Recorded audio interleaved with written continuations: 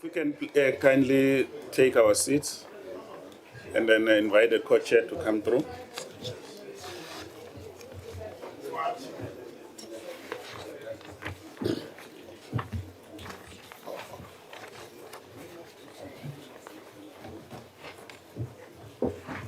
Where's that program? Where's the problem? Where's that?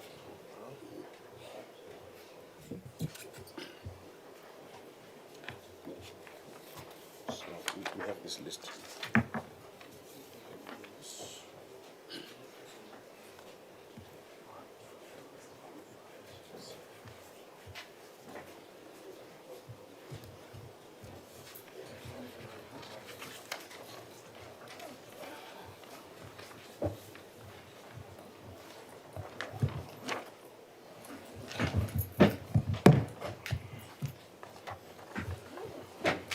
Thank you very much, colleagues. Let me take this opportunity to greet members of the Joint Portfolio Committee who are here, and take this opportunity to welcome our Minister of Mineral Resources, Minister Gwede Mantashe, and the delegation, and Petroleum.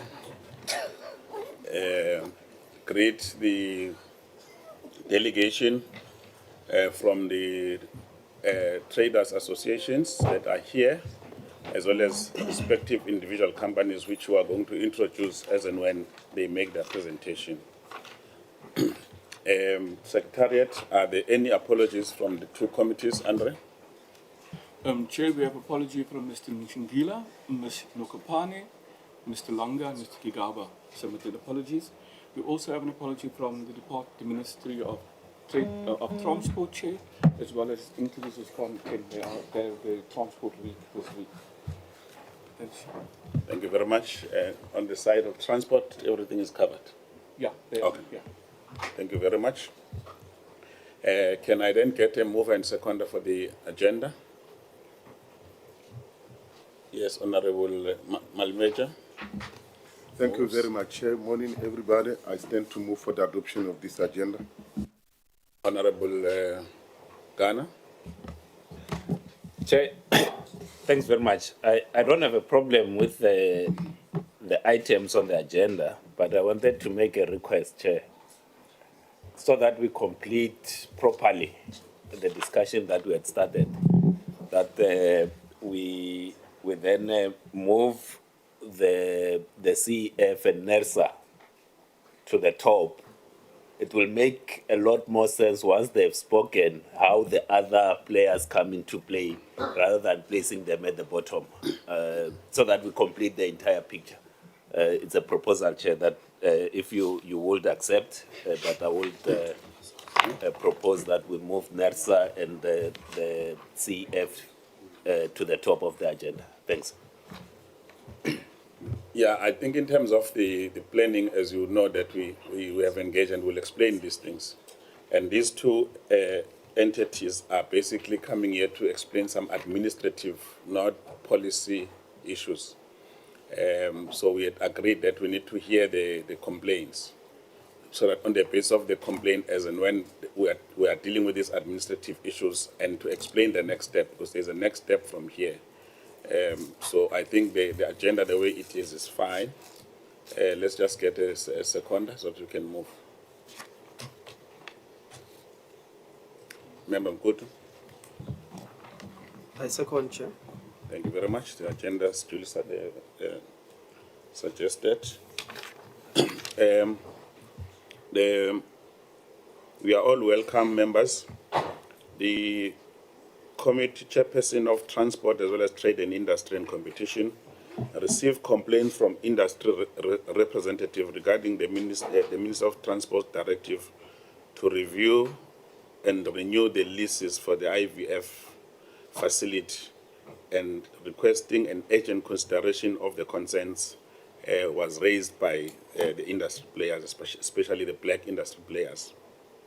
In light of this, the two joint committees engaged with the Department of Transport and its entities on the 14th of October 2025 on the rationale for the issuing of the directive to extend the leases and the process that was followed, as opposed to the initial strategy proposal to consider the matter through an open tender. So this became the discussion between Section 56, which is the public tender, as well as Section 79, which is a directive as it were. Following the engagement of the committees, it was agreed that we need this follow-up meeting wherein the complainants are going to come through, raise their concern, so that it's not just raised to us through letters, but it's raised through factual presentations, which has now been shared with all members of the joint committee with regard to the issues. And secondly, we agreed that NELSA is requested to prepare the submission on whether they were consulted prior to the issuance of the directive, whether in the assessment the proposed leases have required licensing to operate in the IVS, and also whether their role in determining tariffs linked to the storage and the sale of chemical petroleum product from such fuel storages is in line with our transformation agenda. With regard to Central Energy Fund, they were requested to prepare submission which is administrative on their involvement in the consultation linked to the directive.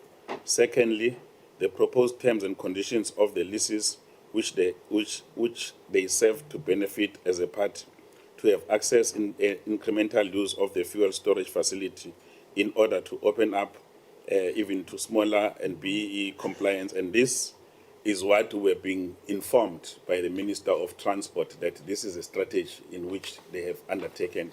And in the meeting, I think we're very clear about how we want this issue to be approached. So hence we wanted this administrative clarity from SEF. And thirdly, how SEF will determine tariffs to access to their percentages of the storage facility, whether the terms and conditions will prevent monopoly type access to use. And I think that this is one area that we are going to discuss extensively even from the presentation. Then lastly, the proposed terms and conditions that will institute in order to determine parties that will be granted access to and their percentages of in the fuel storage as well as the pipeline. So these are the issues that we considered to be very critical. And finally, on our part,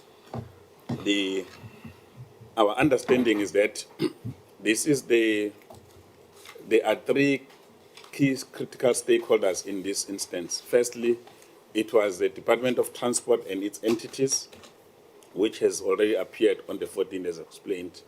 And secondly, it is the stakeholders themselves who have complained, so that members of the committee, as we use the term, honorable members, that we don't want meetings in corners day in Sentin, we want meetings in Parliament, so that it's transparent, it's open, nobody does some underhand day in Sentin. It was used as a...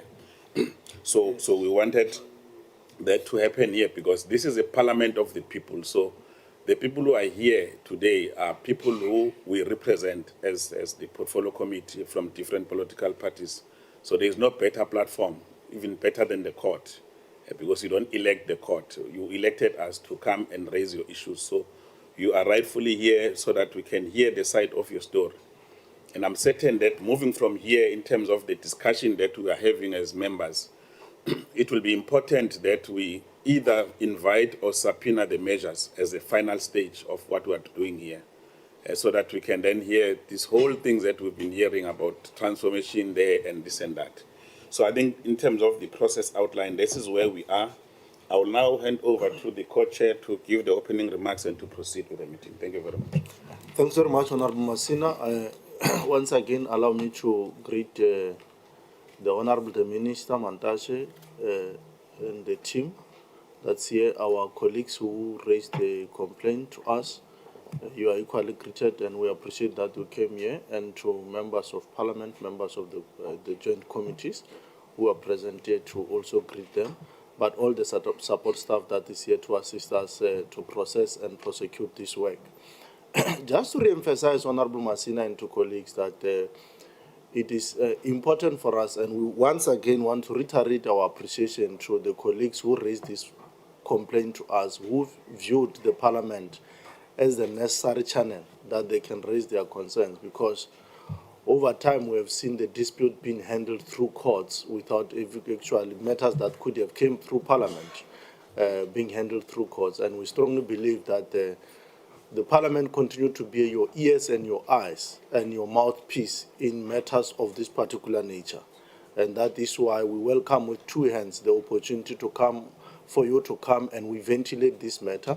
And we appreciate that the Minister Mantashe has equally availed himself here to come with the entity to come and clarify their standpoint in as far as the matter is concerned from where they stand. This is a sequel from the meeting that obviously we had with the Minister of Transport and together with the entity Transnet.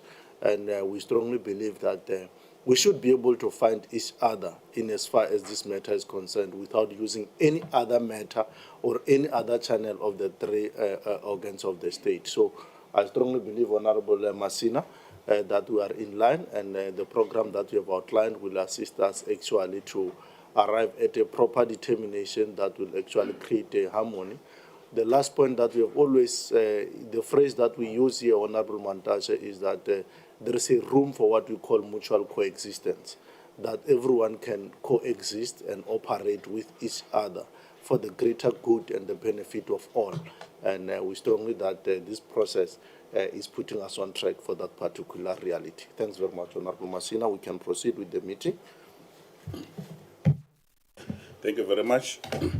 We will now invite, and we are going to be very strict to colleagues, because prior to the meeting we indicated, and Andre will help us with the timing.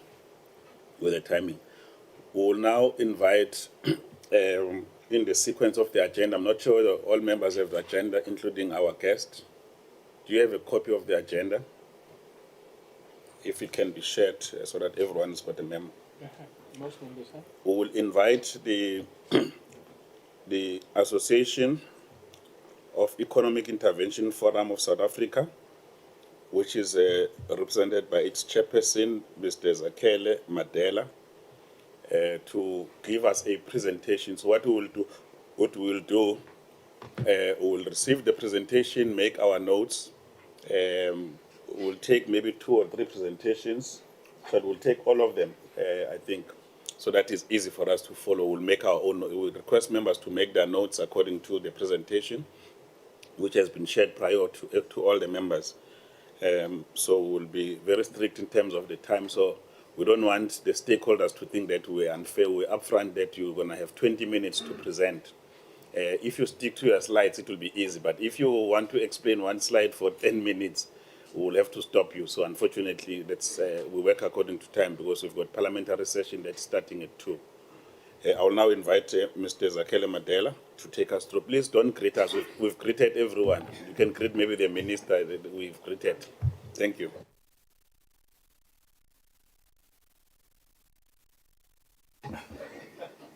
You will greet Honorable Montana, sorry.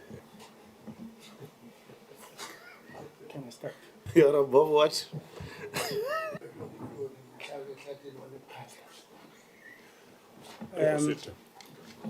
Greetings, Chair of the Portfolio Committee, Honorable Mantashe from Mining and Petroleum, and Honorable Members of Parliament. My name is Kelly Madela. I'm a chemical engineer by profession. I've been active in the energy space for the past 27 years. I represent an organization called Economic Intervention Forum of South Africa. It's a collection of many organizations that have been active in South Africa. Some of them you would have heard, talking about nuclear, talking about all sorts of manner of issues in the energy sector. Recently, we came across that the Minister of the Department of Transport was intending to renew the lease for the oil majors, and we didn't see how the black players are going to be participating in that. We then wrote to the minister in time before the 31st of August, and we got a response and acknowledgement that she had gotten our recommendation to say this should rather be a 1 year so that it allows many parties to deliberate how the black players are going to be included. And then subsequent to that, on the 14th, we wrote to Parliament. So today I'm representing a collective of the black traders. There's about 17 of them, otherwise there's more than 17 of them. And they've organized themselves as Energy Producers and Traders Collective Association. They are aggrieved by feeling being left out. Let me go straight into the presentation so that I don't waste time. In terms of what I'm going to present today, I'm going to paint a picture on the main questions that we've been asked to speak to, purpose of the engagement and our consent as an association, and the mandate that I've got from the black traders that are not included in the Section 79 directive. The first question that we needed to ask to answer how the directive and lease renewal impact on operations of the members of the Energy Producers and Traders Collective Association. We are of the view that the traders could not secure landing storage to bring the vessels. The past experience of working with the third parties has not yielded results. It's been unsatisfactory from our members themselves. The major traders in the past have refused to accommodate new traders, and in the process, we felt that that process has been too much bureaucratic. These are the facts on the ground. Moving on to number 2, which was also speaking to the question, which is what is the rationale for our members association opposing this Section 79 directive or seeking to have this Section 79 amended in favor of the small to the medium-sized black traders. We think that by granting a 25-year lease renewal to the existing oil majors, the directive cements their control over the strategically equipped fuel bulk infrastructure of the country, which is of the view from us that this should be a function of the state to make sure that it maintains the strategic control of the fuel. This effectively excludes the meaningful entry of the new black players, and despite all the constitutional and the statutory transformation imperative that we talk about in this country. Moving on to the critical question number 3, whether Central Energy Fund as an aggregator to new entrants and smaller players can address the concerns of our members and their operational functionality.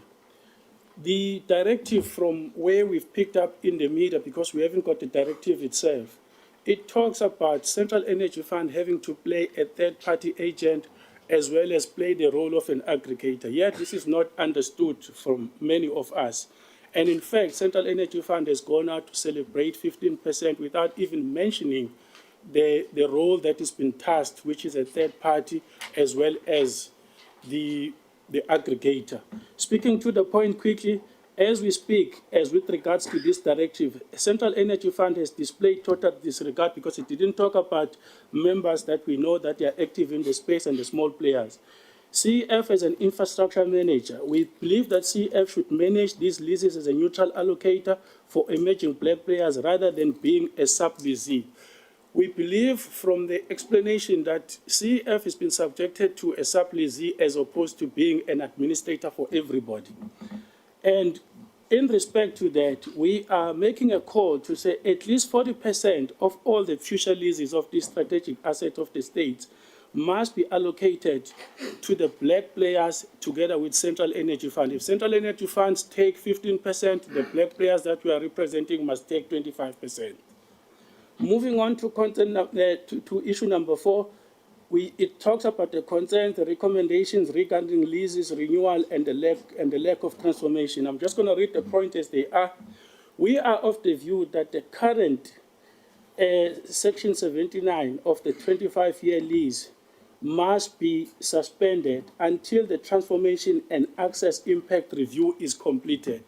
We'll be relying on this House to guide us how to set up that team to say all the parties will be accommodated. But if this could be suspended as it is, we would like to, well, I wouldn't say instruct, but we would like to speak to TNPA to publish a transparent criteria for the third-party access of the traders under the Central Energy Fund playing an administrative role. And we also of the view that the CEF must be mandated to act as an administrator, not merely as a tenant where they say it's 15% and so forth, but it must act as an administrator for all parties, especially the black players, and for itself. And then we then seek a resolution that the directive must be amended to include the minimum access quota and the transformation compliance conditions. And we also recommend that we must establish a transformation oversight forum under this portfolio committee to monitor the progress on what is going to be agreed as a way forward. And again, we would like to reiterate to say at least 50% of that strategic fuel storage at IVT must speak to 40% between the black players and the Central Energy Fund. Central Energy Fund says they are happy with 15%. We will be happy with 25%, with the Central Energy Fund playing an administrative role. Moving on to the other slides, because of the time, I'm not going to bore you with the things that you already know. The way we structured this presentation, we felt let's speak to the main critical issues, which is what I've gone through. The stuff that I'm going to be sharing with you is stuff that you know, but I will be just speaking to it just for the sake of speaking to it. Overview of the Section 79 directive from the DOT. Our understanding of this Section 79, because we haven't seen it up until now, is that it seeks to give 25% renewal to the existing tenants as they are, yet they've been waiting to have access to this strategic storage because these have been dating on for decades. And we also believe that this directive, it only grants Central Energy Fund 15% as an initial allocation, and they talk about 30%, which CFSF didn't talk about. They only celebrated 15%. The stated goals of this directive, it aims to promote, it is said that it aims to promote transformation and safeguard energy security. We have a problem with that. How can the energy security reside with the private sector when there is a state and the very beneficiaries of this democratic government are not even part of it, except for the few that are partners with the oil majors? That doesn't speak to security. So our concern is that implementation of risk entrenching existing of these monopolies, this is what we are doing. We have an opportunity to get out of the monopolies, but we are subjecting ourselves to them again. This slide, I'm just going to spend really a second on it. These are the players that we are told that they've been given a 25-year lease. They have BE partners, they've got level 1 and level 2, whatever you name it, but the rest of the black players are outside of this. It's just a few guys here and there, and I don't think we have a country to run like that. So this sector remains untransformed and is dominated by the subsidiaries of foreign players. We have an opportunity to run the country to the benefit of everyone. Their leases have just expired. Let's do the right thing. Background to the TPA, to Transnet National Port Authority Petroleum Storage. I will just skip through this slide. These are factual and historical information that you already know about. Unfair extension and loss of value on security of supply. Continued foreign control. We believe that since the 1950s to date, the control of these strategic assets have remained in the hands of the foreign players through the leases with NPA. Now they have been extended without even following Section 56 of procurement.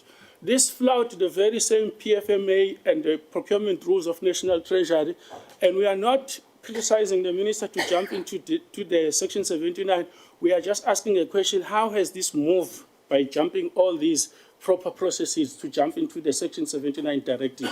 So this directive is opposite to South Africa's economic transformation. We talk about the unrealized value. Since expiry of these leases, no reservation clauses have been exercised, therefore depriving the Transnet National Port Authority to strengthen its balance sheet, because some of these had needed to be handed over to the Transnet National Port Authority. It's a gray area for us, but those who know it better, they will explain that some of these needed to be transferred to TNPA. But when you give them another 25-year lease, you are indirectly depriving the strengthening of the balance sheet of the Transnet National Port Authority. Economic impact on this: we believe that the land-only lease payment results in unduly increased profit for the leases, most foreign domicile, increasing dividend repatriation of money outside of South Africa. At this point, I might repeat it somewhere down the slides. The measures that I reflected there, except for the few Petro SA and Sasol, they are of foreign origin. They are leaving. They've indicated to leave. They have no intention to build any new refinery in this country. Now they want to hawk the importation of fuel. They're not even attempting to speak to the state-owned SANPC, which is attempting to build a refinery. None of them are even speaking to that, but they want to hawk this storage. Yet in Mozambique, they're going to be building a refinery. Yet we are importing from Aliko Dangote, who built a refinery. We cannot have a country that is importing when the South African National Petroleum Oil Company of South Africa has just bought Shell. And President Ramaphosa went to Saudi Arabia when he started and got a commitment from the Saudis to build a refinery in Richards Bay. We heard about a 10 billion rand that was pledged on that.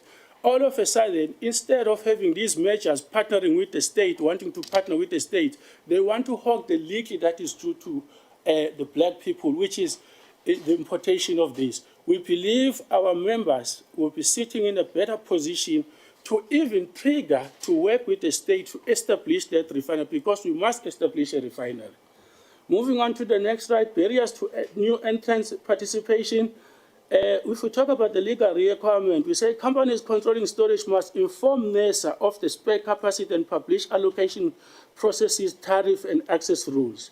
The reality gap, we believe the published information on the current Section 79 that is being issued to TNPA doesn't guarantee licensed black importers that they will have uncommitted capacity, versus the vessels when they arrive with the product, without standing the fact that this very Section 79 has not been made public up until to date. We may be wrong there, but we've requested it. We have not seen the actual Section 79 directive itself.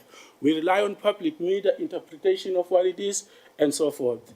Market exclusion. Many licensed black potential importers are unable to import petroleum products due to having no guarantee. We're speaking about the misrepresentation of fact. It's not true that the black traders that we are representing do not have the capacity and the financial resources to bring the finished products. They have, but they cannot show the guarantee of the storage. And this is an opportunity for them to have their own allocation so that they can demonstrate that without being subjected to the oil majors. Impact on our members, exclusion from the public asset capacity, that explains itself. Reduce flexibility. This is going to reduce their operational flexibility as it is. Ownership, long term, it is going to deprive them of the ownership and entrench barriers to black participation. And then the market dependency. Again, we come out of a dependency of these oil majors. The directive is taking us back there. Hence, some of the black traders are not here because some of them are even scared that if I'm found out that I've been a witness, I'm going to be cut out on the very little that I have. Whether I've got a contract with the mine, I'm just not going to be able to supply it because someone is going to say to me, I hear that you were there, no more, we're not giving it to you. Yet the contract has come to an end. Let them negotiate in good faith, give them their 25%. The oil majors, if they want to work with them, let them be the ones who come to the black traders and say, for you to continue to supply your client, this is how we are going to partner. Let's turn this thing around. They've got their 60%. We have got 25%. Central Energy Fund has got 15%. Let the majors, if they need more capacity, come to the black energy traders and say, we need more capacity. And then the two parties can transact on equal footing. Rationale of the opposition of us opposing this Section 79 directive, we believe it's an entrenchment of the historical dominance. We believe there's a misalignment with the transformation because this country is committed to economic transformation. And this is now basically saying, give it to the guys that were there even during the apartheid. Misrepresentation of the security of supply. It is our strong belief that the security of supply cannot be entrusted with the private players, especially of colonial past. We have read in the media that there was an instance of a Russian airline where they were reluctant to refuel it. It's not for them to decide whether we are friends with Russia or not. We have heard about the mismatch of pricing during the COVID, where we told that it took the strategic fuel funds to pump in money in order to relieve the price from the consumers. They didn't come to the party. Now you're giving them 25 years. Government gives Lack of consultation, transparency, and flouting of the PFMA undermine the legitimacy of this directive, and we believe there is room there for this directive to be reviewed or to even be repealed. What is the role of Central Energy Fund as an aggregator? On this slide, let me just say, even if you read, let me just say we do not understand what is meant by Central Energy Fund playing the aggregator role and playing a third party. They've even made it worse by celebrating their 15% and not even talking about what the Minister of Transport said. She's accommodating the black players by giving the task of Central Energy Funds of the role of being an aggregator and a third-party agent.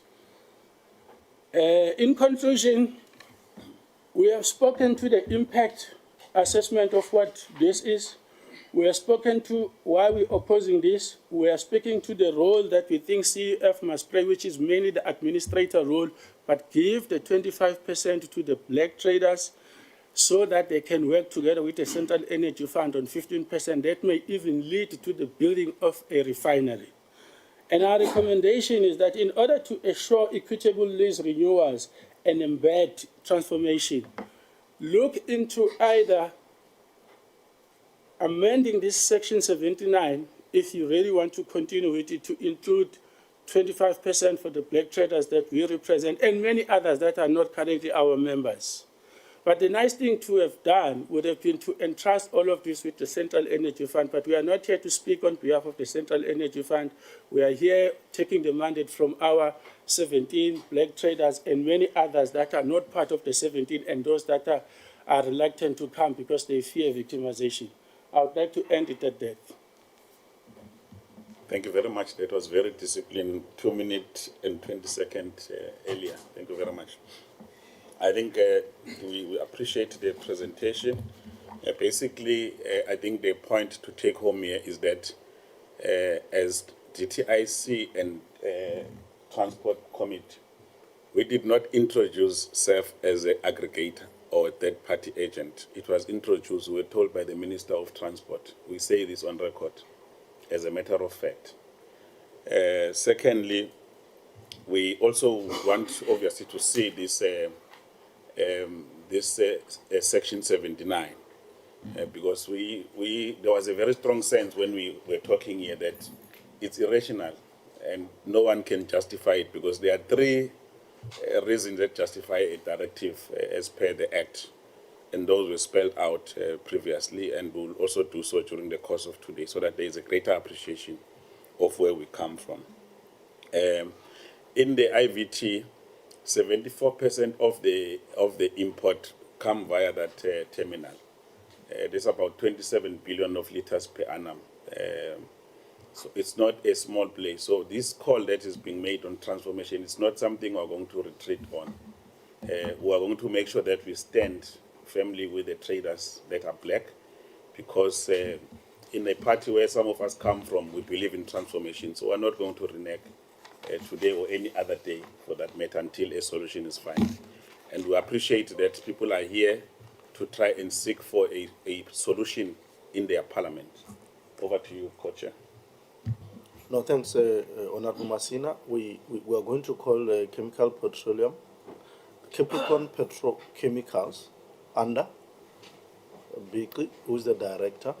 Yeah, please come here and give us the perspective. We appreciate Mr. Madela for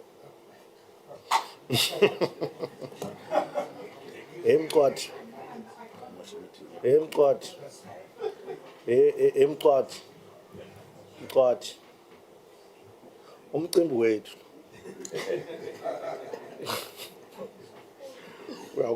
We know in the other mcimbi you'll be calling me and Masina to order after every 5 minutes, but we wait too. But thanks very much. I see you are already rating the presentation. You are saying not bad. Now, it gives you an opportunity to appreciate what we are dealing with here, and we appreciate that. Yeah, thanks very much. Anda? Thanks, members of Parliament, Minister of Mineral Resources and Petroleum. The focus areas are the same to myself with the previous company. So, without wasting time, My first view, I thought that Minister and her team will be here of transport because there are lies that they peddled last week on their presentation. So, just briefly. Okay, fine. No, I just wanted to clarify. Let's be clear. No lies. If there are inaccurate information or the information was not proper, it's not lies. We don't use that phrase. And yes, please. Thanks, Chair. No, I just wanted to clarify some misrepresentations that were told that Capricorn submitted on the 15th of September and complained 3 days later. The fact is that we submitted on the 10th and we received acknowledgement on the 11th. The second untruth is that the process had reached its time.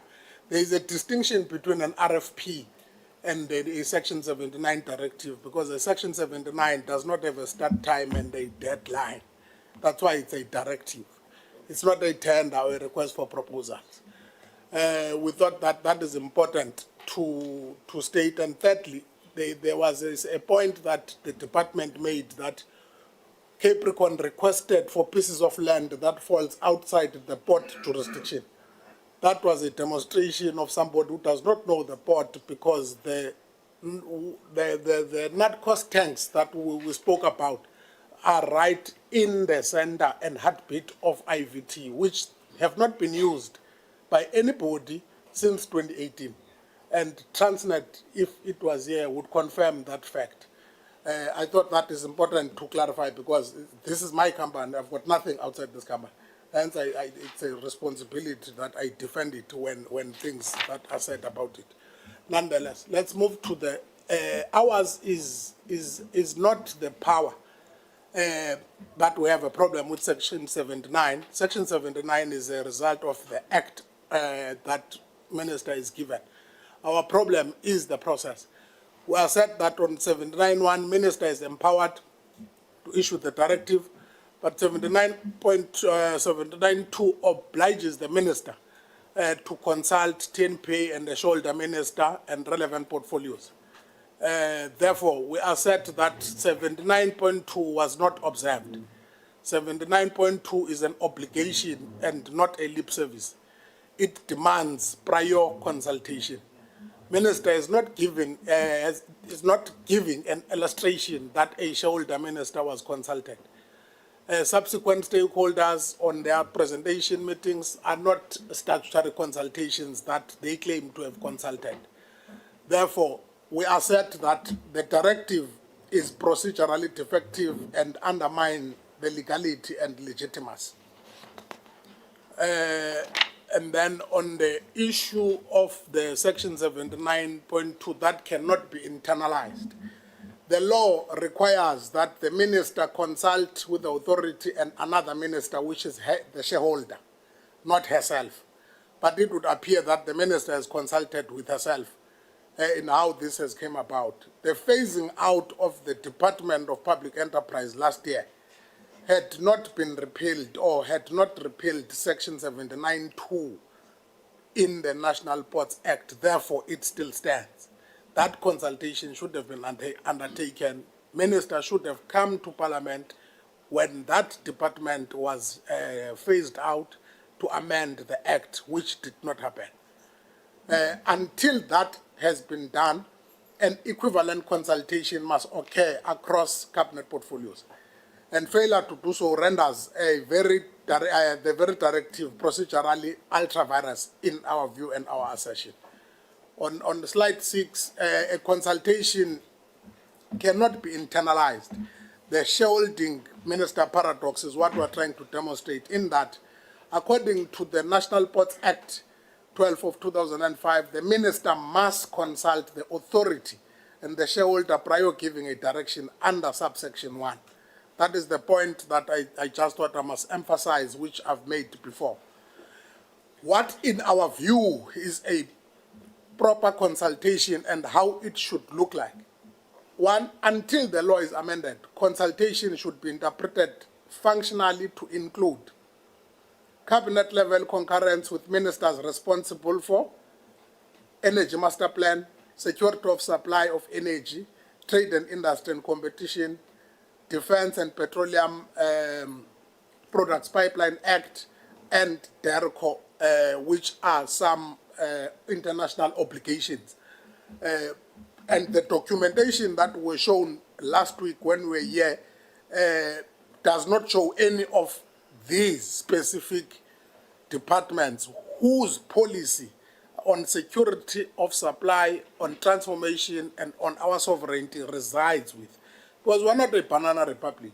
Our policy outlook resides in specific ministries. That's why those ministries become important for the consultation. That was never the case. And then on the substantive flaws and misrepresentations of Section 79, we argue that the department misled Parliament by selectively quoting Section 79.2 of the Act, ignoring the fact that the minister must consult a shareholder before giving a directive. The duty to consult is a substantive obligation, not a procedural formality, as it ensures inclusivity, transformation, accountability before issuing a directive. The department, in our view, failed to align the directive with its own withdrawal, because last year the department publicized a draft Ports Amendment Bill, which sought to clarify the very consultation requirements following the dissolution of the Department of Public Enterprise. Having withdrawn that draft due to technical errors, the department never reintroduced it. Yet now, it came through a shortcut, wanting to circumvent that very process that they had sought to advertise. An example of what that they withdrawn is that one. But critically to us as Capricorn is to answer, or for Parliament to speak to this real conversation of how did South Africa become and arrive at this conundrum? Why are we here today as a country? You would recall that our country's liquid fuel sector is already vulnerable and susceptible to major disruptions. Prior the refinery shutdowns, which includes Shell and departure of others, Sapref actually, the imports in our country accounted for 30% of our consumption, and this figure has risen to 70% now just in 5 years. And in Greater eThekwini, the situation is even more critical, in that the consumption is 100% reliant on imports. Consequently, all products transported to the Transnet multi-product pipeline are entirely important, underscoring the urgent need for action to safeguard security of supply. The Port of Durban imports about 74% of our country's total liquid bulk, with liquid bulk distribution from island view storage tanks via pipeline, road and rail tankers. Just on the Durban-Gauteng corridor consumes about 68% of the national demand. In 2007, anticipating the 2/3 of the leases in Island View would expire in 2016, the Cabinet approved the Energy Security Master Plan on liquid fuels. The 2007 Energy Security Master Plan already identified Durban Port as the country's most critical node in the national petroleum logistic chain. The Master Plan estimates that the total fuel supply disruption would cost South African economy 925 million per day. Those are values of 2005. It concluded that strategic redundancy in storage and logistics systems is the only way to ensure continuity of energy supply, as the cost of maintaining reserve capacity, which is 13 cents per litre at that time, is negligible. And the plan explicitly made some recommendations. It was never repealed, it was never rescinded, it remains a cabinet decision of 2007. In that cabinet decision, resolved that the Energy Master Plan will have a back-of-port master operator that would institutionalize this redundancy by coordinating berth scheduling, tanks from usage and multi-user access, maintaining strategic stock capacity aligned with state security needs, integrating NMPP rail depot operations, and unified dispatch logic for resilient in emergencies. these recommendations remain unimplemented till this day. Currently, multinational oil traders control island view tankage, limiting the state ability to access and reserves during global crisis. A single backup operator structure, partially state-mandated as concessioned under Section 79 of National Ports Act would: 1. Ring-fence critical national capacity for state-directed use, which is strategic stocks for defense force and disaster relief. Enable blended public-private oversight of critical supply infrastructure. Prevent discriminatory access or exclusion of new entrants essential to national diversification policy. This structure mirrors exactly what is happening in all other major ports globally, yet it has not been carried out here at home.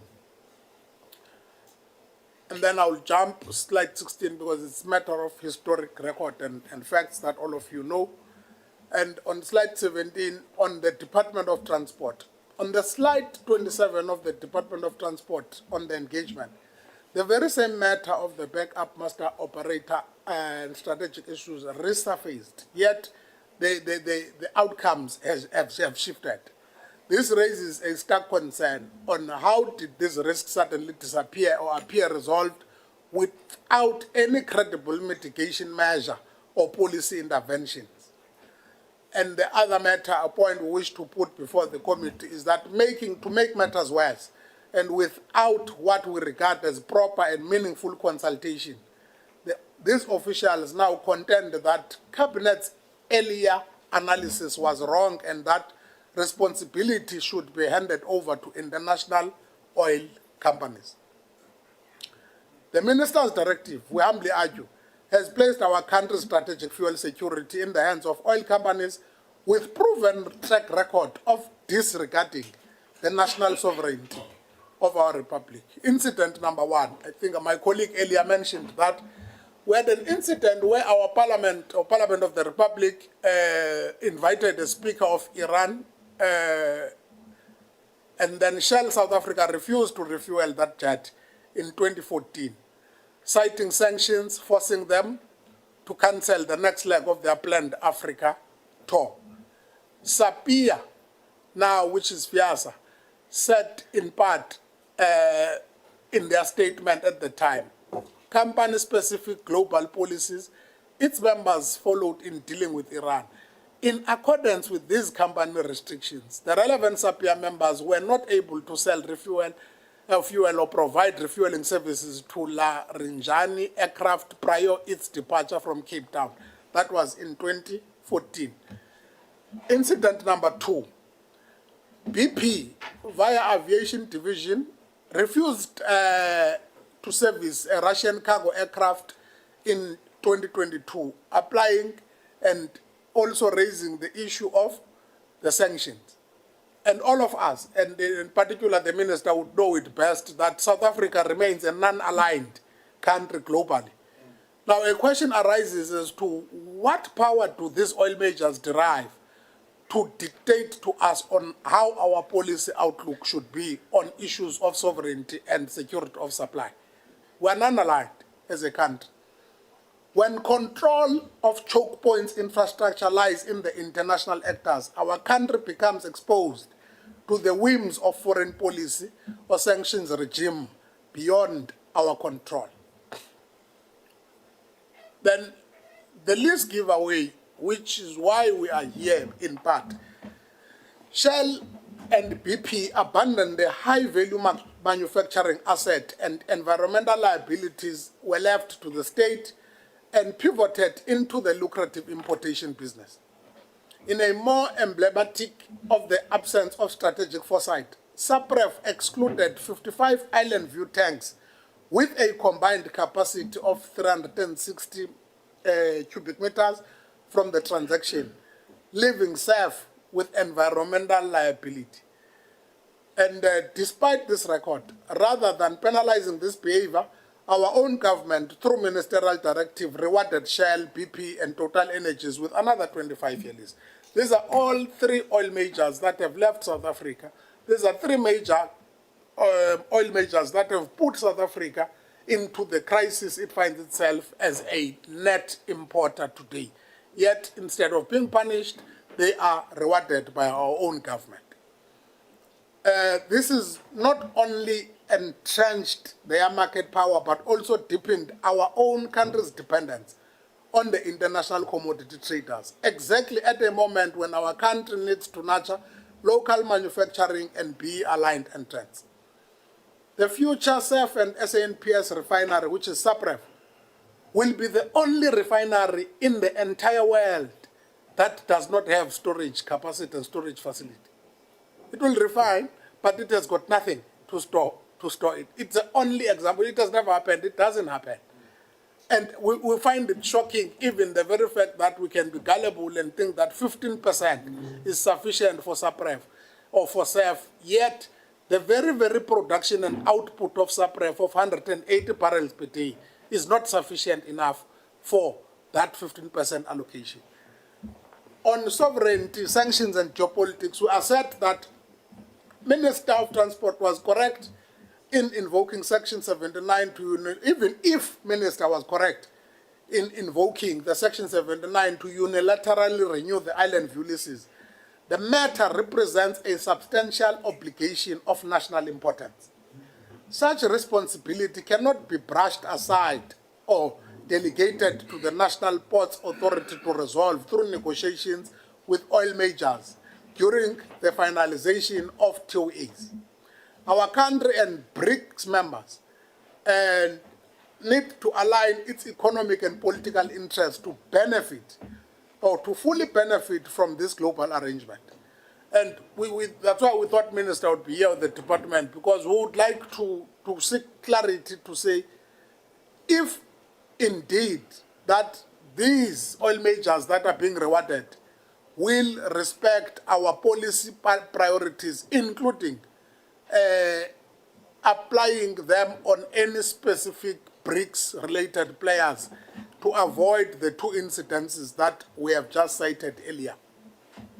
On the global irony, the oil majors don't enjoy the privilege that they enjoy in our country.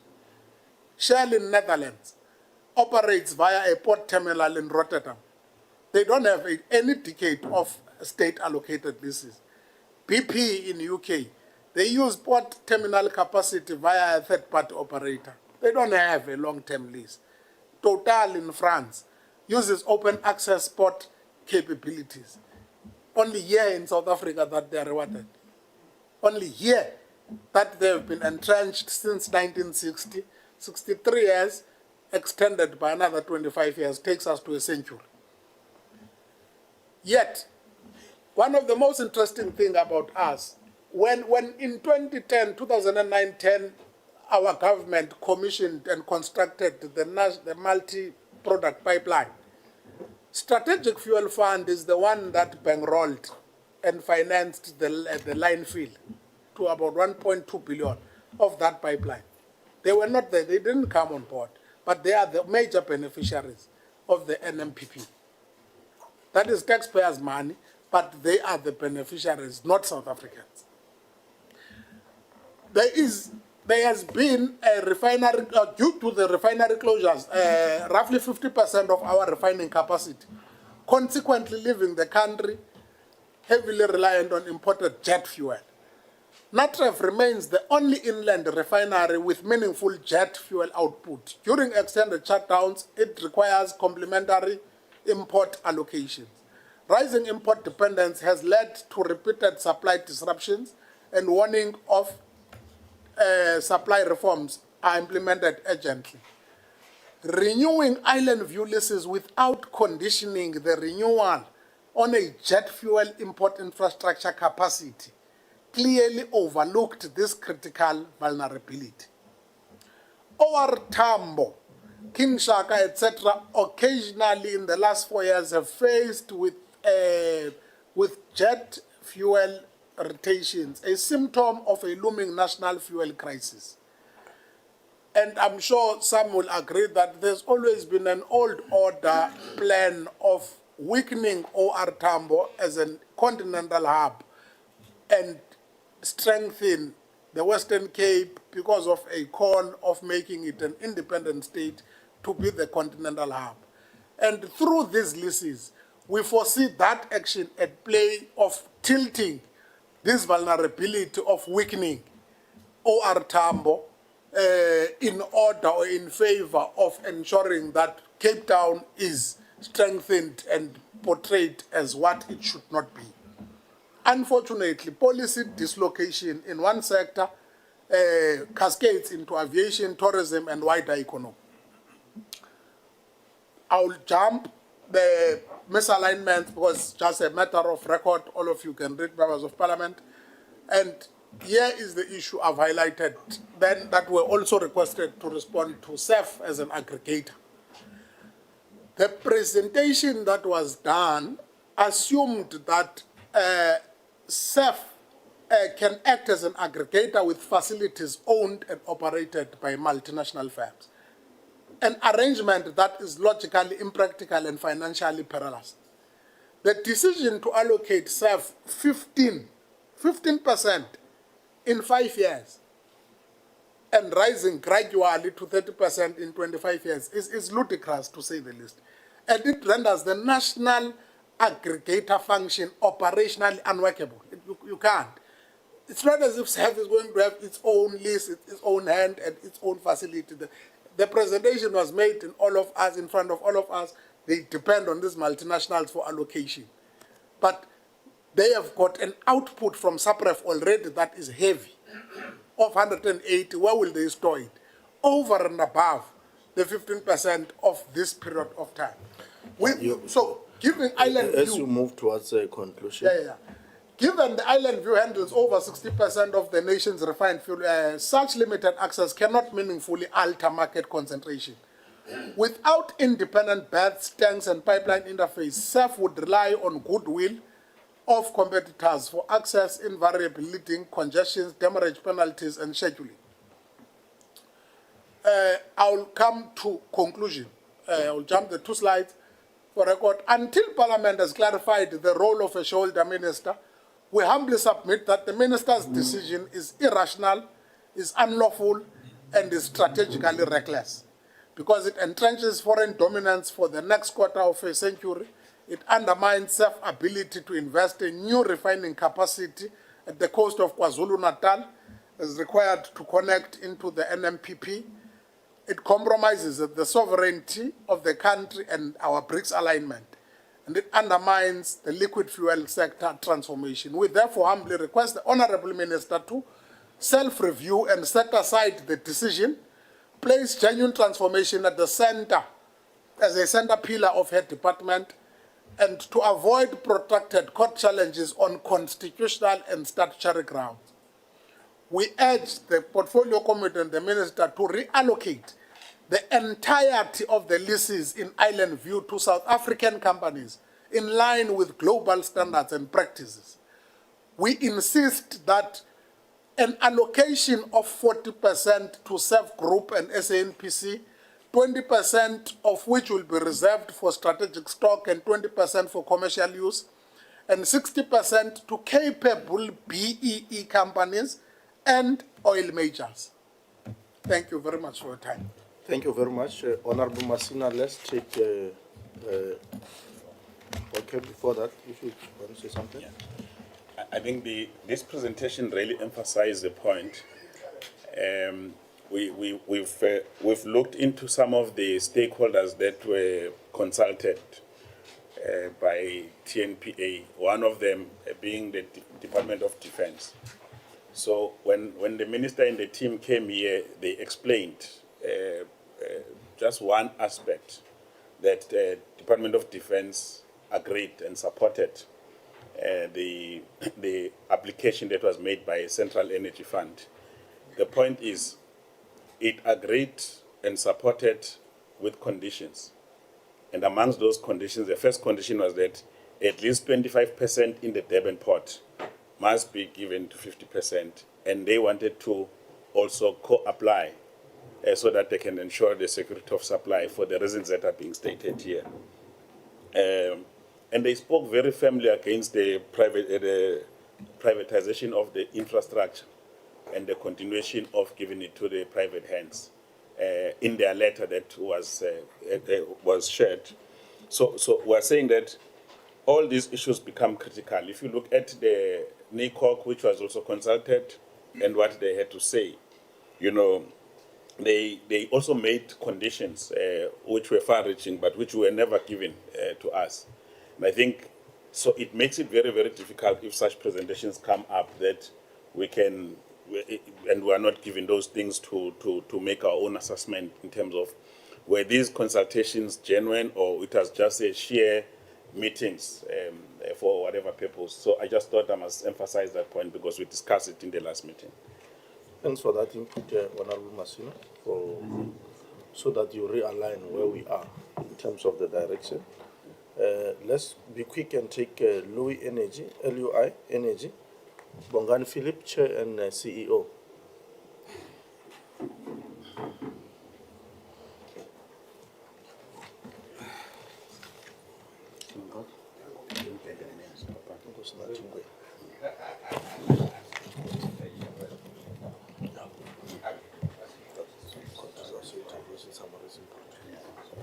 Okay.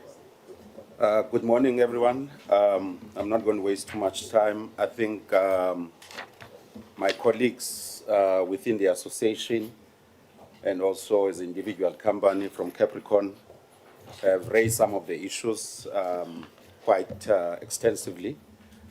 And we as Capricorn and LIU Energy, we are just coming as individual companies that have directly participated with the Department of Transport as just case studies that we show as how the Section 79 is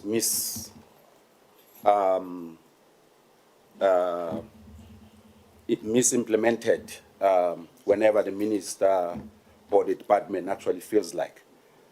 Our company were involved in the energy space, particular oil and gas. We're one of the companies that we first delivered the first LPG in ISO containers, which others they classified as virtual pipeline here in Cape Town in March, April, which was eventually sold to the partner of SEF, which is the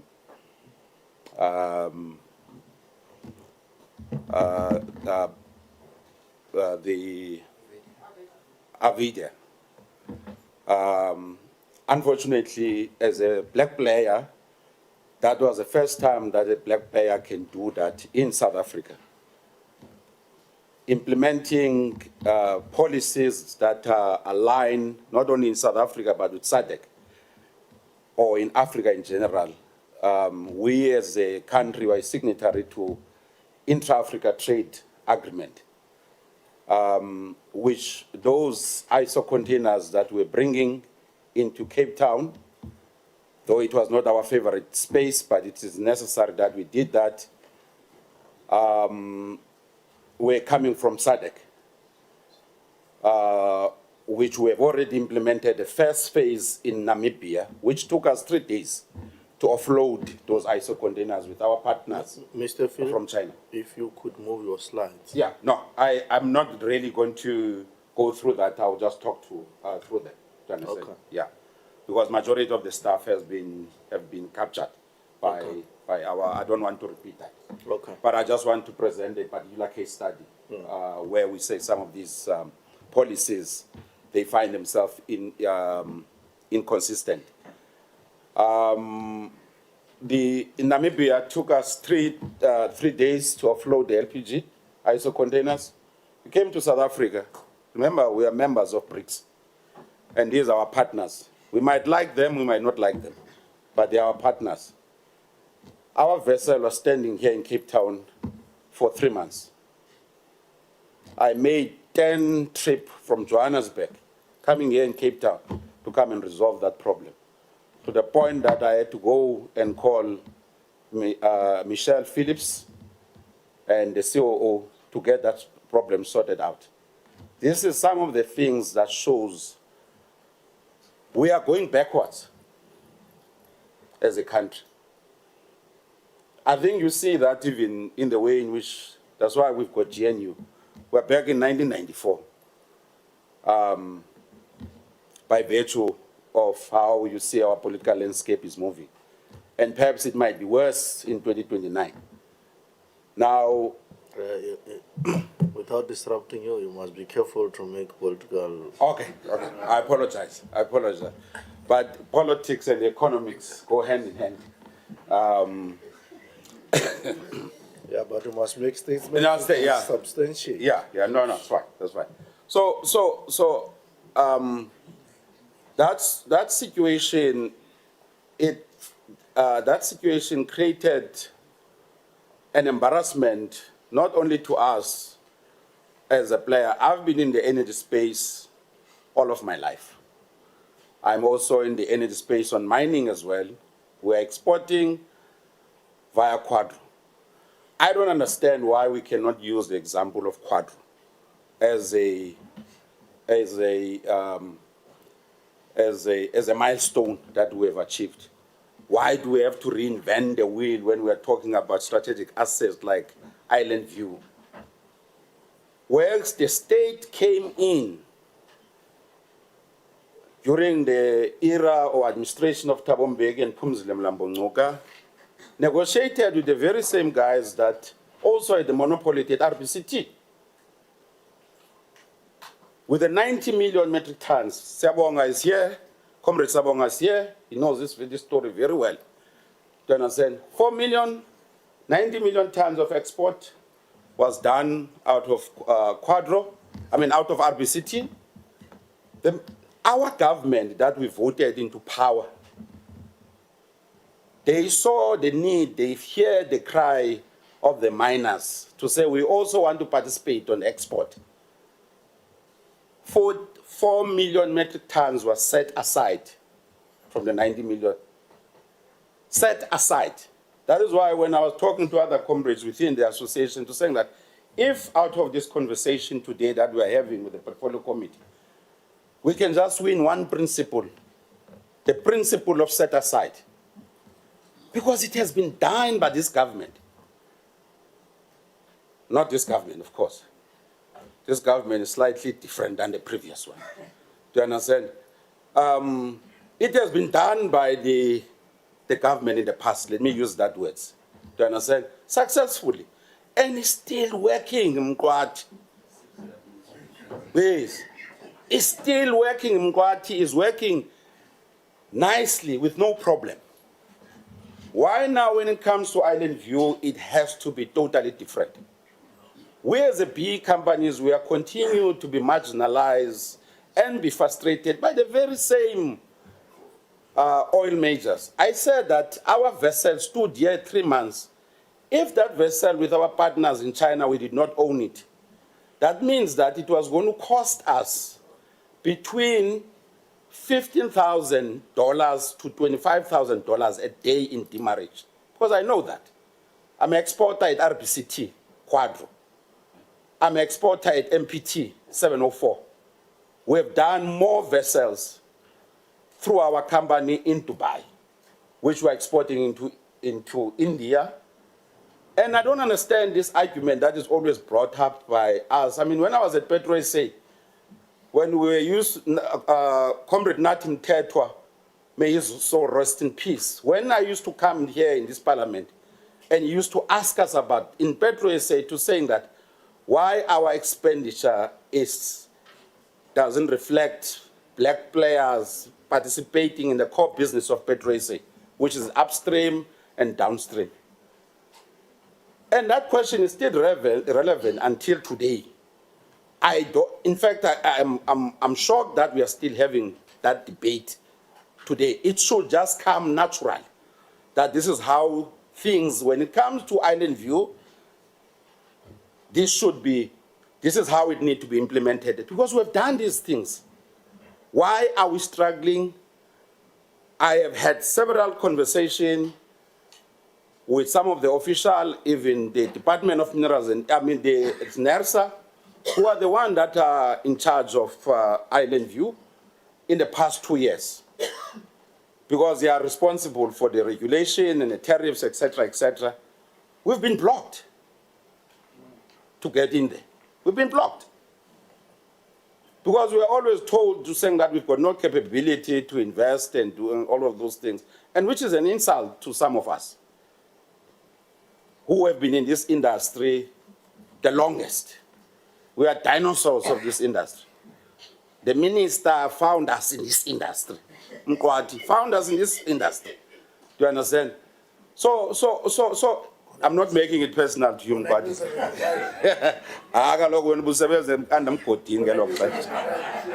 So I'm just saying that. Thou shalt not attack the minister. No, this is my comrade. I'm saying that if we look at the other port, which is East London Port, East London Port has not seen an investment in 55 years. In 55 years, this is where majority, some of us are coming from, which is the Eastern Cape. I recently approached the Department of Transport. We did the same application that has been done by the majors for the same land that is sitting there where we are bringing investment. We were declined. We were declined following the same Section 79.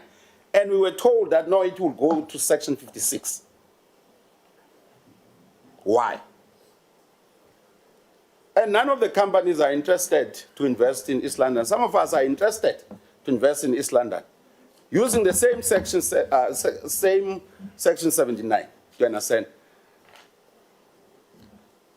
So, Chair, these are some of just examples as individual companies that are players in this industry. Not to say that we are still trying.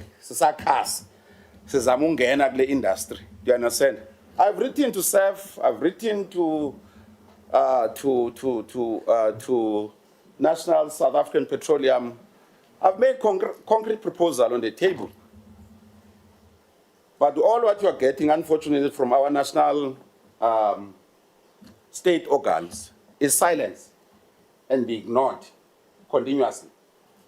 And we must not be ashamed of that. Even if we are going, after I leave here, I get targeted by the executive of SEF, by executive of NPC, it's fine.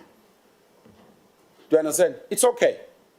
I have been in the business for 25 years. I will not be out of business because I will be targeted by SEF or I'll be targeted by NPC by not wanting to do business with our company. We will survive. Africa starts from Cape to Cairo. We've got ability to be able to swim. And it's a lie that time and again, we are always, since 1994, PE company has been treated as toddlers. I'm not sure whether you can see a toddler with a gray hair like I am. Do you understand? We are continuously treated as toddlers, who are people who can't think investment. That is why perhaps the Department of Transport, when it comes to Eastern Cape, which have not seen an investment in 55 years, using the same mechanism which the major oil companies have utilized.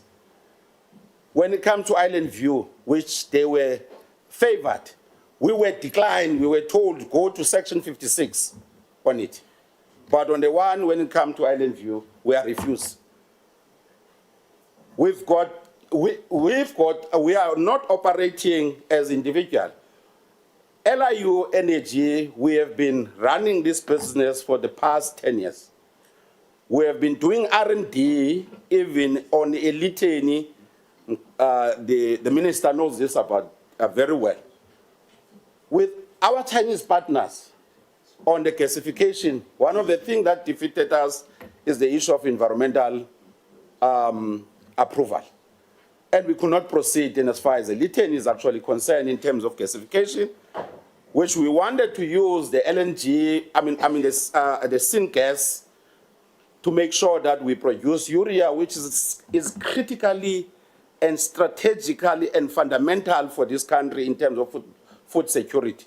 Because the molecule of gas, it's more important when you apply for high chemical, like ammonia, like urea, which the country is importing.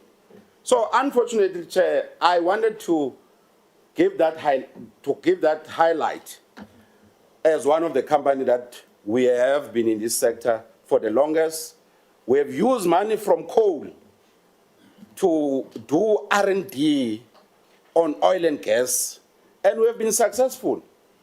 We have invited SEF and some of the other parties on the oil and gas block that is sitting in SADC, which is strategic for this country, which we have negotiated to say that both the LNG and the LPG and the crude can come to this country. But though when you come to South Africa, when you come to the minister, still you are treated that no, black companies have got no ability, first of all, to develop business, number two, to raise funding. It's a lie. It's a pure lie. We've got banks that are working with us, Pan-Africanist Bank, that are working with us, that are supporting us.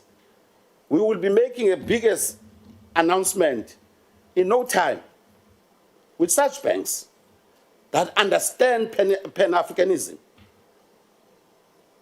in terms of making sure that let's rely on one of our own. We are now even beaten by Namibia. Look at Namibia, what is happening. In no time, South Africa is going to be importing from Namibia. That's what is going to be happening. They've concluded a deal because here, unfortunately, we don't want to make decisions. Do you understand? Dangote has made a huge commitment.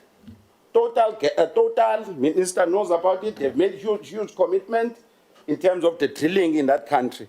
But unfortunately, when it comes to South Africa, we are scared to change legislation that are preventing investment in this country, like the environmental authorization. We are scared to do. I know it's going to cabinet. We are scared about to drill or to make sure that blocks are issued in the Karoo area to make sure that we can do our fracking. So I'm just here, Chair, just to give some of those, examples. Yeah. Though our association spoke on our behalf, and all what we are recommending that this arrangement that has been made here is violating the very same government policies on BEE. That is why I was challenging our colleague from DTI on the other side to say that we need to spend money to come here, our money as a BEE company, but you guys are sitting in DTI instead of giving guidance to the department or Department of Transport to say that they are making a mistake on this issue. You are also even ignored. Even when I spoke to the NERSA, Muzimkis, which we have worked with him for more than 30 years, if not 35 years in this sector, do you understand? The answer that we got was that we were not consulted. So consultation, I agree, is one of the biggest problems that we have. This process must be started from scratch. This process must be started from scratch and make sure that it's done correctly. And we are here to plead with Parliament. And not to say that we are scared of courts. We will go to court. We will go to court. That is not a threat, that's a promise. To fight for the interest of our children. Because this is the interest of our children. It's no longer for our interest. We will fight for our interest if our government fails us and its parastatals. We will fight for ourselves. We will use the last cent that we have in the bank account to make sure that this Section 79, which is anti-black, is corrected. Anti-transformation is corrected. Anti-constitution, because the Constitution talks about talks about transformation, socio-economical transformation. It's unconstitutional. I'm not an expert in constitution, but we will go and consult some of those that are expert. It's unconstitutional. SEF or the SOEs are not representing us as individuals. They are representing a state. We are here to fight for our own individual company as associations, as individual companies. Chairperson, thank you very much for the time that you have afforded us. Thank you. And I hope you will advise us in future when you will be inviting the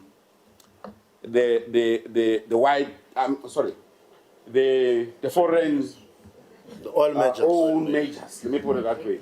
All measures. From Europe, of course, from Geneva, which have been the biggest beneficiary anyway, even for the supplying diesel to ESCOM since the process has been started whenever in 2018 and 2019. Yeah. Black people have not been benefiting anything. Thank you very much. Thank you very much. The time is up. Honorable Masina, before you come in, two things, colleagues, that colleagues, two things that I need to clarify for the speakers who will be coming, because we'll be taking a last presentation, but Honorable Masina will come in first. One, I want to plead with you. If you don't agree with the statement either made by the minister or any other colleague, don't term it a lie. Rather, use the word misrepresentation of facts. Because a lie is an intentional way of deceiving. And I think if I'm telling the story from my own perspective and from my own understanding, and you don't agree with that story, you can't reduce that to a lie. Because that then polarize the discussions. And second to that, you are here because you believe that we can find a way and a solution. So when you are here, don't tell us about what you will do with the other arm of the state and say that you're going to go to court. And I think we have dealt with this when we responded to Honorable Montana the other time when he was mentioning the issue of the courts.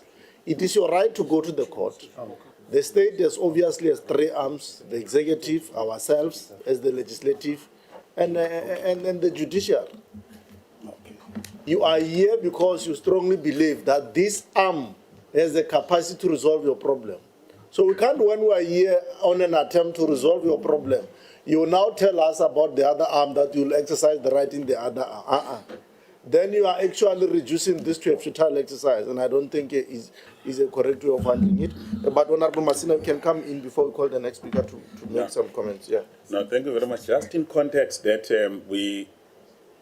when we came in as Department of Trade and Industry, at least, is on 4 areas that are critical. Firstly, the Constitution. Section 217 is very clear about fairness, transparency, and all that.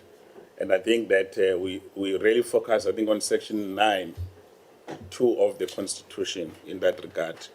The BE legislation, they presented last time, and basically they were saying, we know nothing about what is happening, we've not been involved, and this is one issue. The Competition Commission, which regulates monopolies, they were also sidelined in the process of consultation. And subsequent after that meeting, I believe, Commissioner Doris, that you now have a correspondence from Transport which will help you to do your work as a competition commission in that regard. And fourthly, I think the use or abuse of Section 56 and Section 79, just for the purposes, maybe Minister Mantashe, because he might not be aware, so this Section 79(1) has got 3 important points that must be emphasized. Firstly, is that it is about to safeguard the national security of the Republic. Secondly, to promote national strategic or economic interest of the Republic, which is the transformation that we're talking about. So it's not something we're imagining, it's something that is legislated. Thirdly, to discharge the international obligation of the Republic, and other colleagues have touched into those issues. So we are saying that we are not misplaced or getting involved or overreaching. We're doing oversight. We're not overreaching, we're doing oversight own our work as per the legislation in this country, because we are given, a responsibility to look into these issues. I just thought we must put those things into context as we proceed, Honorable Silamle. Thanks very much, Honorable Masina. We are going to take the last presentation before we break for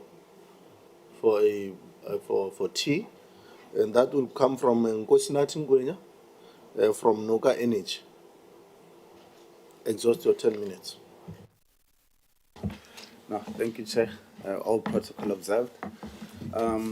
Look, we have attached a few presentations here. It's quite a lengthy presentation. So in the interest of time, I'll just skip through it. The principal point, we believe that, the current Section 79 process has literally stalled transformation. This was an opportunity for the country to really realize the economic benefits of such an important sector. I won't talk much about NACO Energy, but we believe we're one of the leading independent black youth-owned entities operating in 5 African countries. We've transformed from being a trader, moving an average of 150 million liters per month, to now being a modular refinery expert across Southern Africa with 3 projects currently underhand.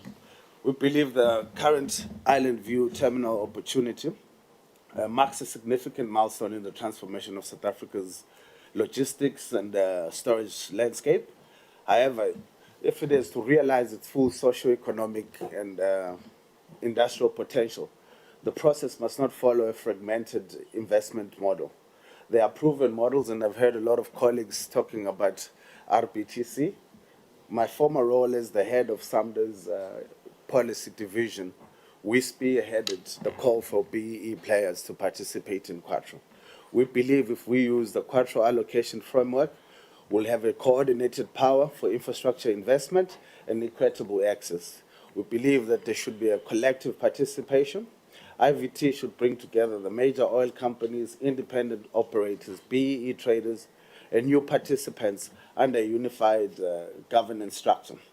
The national agenda should actually look at the infrastructure expansion. Transformation must be a national priority and not a competitive turf war amongst the current incumbents in IVT. I won't spend much time talking about the sector, but currently, if we look at it, the oil and gas sector in South Africa has dwindled down to an average of about 350,000 barrels per day. With this, from the historical 680,000 barrels a day, there should be more emphasis placed on the development of new refining capacity. There are 4 major players, and yes, I've excluded Shell in the presentation, mainly because Shell has decided to leave our shores. And with leaving our shores, it must be noted that a large significant of their evaluation is based on the current IVT terminal we are discussing, because that plays a major role on their ability to reach financial close on the transaction. The industry has billions and billions of revenue, so we believe that a lot of value can be created. However, a majority of this profit is booked offshore through the marketing and the treasury hubs, while large local players are just reduced to just being distributors. This is the sort of structure of the BEE players there, but I would like to find out if there is actually a BEE partner to any of these majors that has an unencumbered net value of the money that they borrowed to initially participate in these transactions. The debt has been subsequently rolled over and rolled over. And yet, when the majors or the foreign-owned shareholders sell, they export that value.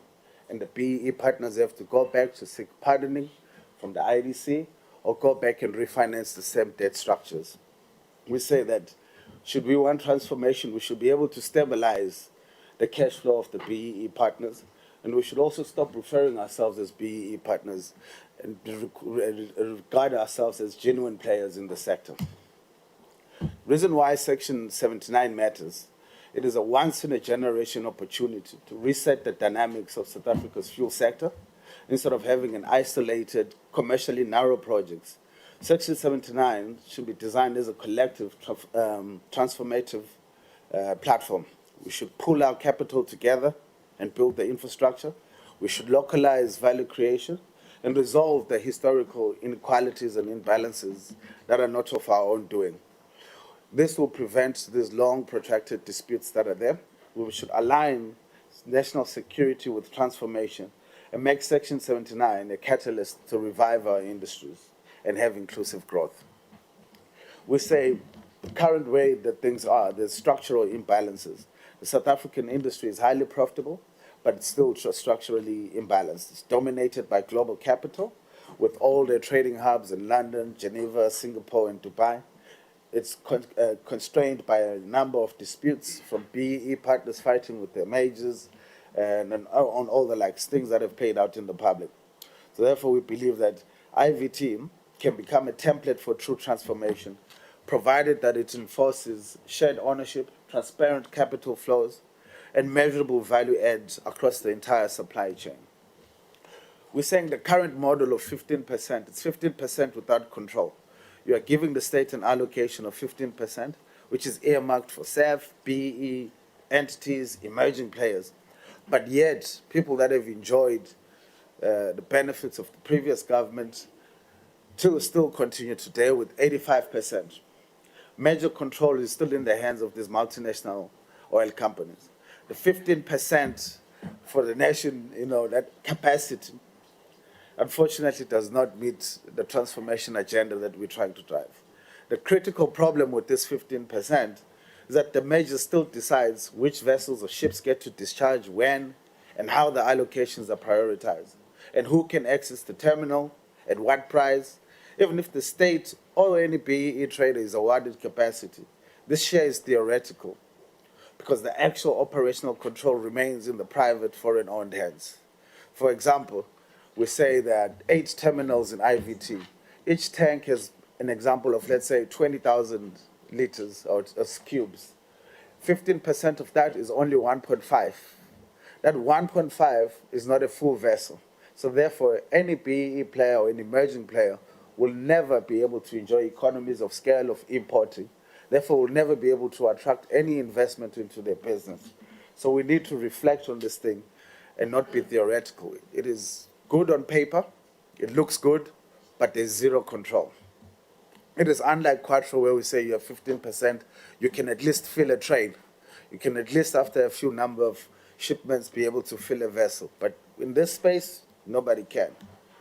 We're saying why this 15% model fails. The logistical controls equals economic power. Even if the 15% is there, as I've stated, SAF themselves cannot land a cargo without securing a berth slot from the major controlled terminal. They have to pay the fees. They have to listen to what the majors say in terms of scheduling priorities. We're saying the state-owned companies cannot even land any cargoes or even deal with any other issues that are of national security. This will then go to the issues of demurrage. Now, as NACO Energy, I think we became an expert on demurrage. We've had experiences where our vessels have spent close to 6 months at an average of $45,000 a day, just hoping and begging to get space in any of these terminals. We're saying that, it's always good to have best practice. And the industry has shown many best practices all across the world. If we look at Africa alone, Kenya has their national company which controls the pipelines, the storage. Every trader, including Shell and Total, they have to go and knock at the state and say, we have a vessel, can you allow us in? But here, we have to beg them. It's the inverse. In Ghana, Post, where NACO is an active player, it holds 100% of the import infrastructure. Foreign companies have throughput access, but they are not the owners. Morocco and Egypt is the same. Without even looking far, Mozambique has the same. The state is the one that procures and controls the terminal. Botswana has followed the same model. So it is also high time that we look into this part if we're serious about what we're trying to achieve. The consequences of having private control is that the state cannot influence pricing, logistics, and during allocation of crisis, we cannot even go because you have to go back and negotiate with the same private owners and the same entities. It stagnates transformation. There won't be any new entrants because before you can participate in the space, you need to prove storage. Before you can have storage, these are already 25-year locked-in agreements. So that means there's never going to be another new player in the space for the next 25 years. There's revenue leakage. Bulk of the trading margins and financing profits are all offshore.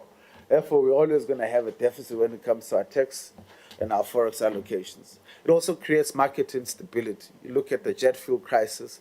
One day we don't have jet fuel in Joburg, but 2 days after negotiations with the majors, all of a sudden product has moved up the pipeline and everyone can refuel. When we know it takes an average of 14 days for product to move up the pipeline.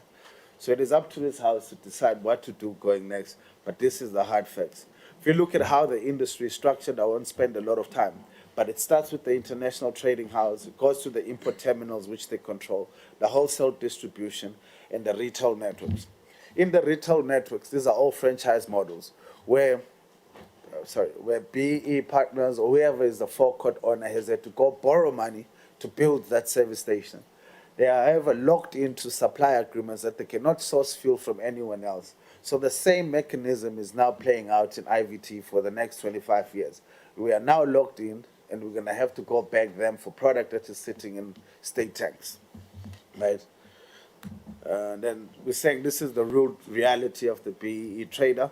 You know, we are forced to being middlemen. You are always going to be facing a liquidity crunch, and there's narrow profitability because you're trying to balance your cost of capital, your cost of logistics, and when you get to the port, we also are subjected to days of what we call binding time.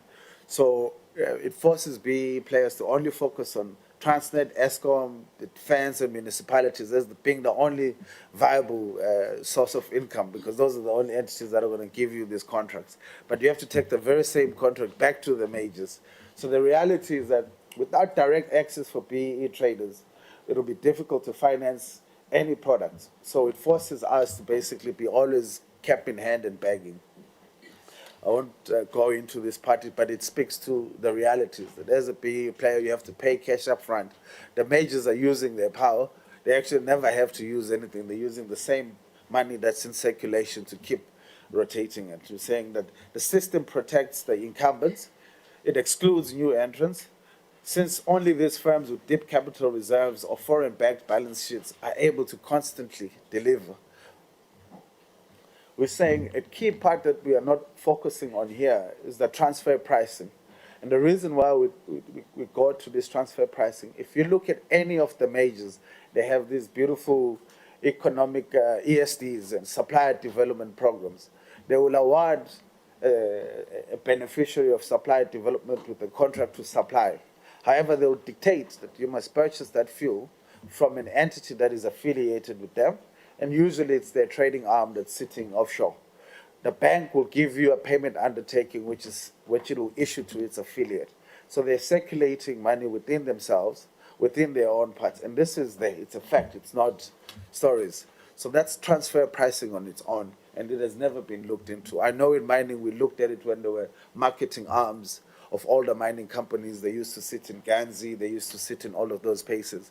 During that time of the charter renegotiation, we really delved into this issue, and you now see more marketing taking place here. Hence you see the increase in more black players in chrome and coal and the like. So the same can happen in this space. And however, we rely on this house. We're saying that this has when the state is allocated 15% of the import capacity without control, it then leads to the fact that there's a trading spread which is still sitting offshore. There's the financing margins. The tax benefit is not there. So without reforming the transfer pricing, profit allocation prices, no transformation program can succeed, right? And we'll go into the basic fuel price, but we won't really go deep into it because of the interest of time. If you look at the retail margin of R2.50, that is sitting in the hands of majors. Traders, being the BEE players, have to play with the margin of 80 cents. In that 80 cents, they still have to give discounts to remain profitable.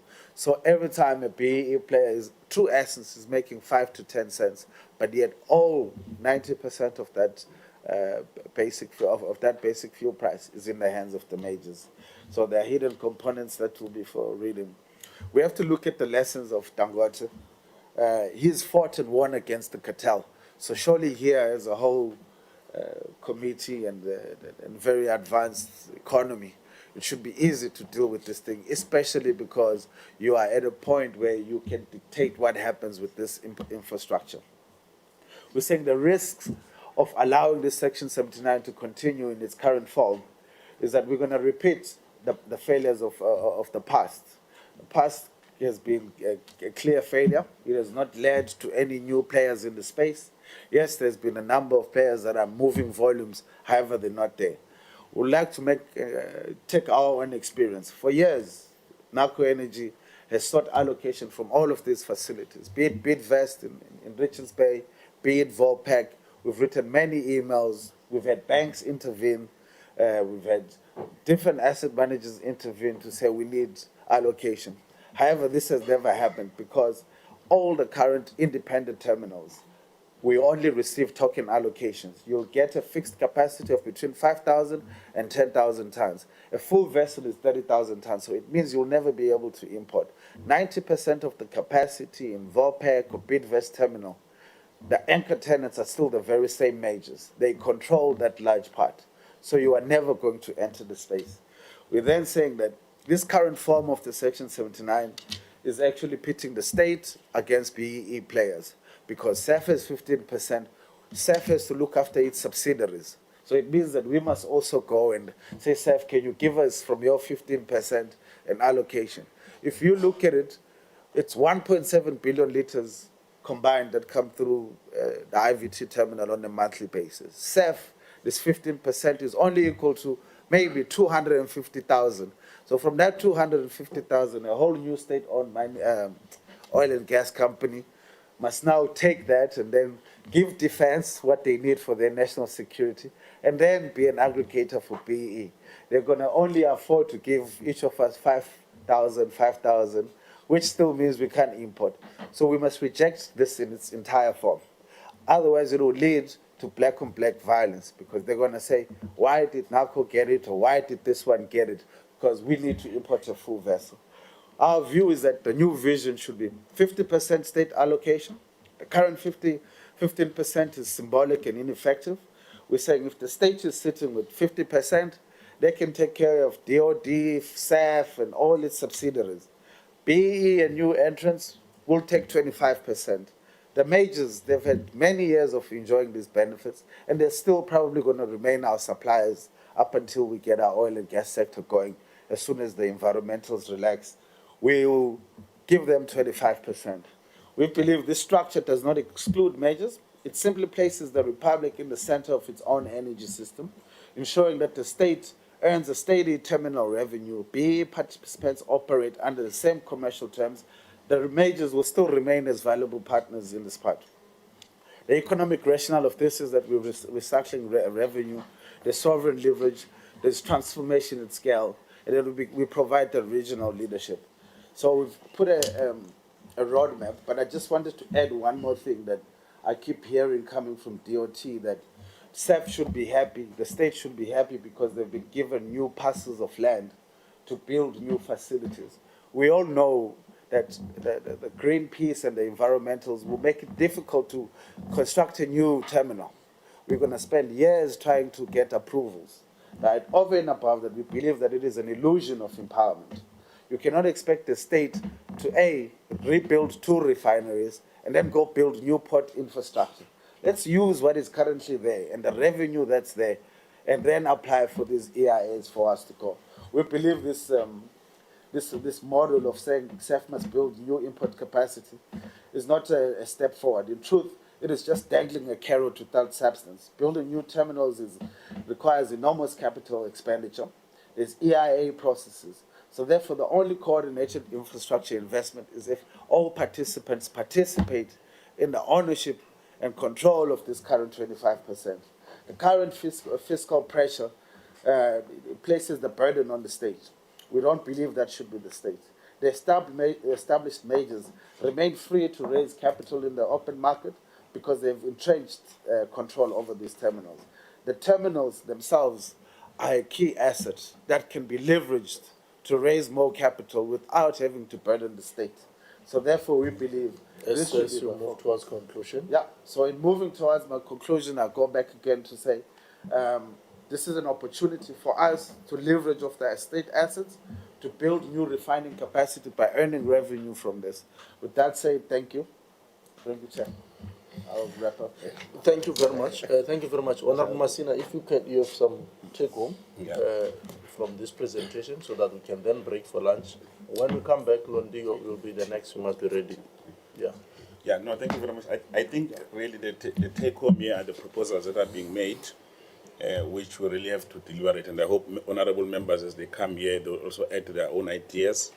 And the examples that were being given in Nigeria, in Kenya, in Ghana, Morocco, though I might have issues, Egypt, Mozambique, and Botswana, as issues that where the state has played a role, but also the indigenous people have also actively participated in the space. And I think the big issue in Minister is that the security of supply, the national security issue, we are exposed in the current setup. Therefore, we must not be delusional about that which has happened and think that by signing 25-year lease with the oil majors who have left the country, by the way, it's a security, it's a national security on our part. I think this is one area that we have to firm up on, Honorable Co-Chair. Thank you very much. Thank you very much.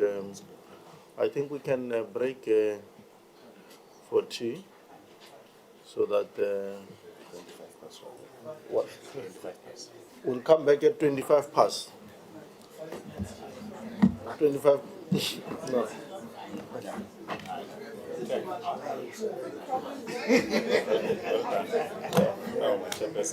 Just now I asked him to represent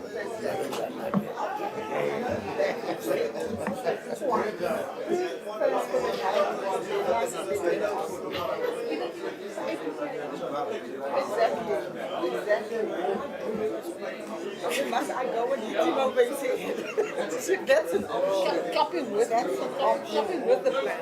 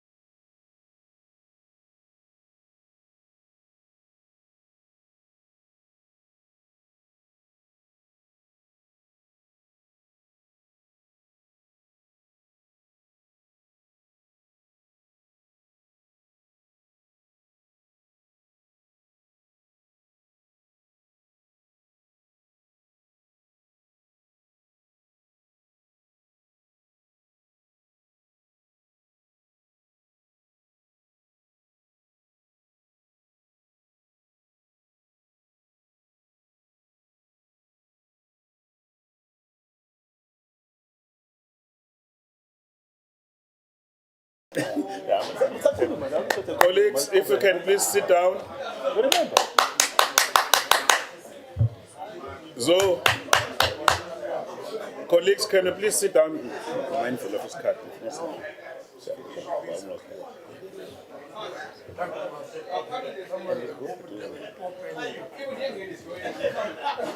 Can we please sit down?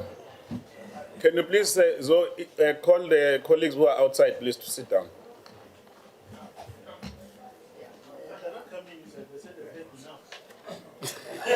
It's different.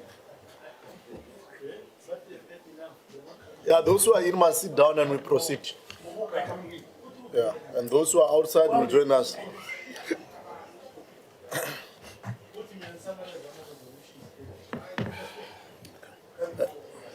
Let's proceed, please. Yeah. Londi, are you ready? Yeah, ready. I'm not sure what that. Okay. Yeah, that is it. There is someone you want to hear your presentation, I see. I don't think we have time to do that. Yeah. If you could close the door there. Yeah, colleagues, thanks very much for coming back. We are going to proceed. We are taking the presentation now from NOAA Petroleum.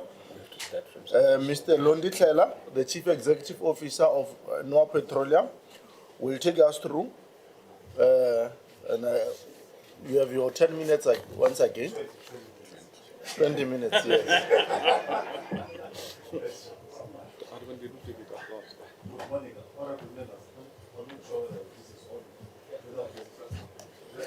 Press it here. Oh, okay. Oh, okay. Technology. Good morning, honorable members, and I would like to thank both committees for invitation. It has been taking us 6 years to come and present our case. I think as we go along the presentation, you could see the efforts that have been made to try to resolve ourselves the impasse, which you can say we have been blocked deliberately to participate in the economic sector, particularly in the fuel space. This is our presentation. The committee has asked us to raise our concerns. And what I'm presenting today is also accompanied by annexures. That means there's proof of what we're talking about. The table of content, I won't go much in detail. And who are we? Then we talk about lack of transformation. And then we talk about Ambrose Park, which was also raised during the past presentations by DOT officials and Trustnet. And then we talk about the project which has been stalled by Trustnet for more than 7 years, which should be up and running by now. And then we talk about the project key performance indicators. And then also we go in detail why we say we are being blocked. And then also we raise our concerns with Trustnet and Department of Transport to show clearly that there is an agenda to block us. And then the impact on Trustnet and DOT on our petroleum and Nambot. And then we thank you. Who is NOAA Petroleum? We are the first wholesale HDSA to acquire and import, among the first in 2009. We held accounts with Sasol, Petrosenj, and Shell for the supply of diesel and fuel. And we secured the storage capacity in Matola. So in 2014, we have even attached the invoice to show that we have worked as an importer of fuel in this country. And then also we supply diesel at ad hoc supplier, in at least from 2012 to 2017 is true. Then we were stopped. And then we have secured the trading facility with State Bank of the tune of 2 billion rand. And we partnered with SOCA of Azerbaijan, which has offices in Dubai, Singapore, Geneva, to secure supply of finished products for crude in South Africa and the SADC region. They even met the previous minister of DOE, Ms. Dubois Peters. So that was a partnership which should be of kind in this country, but unfortunately it didn't take place. Why we say there's lack of transformation, particularly in the port infrastructure. Section 79 National Ports Act has never been invoked for HDA entities in the fuel sector in this country. It has never, right? I'm not going to bore much because my previous colleagues have mentioned. Morano Commission of 2005, which was commissioned by then President Begi after the acquisitions of fuel in this country, the recommendations were not fully implemented. For example, we don't have fuel bulk storage in this country. That recommendation still stands as a threat to fuel security of supply. Then we've got security fuel master plan, which was derived from the Moreno Commission recommendation and report, but also again, it was not fully implemented. And then if you go back, there was a black charter where industry participated, which was aimed to ensure sustainable presence of ownership and control by HDS across the value chain, and also again, it's not fully implemented.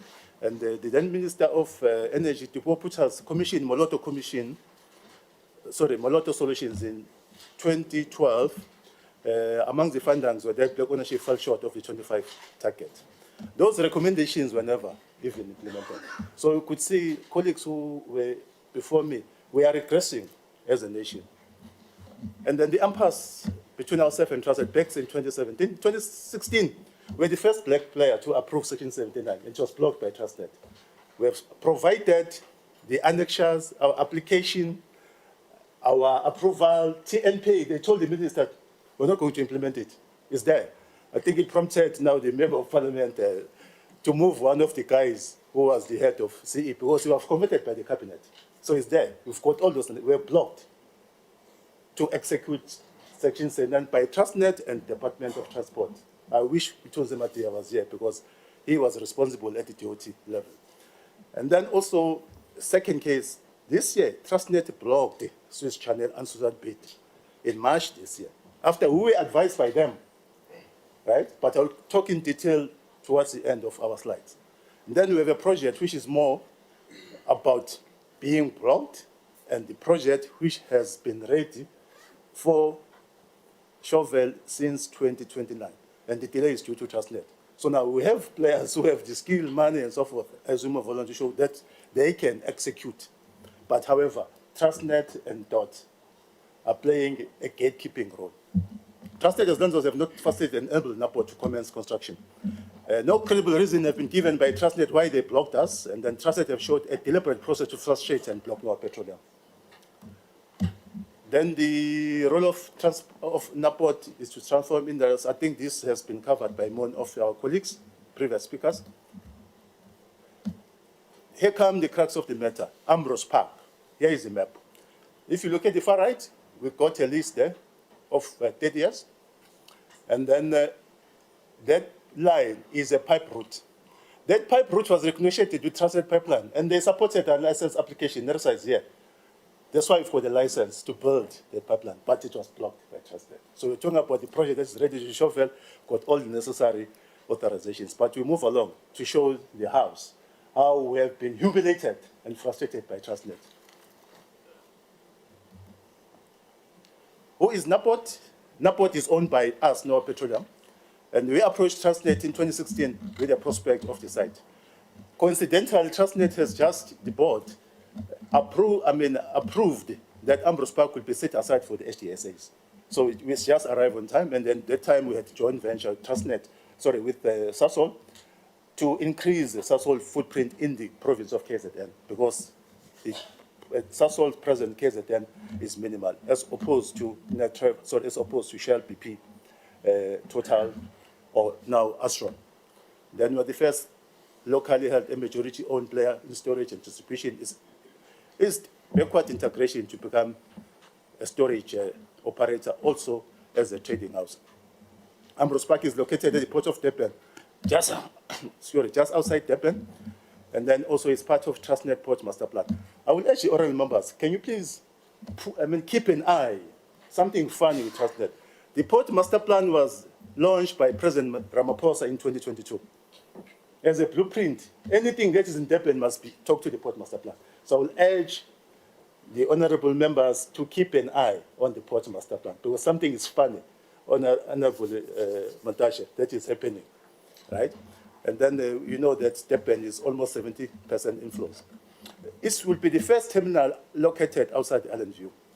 And then it's not me, it's the documentation. Allen View is congested, and most countries are using old and obsolete equipment.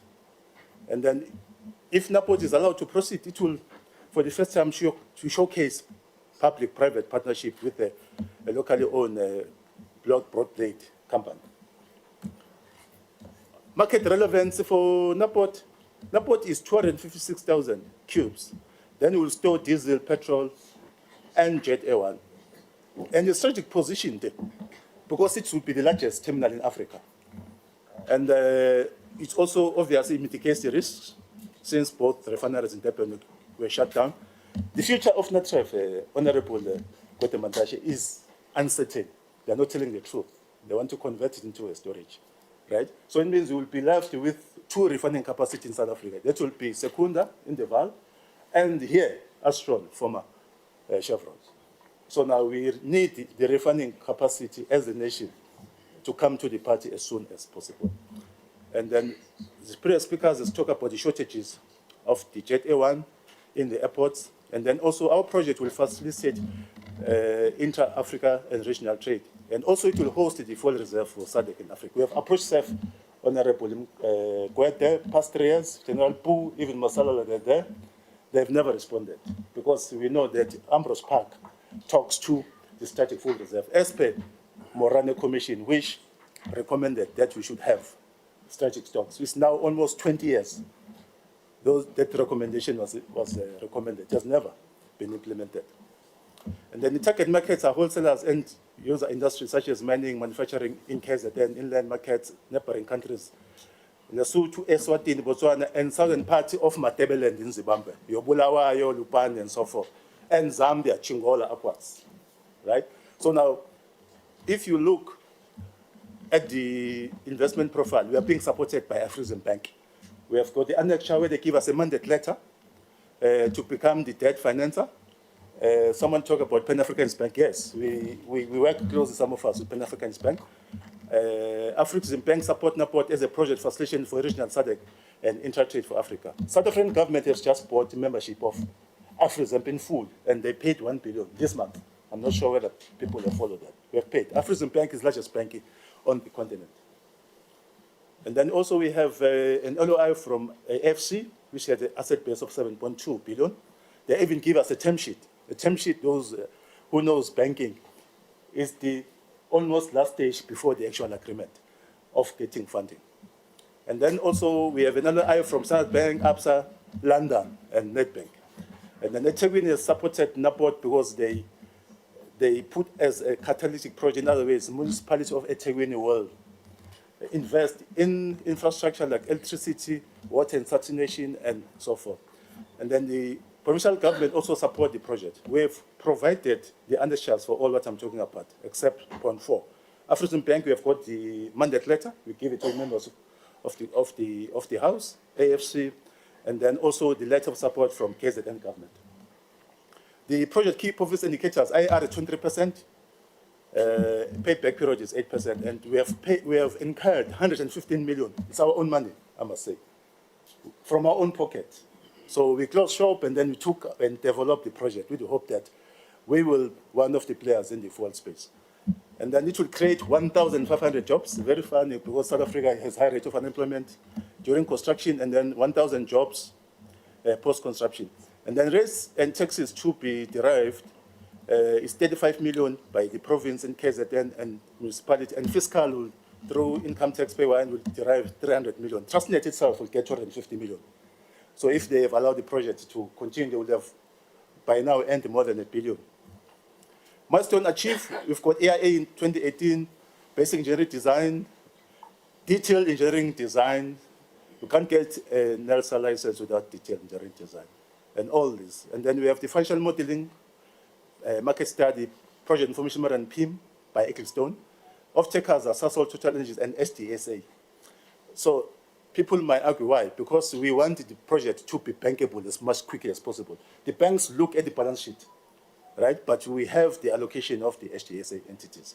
And debt and finance, we talk about, and we've got the construction licenses for storage as well as pipeline. We've got the building plans, which Transnet refused because we were saying our list is under review. And then why now do we say there's a deliberate intention to frustrate? On 5th April 2019, Transnet through 10P lodged an objection to NERSA against the application for construction, even though we have a lot of support from previous TNPACE dated 23 September. Then we took them to the port regulator who ruled that they have no jurisdiction what is happening outside the port. We also have got the annexure, honorable members, for this. Annexures, right? On 11 April 2019, the then Minister of Energy, Honorable Jeff Hateb, was due to launch in working with the minister, with the Prem of KZN.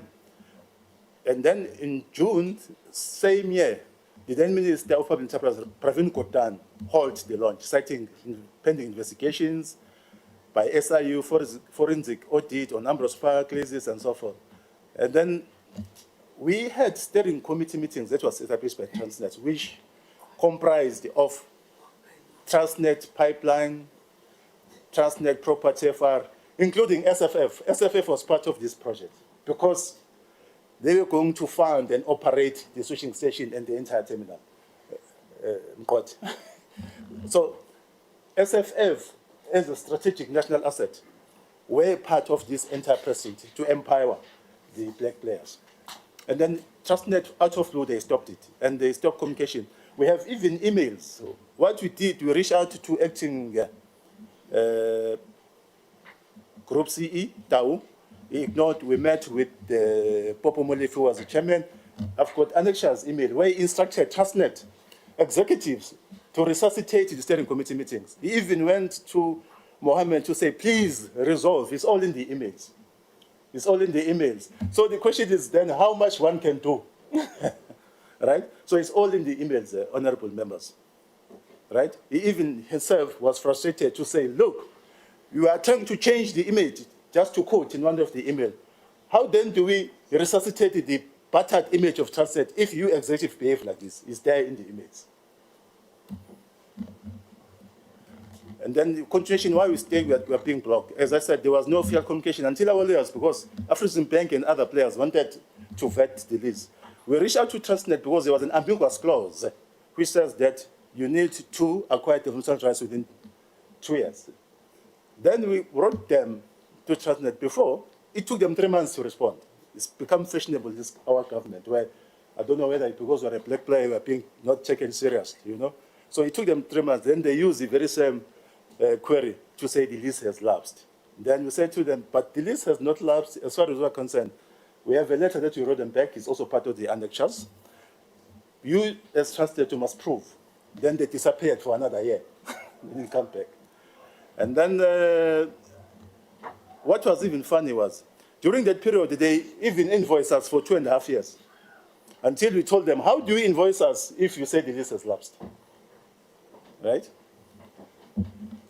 The eThekwini municipality, who is the custodian and has the authority over this, tried to facilitate a meeting and they ran away. And they used, we call them the hymn book, one of the hymns. The lease is sub judice. I mean, it's sub judice. Yet the matter was not even before courts. Even NERSA, they tried. They have been working very hard with due respect. NERSA has been looking at, because they issued licenses to make sure that the project works. They even, the board of NERSA, mandated the regulator, Mr. Mkhize, to find a solution. Then they ran away. Again, they said that SIU investigation and the matter also is sub judice. Right? And then we also wrote to the Minister of DPE, Minister Pravin Gordhan. There was no response. Went to SCOPA, no response. And we even went straight to the Chief Justice. Why? Because our matter was elevated at the Zondo Commission, where the chairman of Transnet talked about us to say he met a company that has spent more than 100 million to develop the project. Transnet, I can even use this term, Transnet must find a resolution over the matter.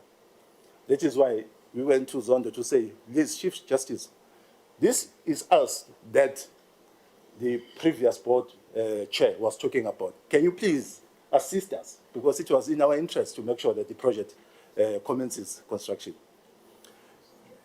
And then we also went to the public protector, who then recommended that since the contract is since the dispute is contractual, we should go for mediation. Then also I must highlight the previous is a pretty trusted Dr. Michelle said in the House last time. We took them to court. We didn't take them to court. We invoked Section 13 of the lease. in the event there is a dispute, then you must take it for arbitration. Again, we have to track them, sign sheriff and, you know, all is documented. Then we initiated arbitration, which now the judge has been appointed.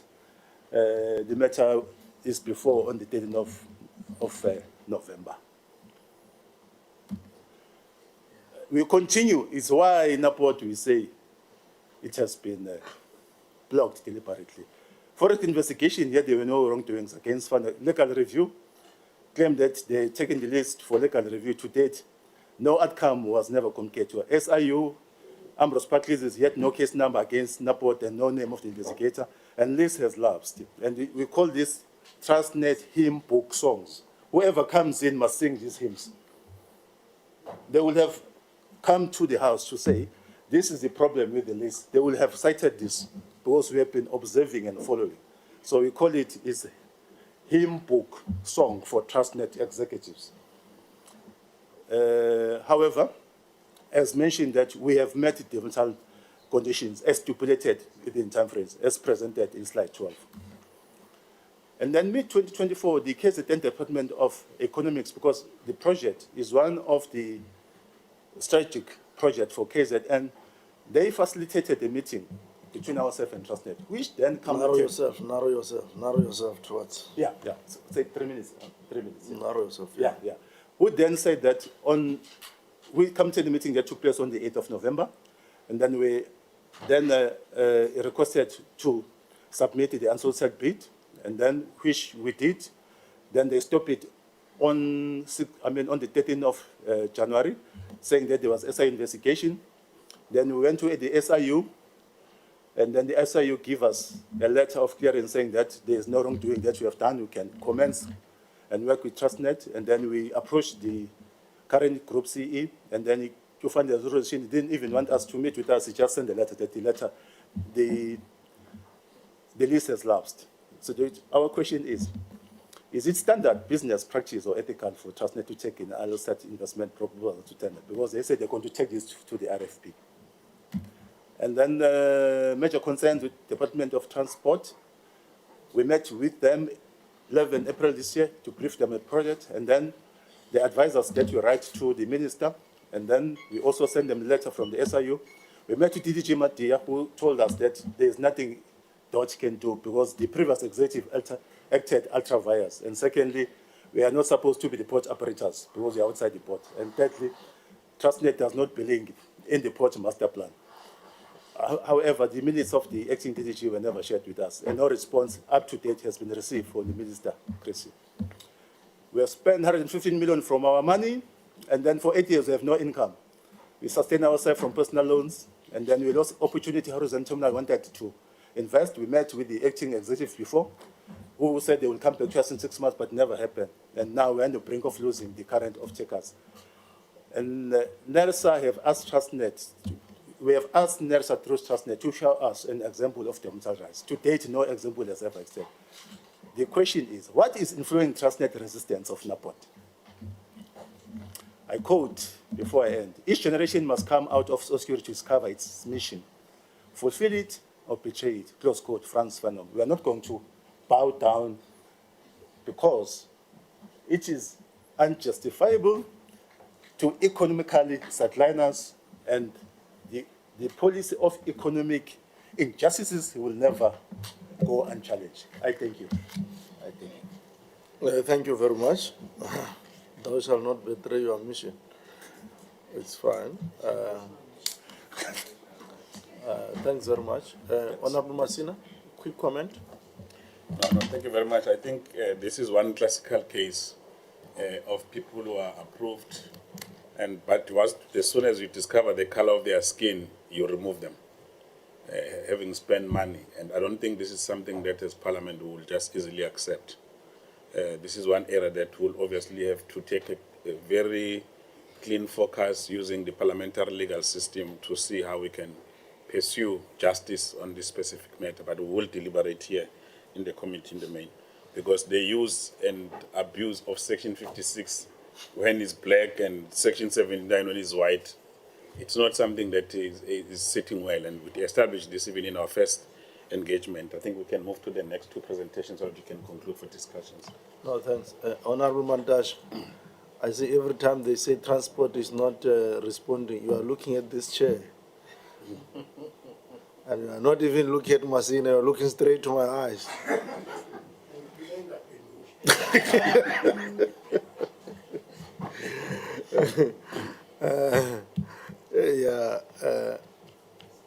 Member of Transport Portfolio. Malumat. One Honorable Mantashe, when they say Transnet is not responding, he looks at me. When they say Transnet is not, he looks at me. Yeah.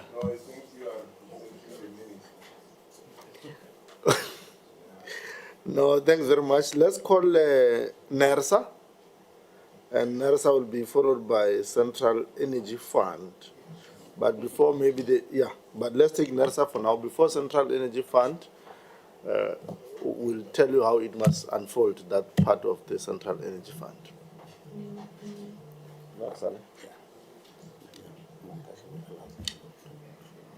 Yeah. What is going to happen is that before officials of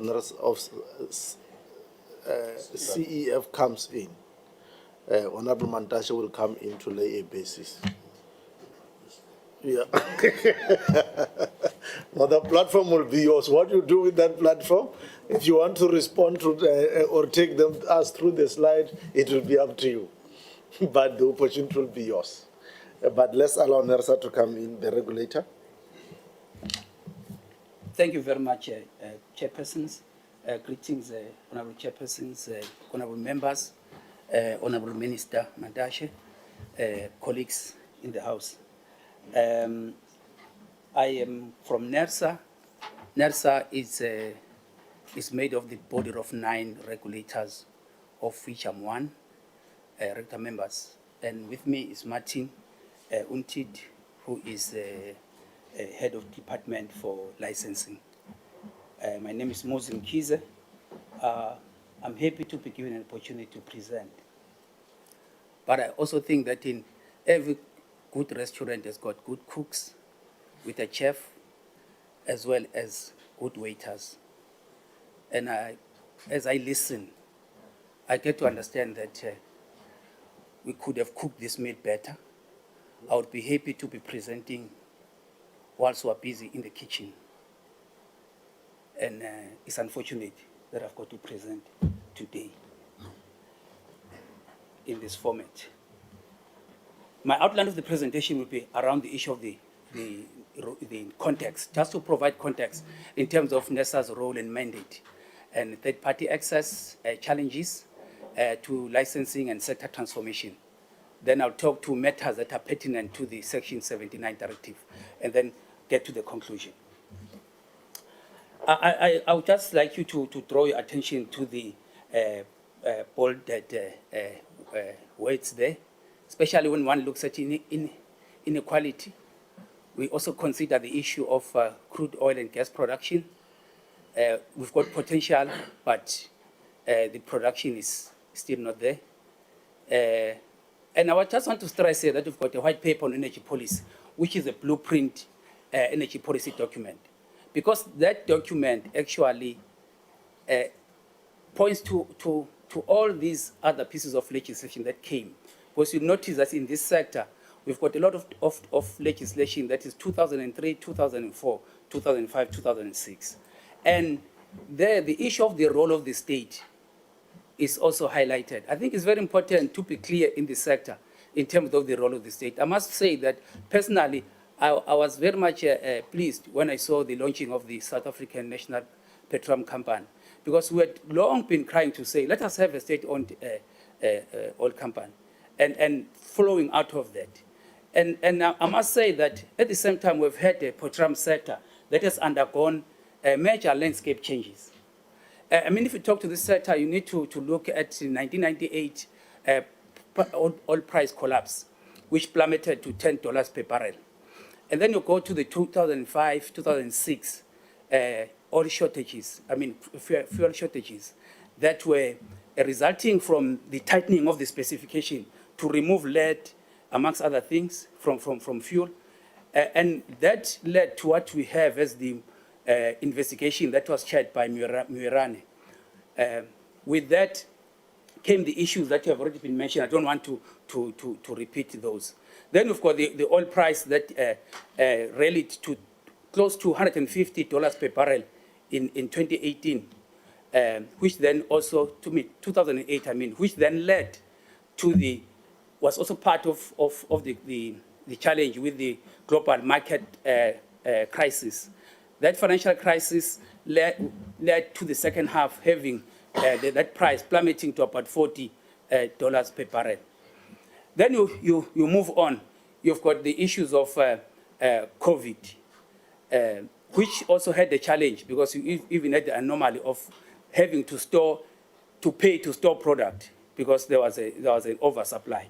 So I'm saying that all these challenges are there. Then during the same COVID, 21, 22, you've got our refining capacity as a country almost disseminated. I know that sometimes when you're talking like refining, we think of oil, of petrol and diesel.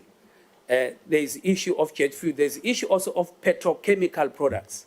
Even the gunk that we use to then have to tar the roads, it's a byproduct of that process, and we must look at it holistically in that way. And we also have got an economy that remains largely not transformed, both structurally and in terms of participation of historically disadvantaged South Africans. I must say that we've got pieces of legislation that came after that energy policy white paper to redress past imbalances and ensure orderly development. And I'm saying that without law and order, there can't be orderly development. We need also, but at the same time, be careful how we manage the transitions.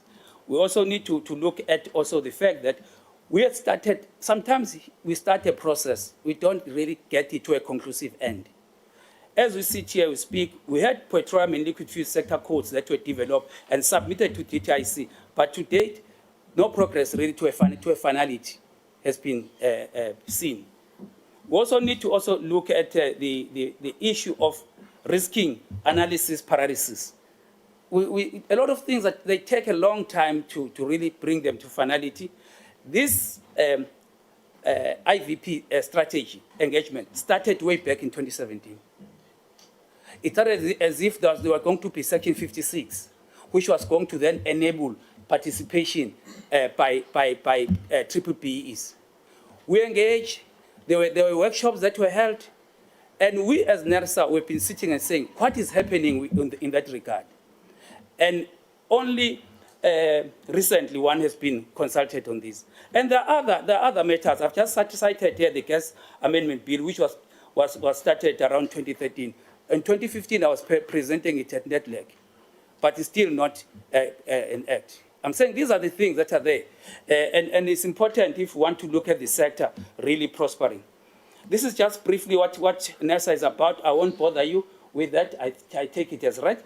And in terms of also continuing with the context is that as NERSA, we issue licenses for loading, storage, and pipeline facilities. And we also set tariffs for pipelines, but approve the tariffs for loading and storage facilities.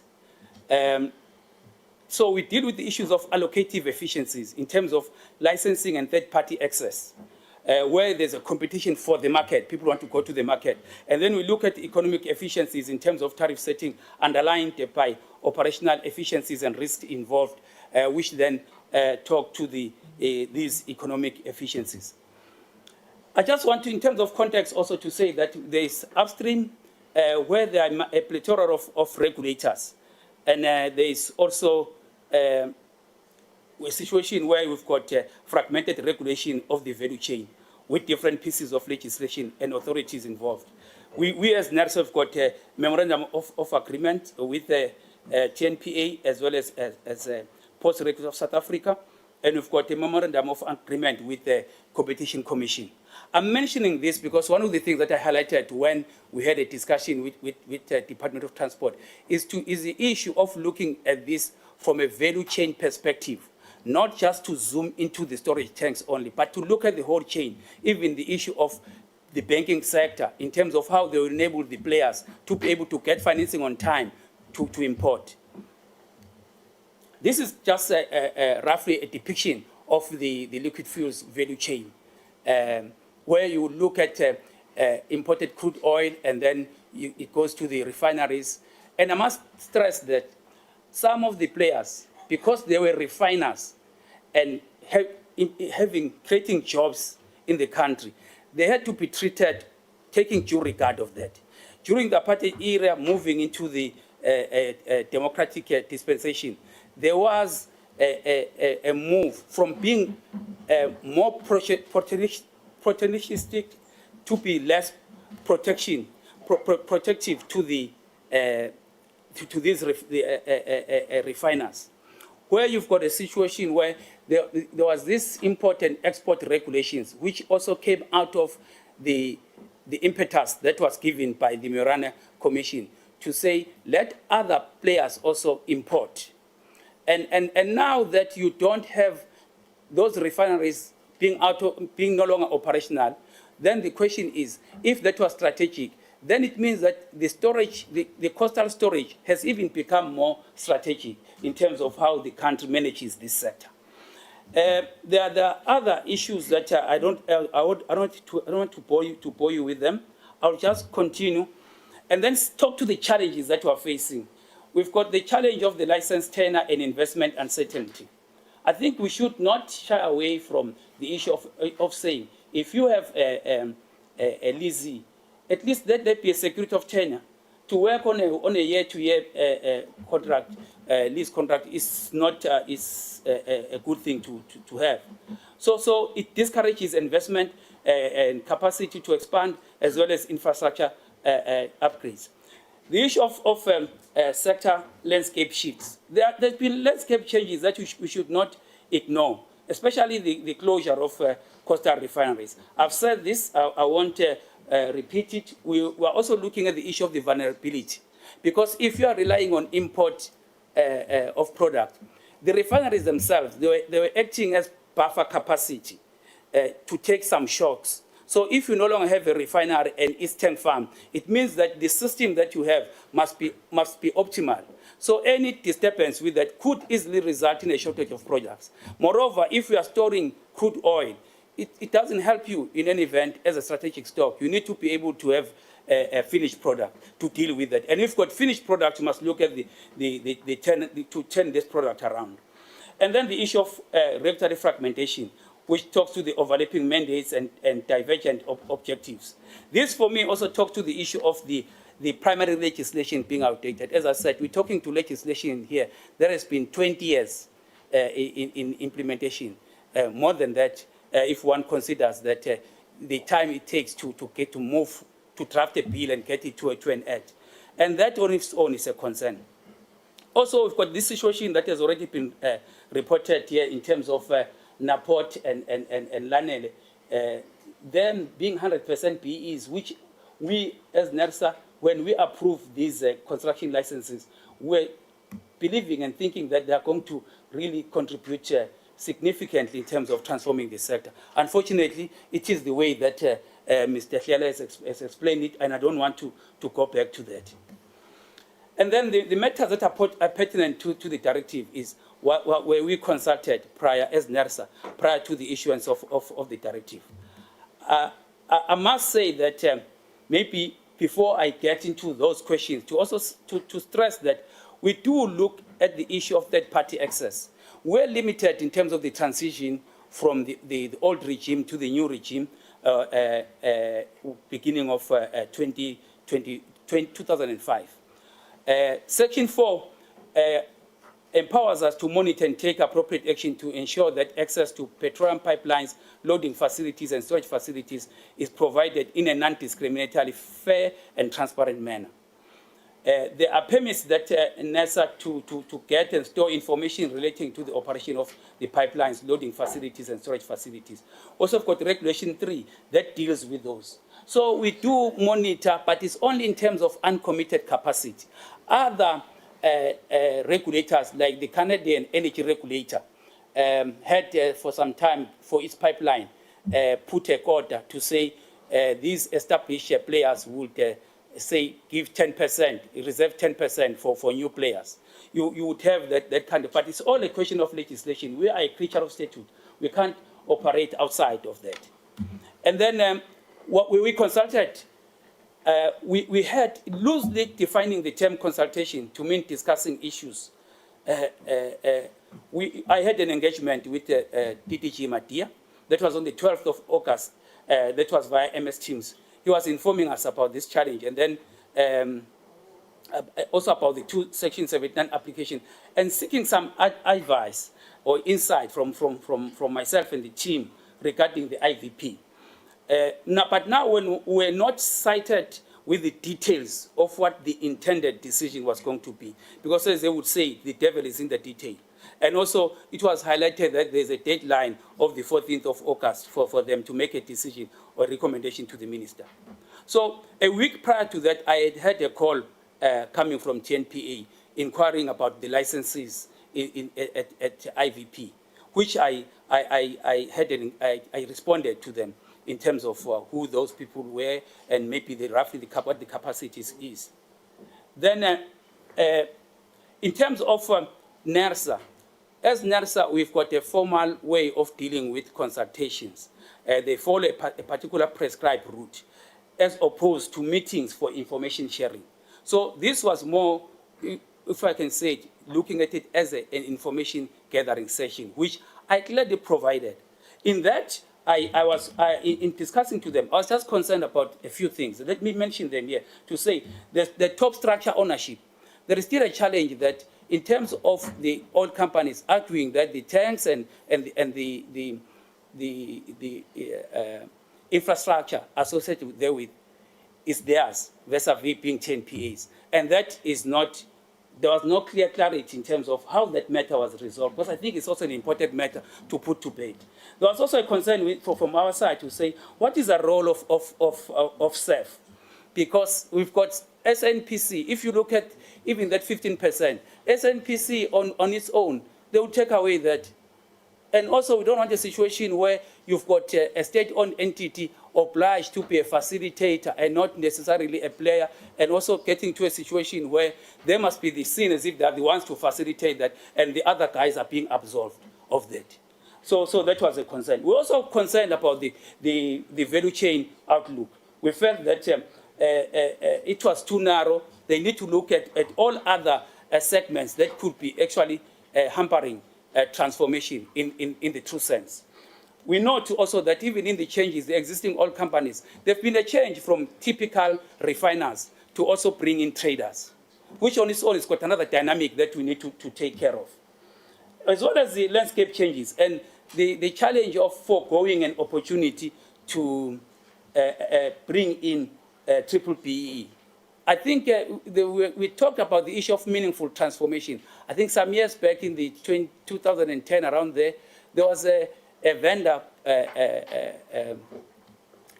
development program that resulted in some entity also being placed under SEF to be able to allow that. And we're concerned that in the sector, you must have entrenched transformation, not a person that can easily be moved away as easily. We need to entrench transformation.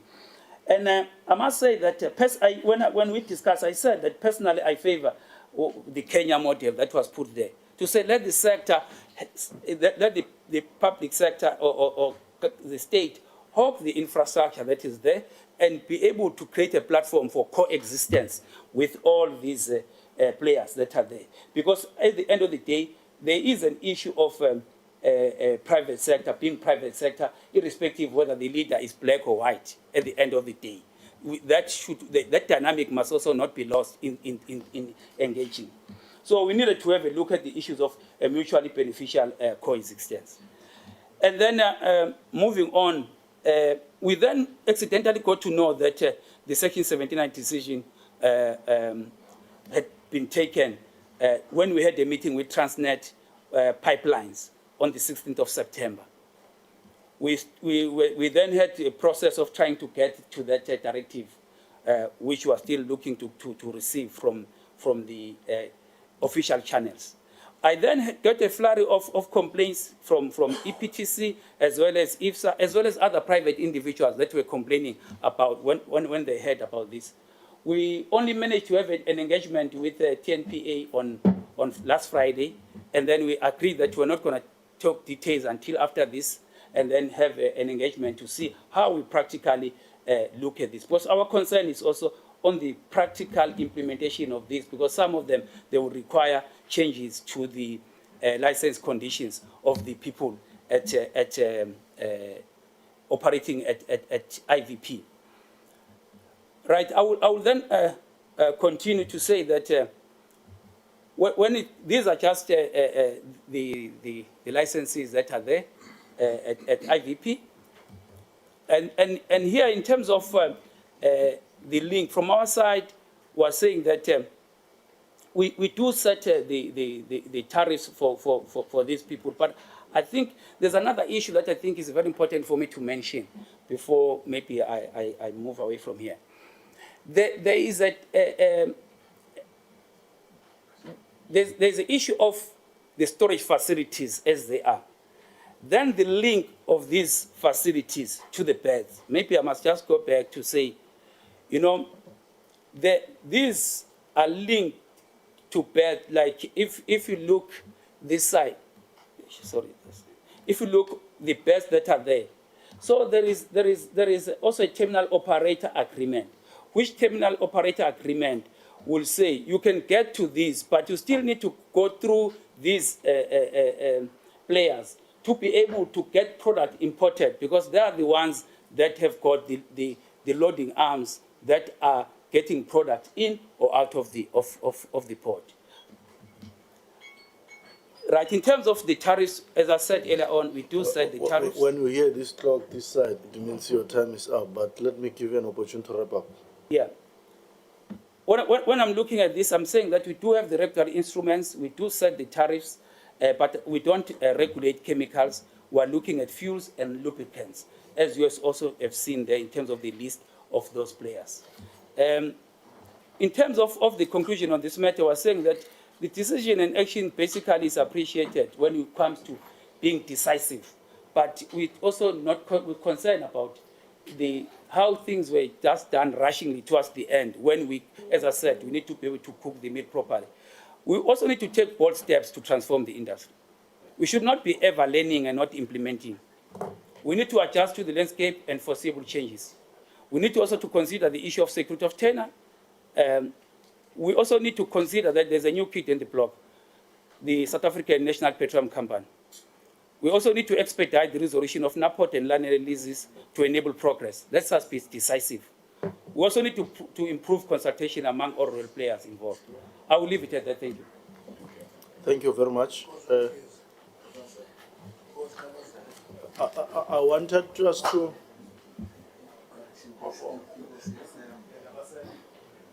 I wanted us to move directly to SAFE, but I feel that you must make a comment, especially with 2 points that have been made by NERSA regarding consultations with them and regarding the ownership of the top structure in the facility. I want you to quickly comment on that before we move to SAFE. So on the 14th of October, when we were here as a joint portfolio committee, Minister Creasy categorically stated that there was consultation amongst others with NERSA. It is now evident that such did not occur. There was a meeting. I think we have to put it on record, because that is equal to misleading Parliament. So we have to state that, and we will ask the legal team to advise us what happens when an honourable member comes to Parliament and mislead Parliament. So that is one issue. Secondly, the reason why we felt that we must follow up on this issue, it can be that during apartheid in the 60s, there's an agreement on the BOT. When it must be transferred in 1990, there's transition, everybody keeps quiet and they get renewed for another 30 years. It has expired again. We're still told that we don't own a top structure. What are we trying to do? This infrastructure belongs to government. I think as we negotiate, these are the things we must clarify, because this infrastructure belongs to government. And it can't be that we are in doubt, because in no time they can just close the door and go, as we can see. So these are the things that if we talk transformation, we have to be firm about. And I think for us, these are the two issues that really we'll have to follow up and make sure that we're able to move forward. But let's go to the last presentation to allow members sufficient time to engage. Yeah. What? You can marshal your forces now and introduce them properly and take your time. Thank you very much. You have enough to reflect. Thank you very much, Honorable Chairpersons. One, let me put on record that when SEF was invited to a joint portfolio committee, we expected to be invited because the letter that we received was signed by the two chairpersons, and our line of command, we asked a question: where is Mika Mahlaule on this matter? He was not there. He's our primary portfolio committee chairperson. And there was no letter to the minister. Now, I'm raising that issue because it's not an overreach, Honorable Chairperson, but it's an anomaly. When a portfolio committee that is different invited an entity in a different portfolio, there must be formalities with that portfolio. That is my starting point. But we took a decision on our own that, listen, Sev, I'm going to accompany you when you go there as the minister. You are in our portfolio. I'm going to accompany you. Every time Mika calls any entity in our portfolio, he invites the minister. I don't know what you do in your own portfolio. In our portfolio, Mika invites an entity in our portfolio, we get invited. So we took that as a practice that will accompany our entity. It is going to present. The second point is, I want to emphasize that one of the things that we have been doing as a department and as a ministry is to focus on building the capacity of the state. We have a view that we are discussing openly in our department, that a weak state is an irritation to the private sector. For the private sector to be efficient, it requires a strong state to work with. That's why we invest a lot of energy on building the capacity of the state. I will give you a few examples. Romco pipeline, that is from Mozambique to Mpumalanga, we own 40% of it, government of Mozambique owns 40% of it, and Sasol owned 20%.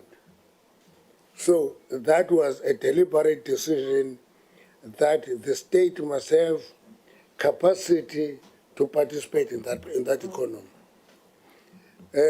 I don't know if, before we go to Island View, that we have bought in Montague, what is it called, Harslands, Ilapekap, which is a storage facility. It belongs to us. We bought it from BP because we believed that the state must have a particular capacity to relate to everybody else. So that storage facility is here. Then when the Section 79 was opened, we engaged. It's not our portfolio. We had to talk to the Minister of Transport. And actually, our starting point, I said that they will not be able to say that. Our opening cap was that give us 50% what the state, give 50% to the private sector. We ended up with a directive that gave us 15% initially, graduating to 20 and to 30. And when we discussed, we said, it's an opening, let's get into it. Let's take it. I heard many saying we celebrated 15%. We didn't celebrate 15%. We celebrated access to Island View, which was graduating from 15, 20, 30. That is what we celebrated, not the 15%, which is the entry point. And the reason for that is we thought that it was important for us to have access to that storage facility because we are reviving SAPREF next door to it. That was the driving thinking behind us, that we're building SAPREF. Many criticize our decision to take the SAPREF because we took over liability and so forth. And we remind people that some may not remember this, except Gama, who was a bit old and maybe lucky.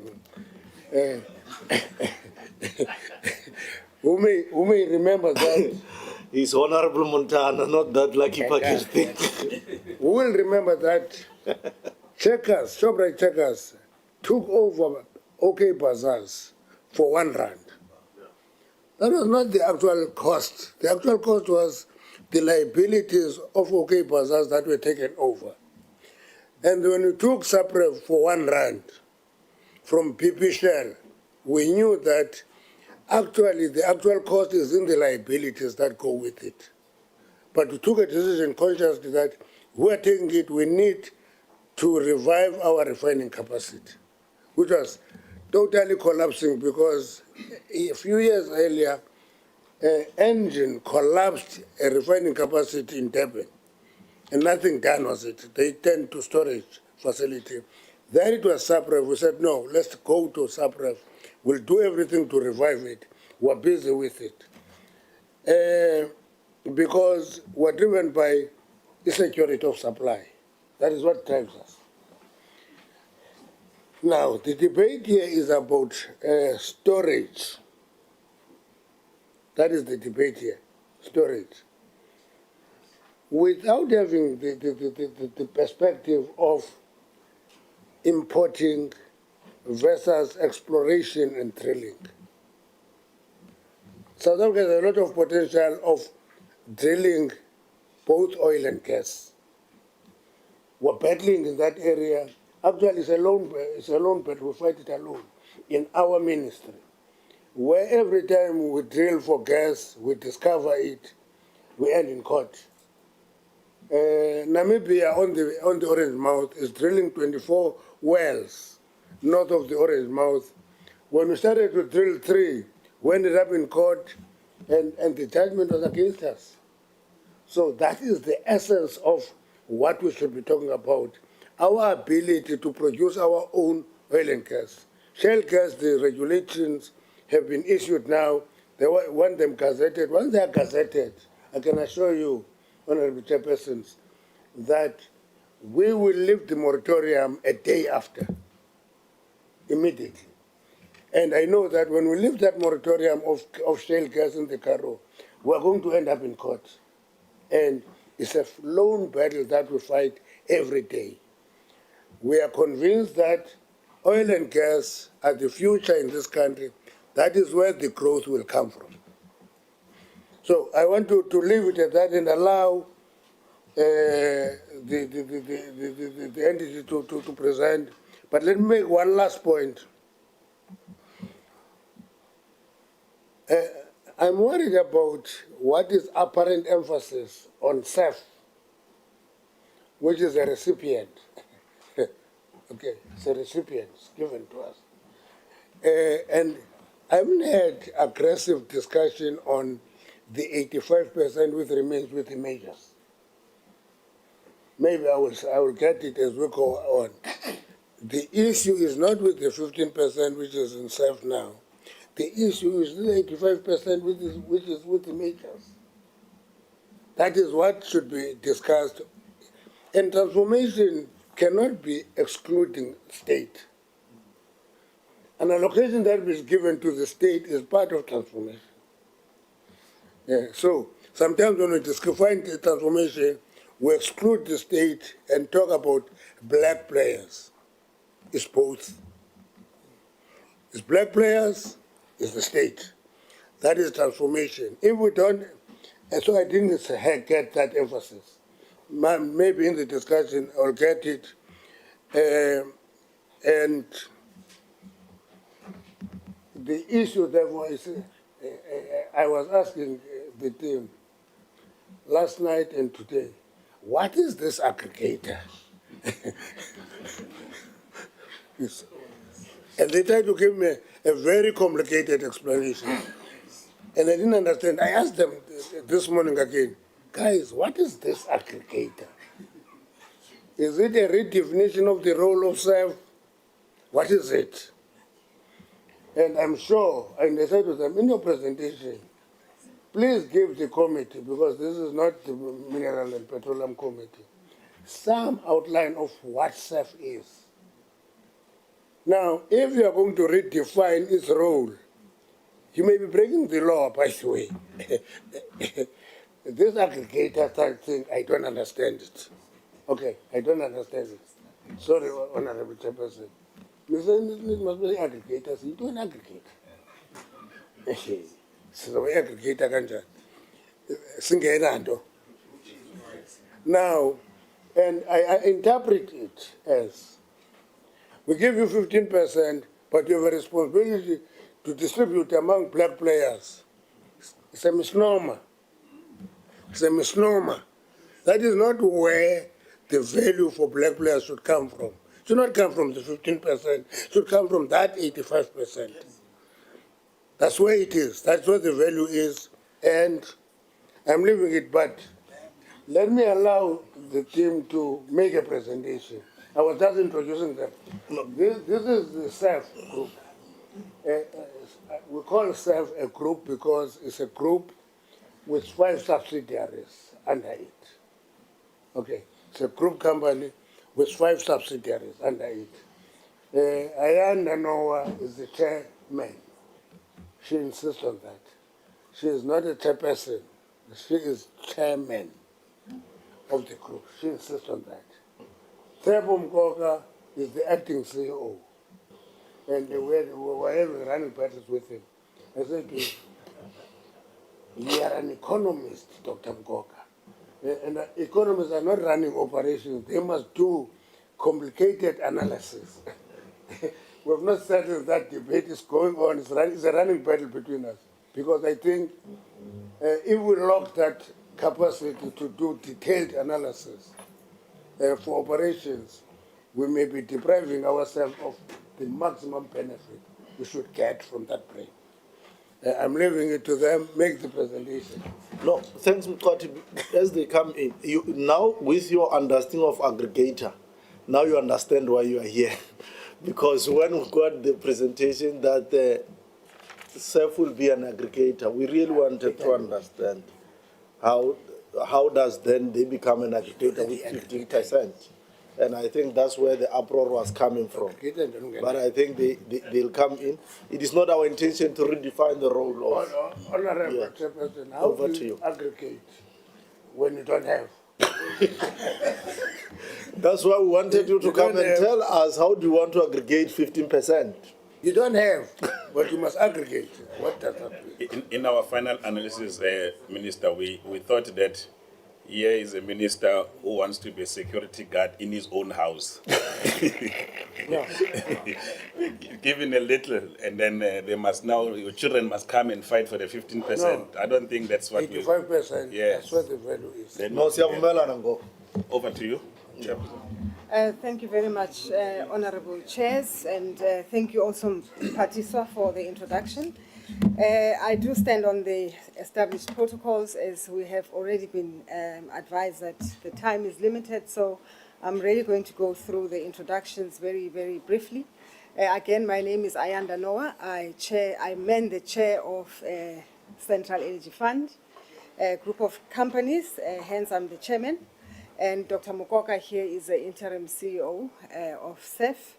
And also we've got other colleagues who are here. Maybe they can just raise their hands. We've got Mr. Makanya, Mr. Kuvane, Mr. Msabala, as well as Ms. Mabodi, just so that you know who else is in the room. If I can just very, very briefly go through just maybe 1 or 2 points on the slide that is in front of us.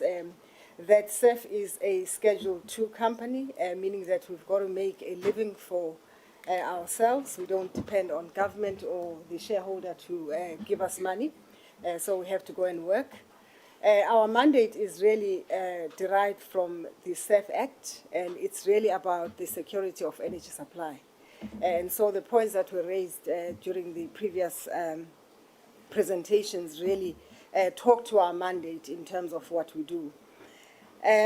Before I hand over to Dr. Mukoka, in the interest of time, I did want to just highlight that when it comes to what we applied for in relation to Section 79, I think Minister also alluded to it, we actually started at 100%, and then we moved to 70%, and then 50% was like, you know, this is what we will settle for. However, the outcome was the 15% that we now know about today. I think that at this point, let me ask that Dr. Mukoka takes us through and also responds to the questions that you highlighted in your letter, which will be contained in the presentation. Thank you. Thank you very much, Chair. And I think that the protocols have been observed. So I'm just going to go on to the next slide.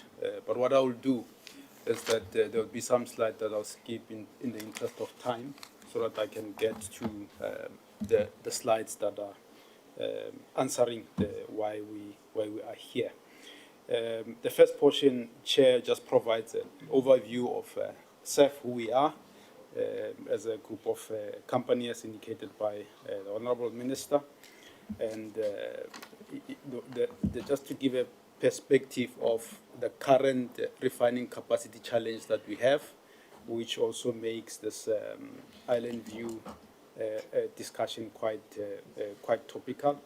And then the last bit will go to the response in relation to what was requested from us by the Portfolio Committee, and then the last portion concludes. And as indicated by the Honourable Minister, we are a group of companies reporting to the Department of Mineral and Petroleum Resources. We have a group of companies across the entire value chain of oil and gas. We have a very important undertaking that we are busy executing, the SNPC, which is the South African National Petroleum Company, through merging through lease and assign SFF, Petro SA, and iGas to form this formidable state-owned entity that is our national oil company. SAF did this before with IDC in relation to Sasol. We've been called again to birth another giant. We also look after the state mining company AE, the Petroleum Agency of South Africa, which now has an act to directly report to the department, which was ascended to October last year. And I think the process of the regulations is in full swing, and we house our assets and liabilities of the SNPC refinery under the SPV called SAF Trading. I think, as indicated, Chair, we exist upstream and all the way midstream and also downstream. But what is important to indicate is that we also play a role in new energy. The largest storage project in terms of PV is in the continent is owned 25% by the Central Energy Fund. We did that project with Aqua Power, and that project is currently producing electricity for South Africans, over and above what I've indicated. I think, Chair, I'm now going to go to slide 13, so that in the interest of time, I get to address what was requested from us. Chair, this gives a picture of dwindling refining capacity in South Africa, which makes that island view site quite topical in terms of receiving infrastructure. As indicated, SAF acquired from BP and Shell, the Subref refinery, renamed it the SNPC refinery, with a nameplate of 180,000 barrels a day. We hard at work to at least have a 400,000 barrels to a 650,000 barrels a day refinery in that site. We should, during the current financial year, have concluded a business case for that work, and also working quite hard to bring Petro SA refinery back into operation. And what this picture shows is the challenge of refining capacity that we need to address as a country, and will indicate in a slide or two why it is important for us to bring back that refining capacity. We're not only interested in the top 3 product in the product slate, but it's the other products in the slate that we are interested in. This is just giving a consumption profile and importation profile which mirrors the picture that we've just shown. I think the first point was covered also by other presenters is we are interested in having refining capacity because we have an economy that is developing that needs these byproducts that you get from refining that can be quite costly to try and pay someone to produce them for you. We know bitumen is quite important for our road infrastructure rollout.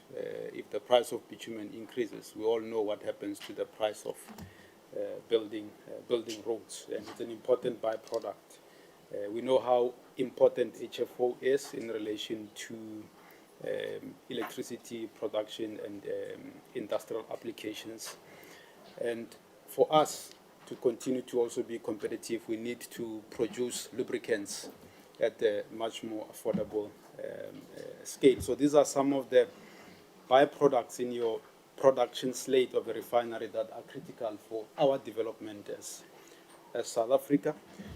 But it is also important to indicate that the backward and forward economic linkages between refineries and our local industries and our international partners is quite critical in relation to building a sustainable industrial base.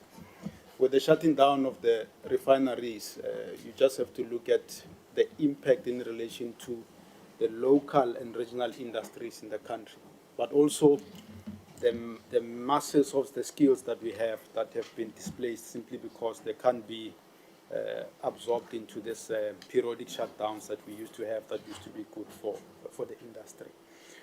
We also want to bring back refining capacity simply because it also allows us to cushion the economy much better from the standpoint of global economic shocks, taking into account that we own quite a large crude storage facility in Saldanha. And I think what also becomes important for us is to ensure that we do operate and own some of the strategic physical assets for us to be able to ensure security of supply.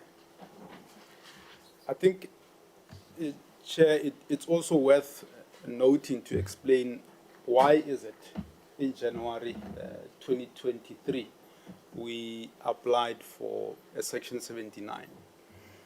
It's because we also looked at some of the geopolitical implications of access to infrastructure, given some of the examples that have been made in relation to some of the decisions that that affects us as a sovereign state, and how, as Minister has indicated, that access becomes also important, but also the issue of the new SBM that we're going to also build becoming important. So for us, it was an anomaly to have a situation where you have this massive terminal which is quite critical for bringing in product, and you don't have direct ownership or control of that terminal, and that's why we applied to ensure that you have that state presence. I think, Chair, it's also worth noting that in responding to the actual question from the portfolio committee, we needed to reflect of the engagements that we've had. So we've categorized them in two: before the directive was issued and after the directive was issued. And I must say, In all the engagements that we've had, almost all the issues that have been raised from security supply standpoint, national security, sovereignty, and so forth, all of those were raised in our multiple submissions that we made during the engagement. We did, as indicated on the second point, have engagement with NCOP, where there was CEF, TNPA, DOT, and officials of DMPR to look at some of these critical national security aspects of the presence of the state in that terminal. Also did have numerous engagements with TNPA in relation to different aspects of the application from land parcels and inclusions and so forth. We also did have an engagement that was also chaired by the DOT with different FIASA members. We also had individual engagement with lease holders, because there's always a limitation when it comes to any engagement with the group in our industry. Then the directive was then issued, and after the directive was issued, we received it on the 6th of September, a CEF from TNPA, and there was a request for us to put together a 2 million rand guarantee in favor of TNPA for us to start receiving the terminal operator agreement and engagement and so forth.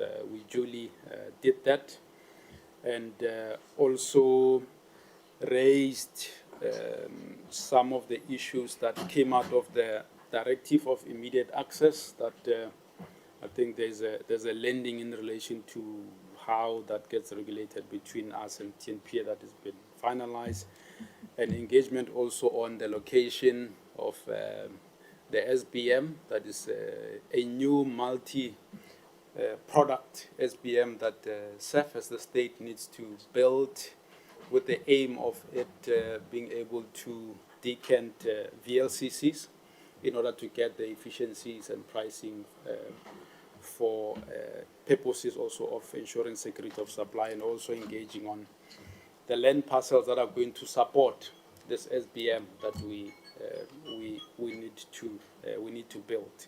So those were the engagements or consultations before the directive and after the directive. And I think we were also requested by the committee to reflect on a framework that we also are engaging and discussing with TNPA in relation to third-party access. I think what is important to note here is that point 3, that the directive does not only require of CEF to have a engagement with TNPA in order to establish a third-party access utilization framework. Even on the 85%, that condition is there for the majors as well, from the ministerial directive that has been issued. So it's very important to stress that.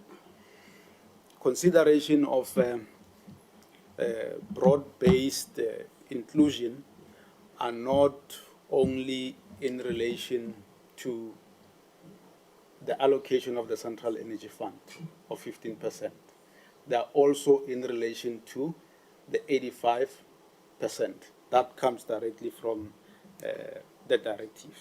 And I think we are putting forward a proposal, a CEF to TNPA that, in our view, needs to be transparent in the inclusion of players that have indicated the extent to also how they have been excluded in relation to access.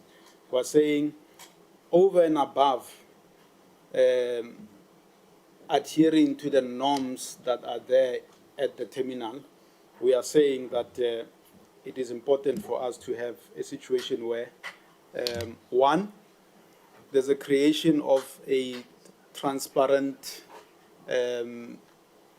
base of different interested parties from a broad-based standpoint. And we think because the directive imposes this on everyone, not just SEF, that process should be a process that is open and everyone else is in a position to access that spare capacity as per the directive. And secondly, as Minister has indicated, it is important that this directive has been issued to SEF and its subsidiaries to also deal with some of the challenges, even though there will be issues of collaboration with broad-based players. And we think that it will be important in whatever framework TNPA puts in place for there to be a mechanism that updates the participation of the different players, because what you'll end up with if you don't have this is what currently the players that presented before us are complaining about. And thirdly, we also think that if you are going to have any meaningful inclusion, that framework needs to wrestle with the framework of co-loading for the different players that are going to be getting this access from all the players that have been awarded. Because if you don't wrestle with the issue of co-loading, at the core of transformation, you will fail to address two things.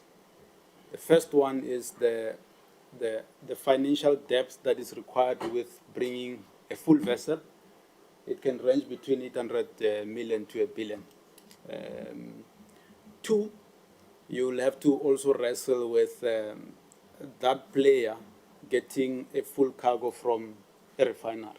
So if you don't have a framework that allows for those who are able to bring full cargoes to bring full cargoes and those who need to co-load, then you'll battle in relation to transformation. We say this because we've observed it over time as a challenge. I think fourthly, we're saying there needs to be a principle of product co-sourcing that also takes into account some leveraging of government to government, which we are in a position to bring onto the table, and the large players as well, the majors can bring that direct sourcing as well.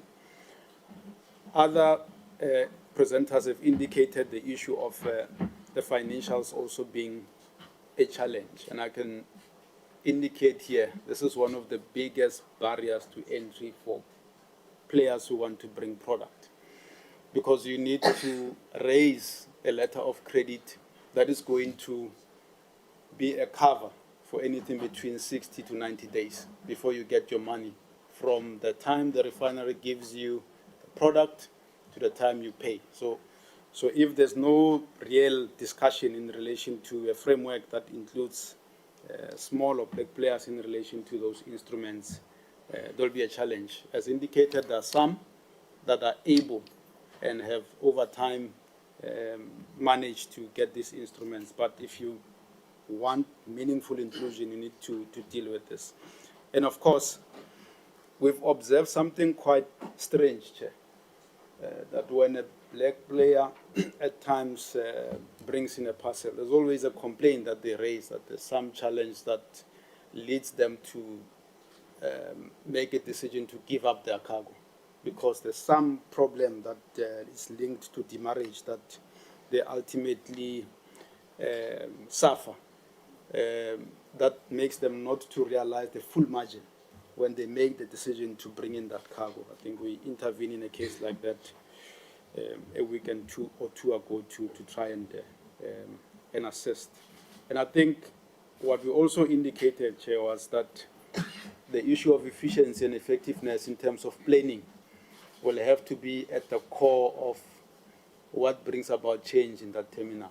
And as the colleagues have indicated, if the 15% allocation is not thought of from an optimization of the terminal standpoint, then we will have challenges. So those are some of the principles that we are putting forward as a Central Energy Fund to TNPA for a meaningful third-party access framework.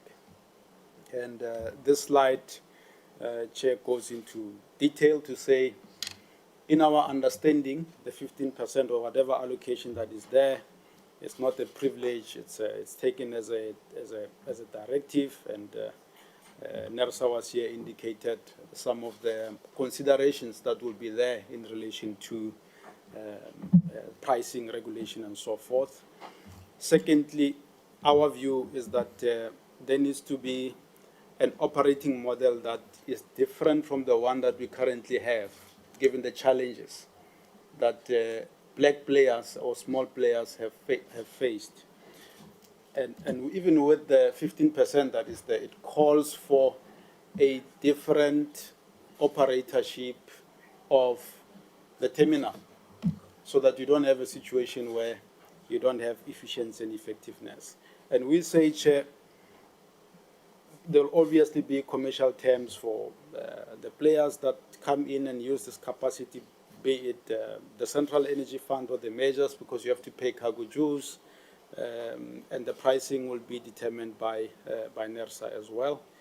And we need to have a situation where the state plays quite an important role in relation to the last right of veto in the terminal. Because if you don't have TNPA having the last right of veto from the standpoint of governance and enforcement in the terminal, then you'll have challenges. And I think for us, Chair, from a process standpoint, what we are looking at is a terminal operator agreement that is going to be the one that needs to be concluded for immediate access. And the second terminal operator agreement is the one that we think should be there by before the end of March next year.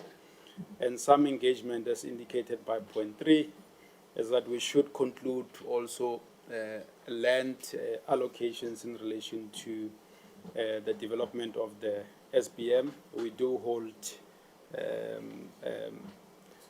meetings with TNPA and on a monthly basis, and we also think that in relation to a panel that we see coming in, that should be concluded by January onwards. Thank you very much. Honorable chairs and members, this is really the end of the presentation, and as Dr. Mukwaka has already said, what is happening at the moment is just the discussions with the TNPA in order to look at the terminal operator agreement. Thank you. Thank you very much. Diabulela Mkwati and your team. It's clear now, very clear, succinct clear, where you stand in as far as the matter is concerned, and we appreciate the work that you have been doing in as far as this matter is concerned from your side. The Nabe, I told we have jumped Nabe. You want to say something? Just we're going to give you a minute. It's our time now. We're giving you a minute to say what you wanted to raise, and then it's our time now. Thank you very much, Chair. Mine is not a presentation, just to confirm what my colleagues had presented.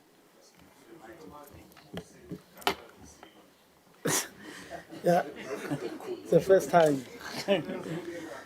Yeah, thank you very much, Chair. Mine is to just to confirm what my colleagues have presented from the EIFSA.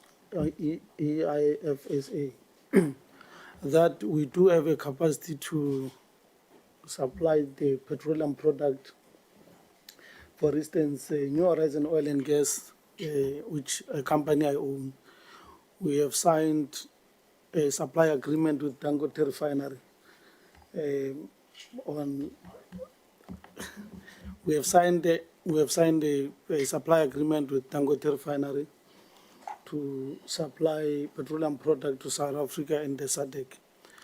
And also we have the financial backing from Afrexim Bank, First Bank, and Access Bank of $672 million trading facility. So that's what I just wanted to confirm, that the issue of saying we don't have a capacity doesn't exist. We do have money and the product from Dangote Refinery. Thank you very much. No, thanks very much. But it's rare that we hear someone saying, I have money.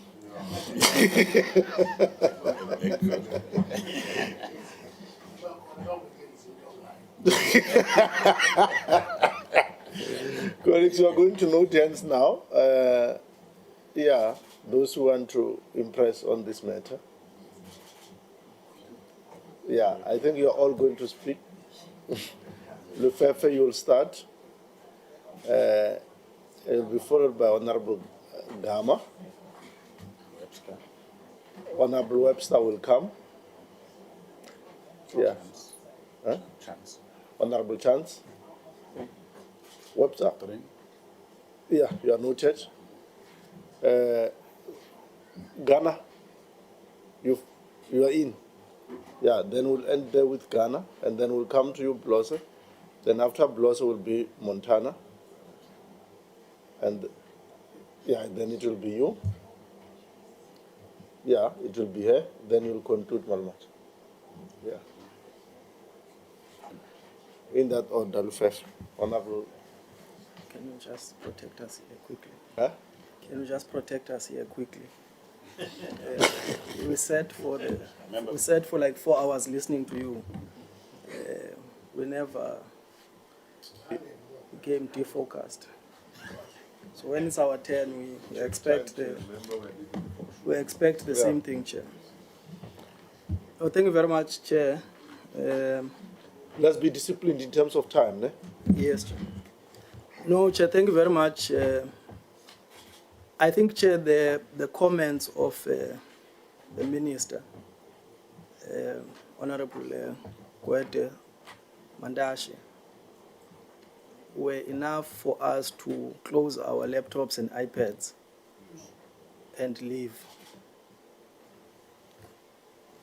Because you would recall, Chair, when the Minister of Transport was here,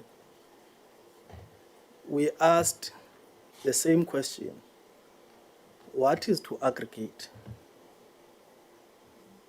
And the response that we received from her, and maybe we must check it on record, is that CEF has the guidelines of what this aggregating means, because they are given that responsibility. It's part of their agreement. So for CEF to sit here today and confirm to us that they themselves don't even know what these aggregating things mean, it means that, Chair, this process, there seems not to be any clarity in relation to the expectation between two government departments, which speaks about coordination. And it's quite disheartening, Chair, to say the least, to realize that. And of course, it affirms the point that is being made, that the process really seems to be rushed. Probably there is something that we don't know that is being chased. Last week, Chair, and in our committee broadly, DTIC, we were in a ring discussing the matter of state theory. And I think, again, the issue of state theory today comes in. Honorable Chance always differs with me when I speak about the role of a capable state to intervene in society to ensure that it manages the affairs of society, one, for those that have been previously disadvantaged, but also to facilitate development in society is important. And Honorable Chancellor always said that the market must be left to its own sins. And the market has a way of distributing wealth. And my view is that, Chair, we've got to build a capable state which has capacity. But we must answer the question, when it has capacity, what must it do? The state must deploy its capacity, particularly in the context of South Africa, to deploy its capacity to reverse the injustices of the past. And that is, in the first instance, to ensure that those that would have been marginalized from participating in productive sectors of our economy are included. So that we don't speak of a state to have capacity and then we stop there. It must have capacity to reverse that injustice of the past. And that injustice of the past in South Africa, by and large, has been racialized. The reason why you have black people here only, is because of a historic fact that structurally, it is black people that have been marginalized and oppressed in this country. The shocked the state is so grave, and our city, that is 15%. Today, in Zimbabwe, Sydney was a senior state. Because Sydney was a senior state. So Sydney was a senior state. As you move towards conclusion. Sydney was a senior state because there are broader interests of majors. And the state undermines its own self on the basis of serving those interests. And those interests are wide and they're international. And you speak about security of supply. Yeah.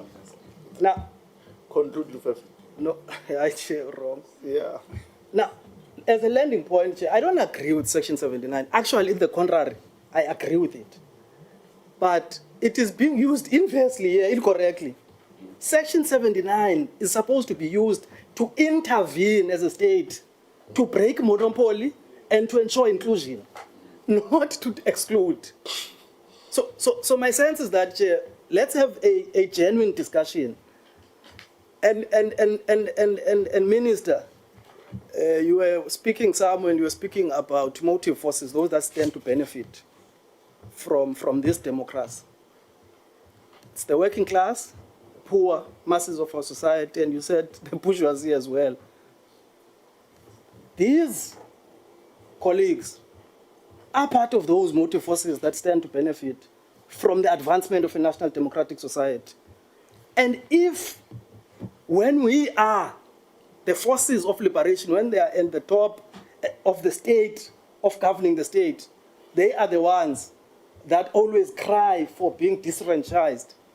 There's something deeply wrong about what we're doing when we're in government and about what this democracy was all about.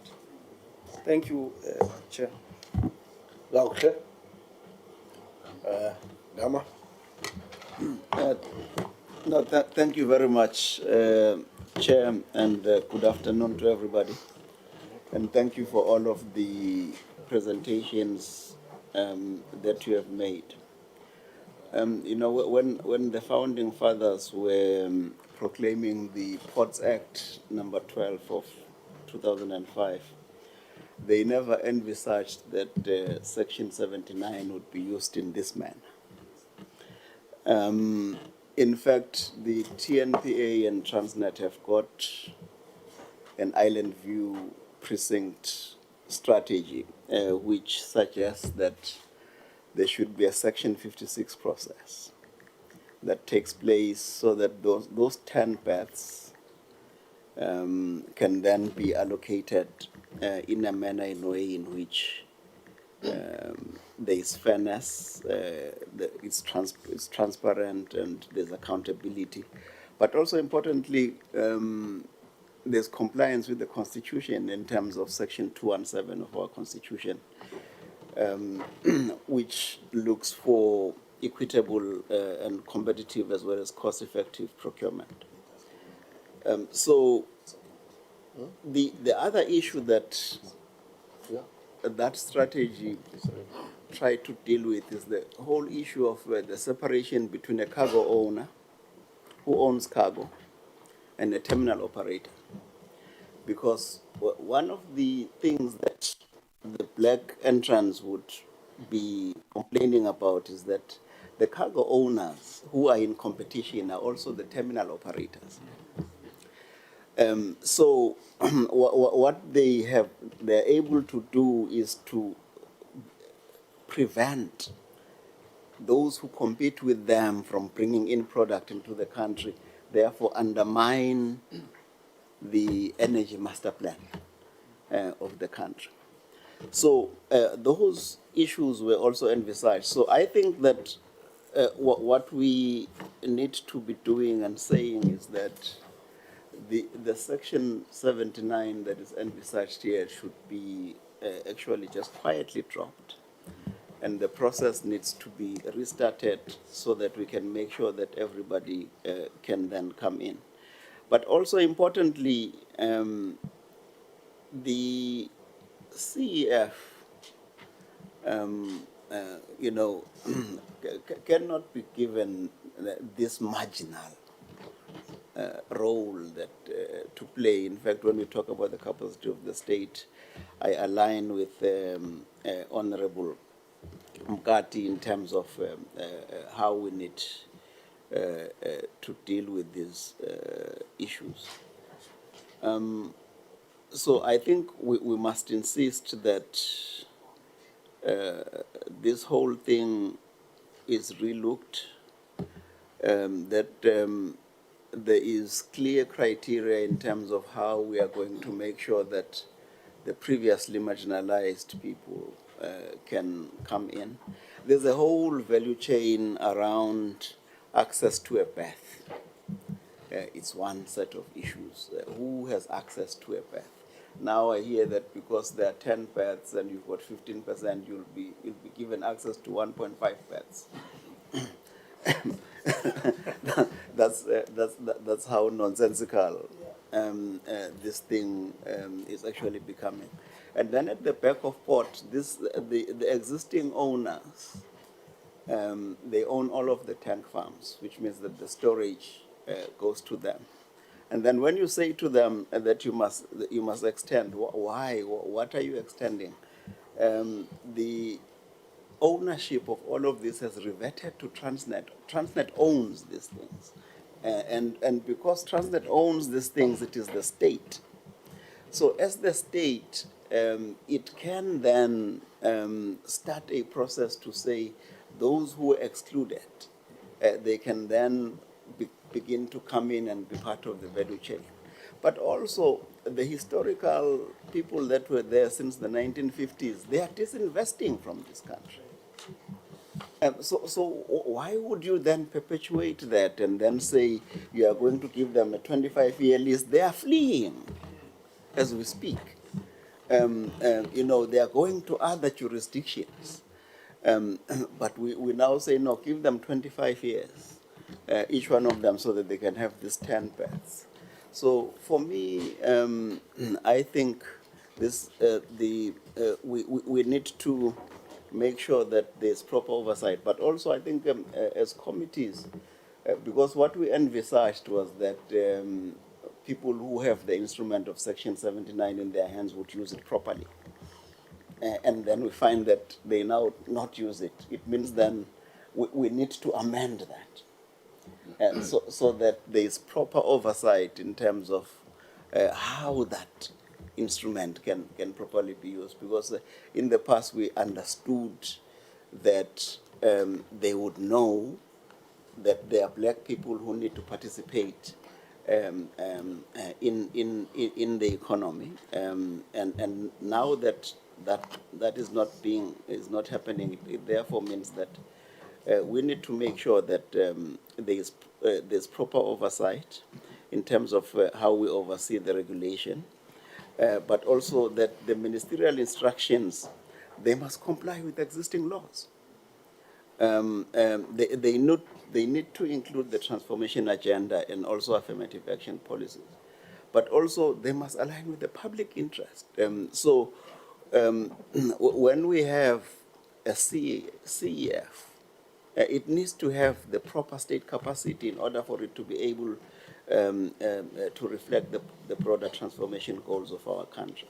As you sum up, Honorable As I sum up, I think the whole thing about consultation is really about discussions. How do we facilitate discussions with relevant stakeholders, not just one or two identified stakeholders, but we need to make sure that it's industry participants, it is government, and it is civil society, so that we can build consensus about how we want to transform this. So really, I think it's important as part of oversight that we also look at how we should publicly report the reasoning behind certain decisions when they are taken. We need to be transparent in terms of understanding why certain decisions were taken in the manner in which they were taken, so that we don't have to always resort to legal things. I could say much more than this, but the chairman is Montana. You never told him that. The transport chair. Yeah, the transport. Thank you very much. Honorable member. Webster. Yeah, Honorable Webster. Yes, it's your turn. Thank you very much, Chair. I think let me start by saying that I do believe that this process has opened up a can of worms.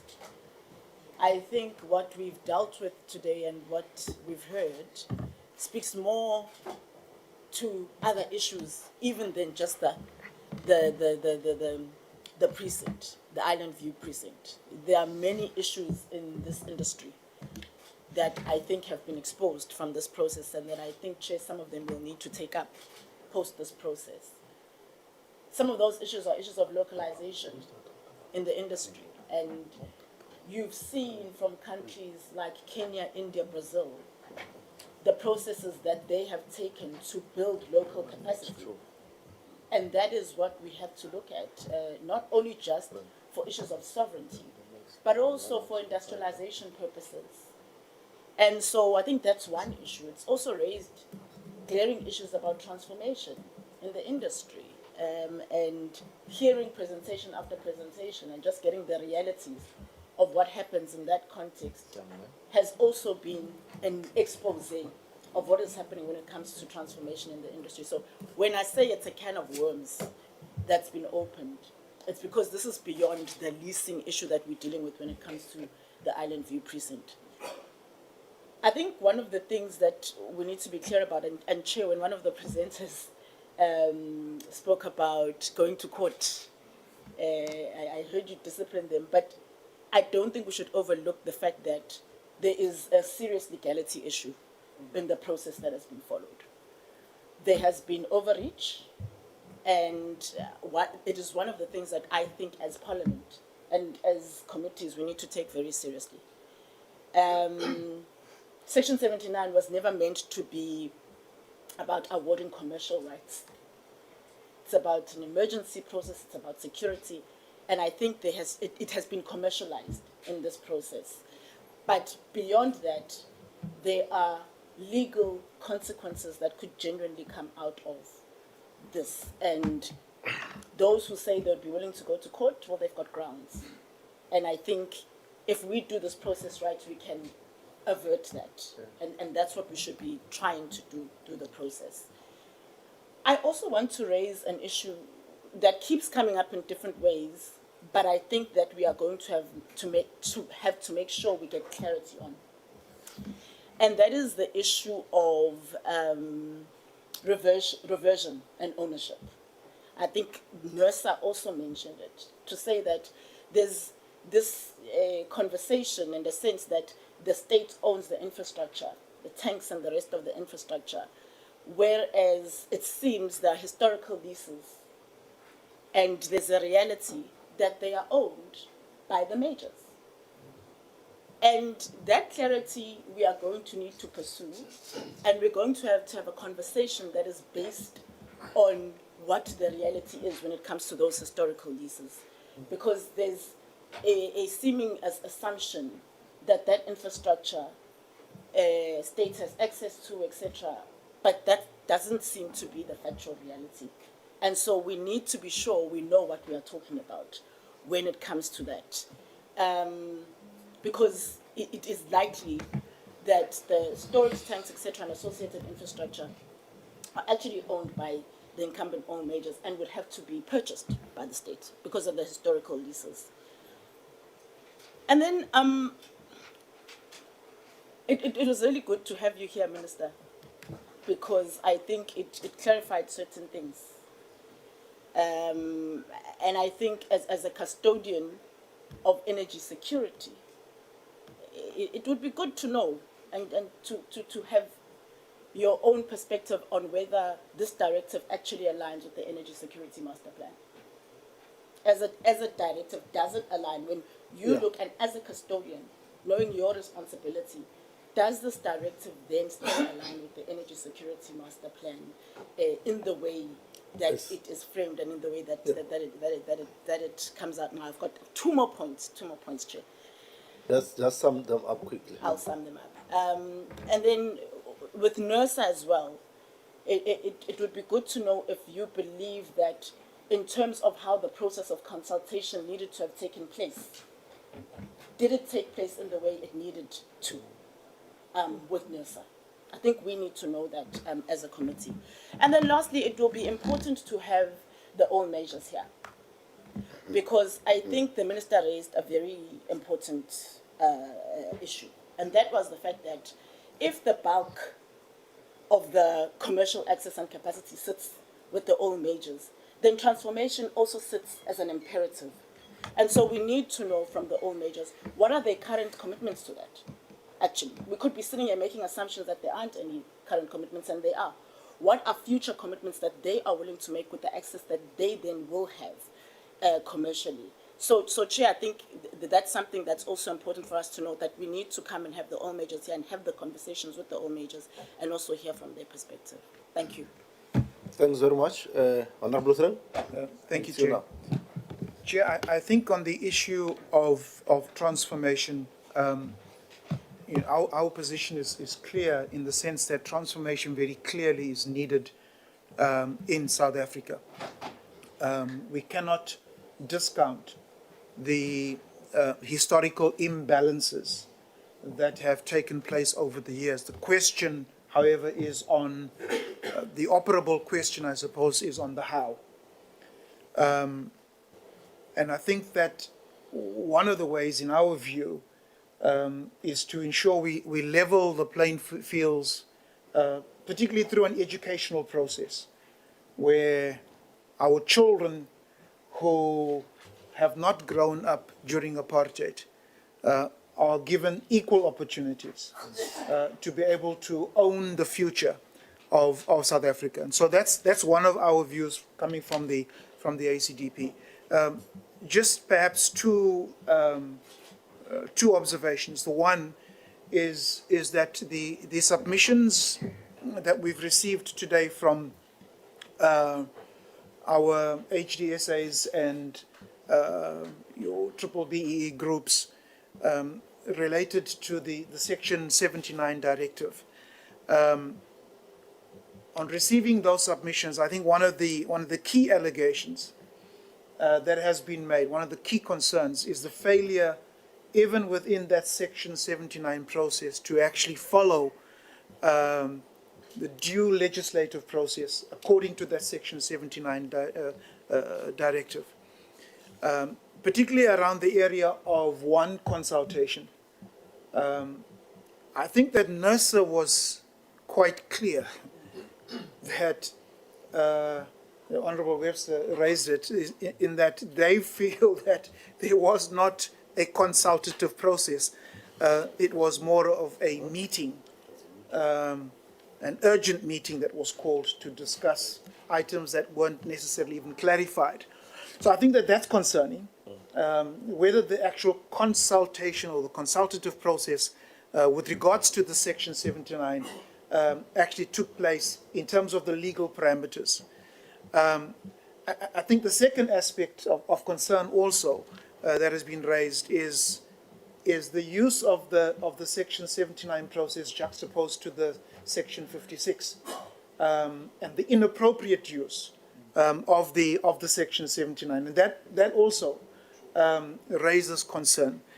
But I think for me, Chair, one of the alarm bells is the sovereignty issue. We certainly need to guard our sovereignty.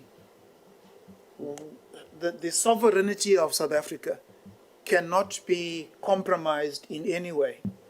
And so I think that these are some serious deliberations that we actually need to have, particularly around the sovereignty. We cannot be held to ransom by anyone with regards to how we as South Africans, while we may disagree, and I think that there are some fundamental disagreements that we have as South Africans, but I think the one thing that we have to agree on is that we need to protect our sovereignty. Thank you, Chair.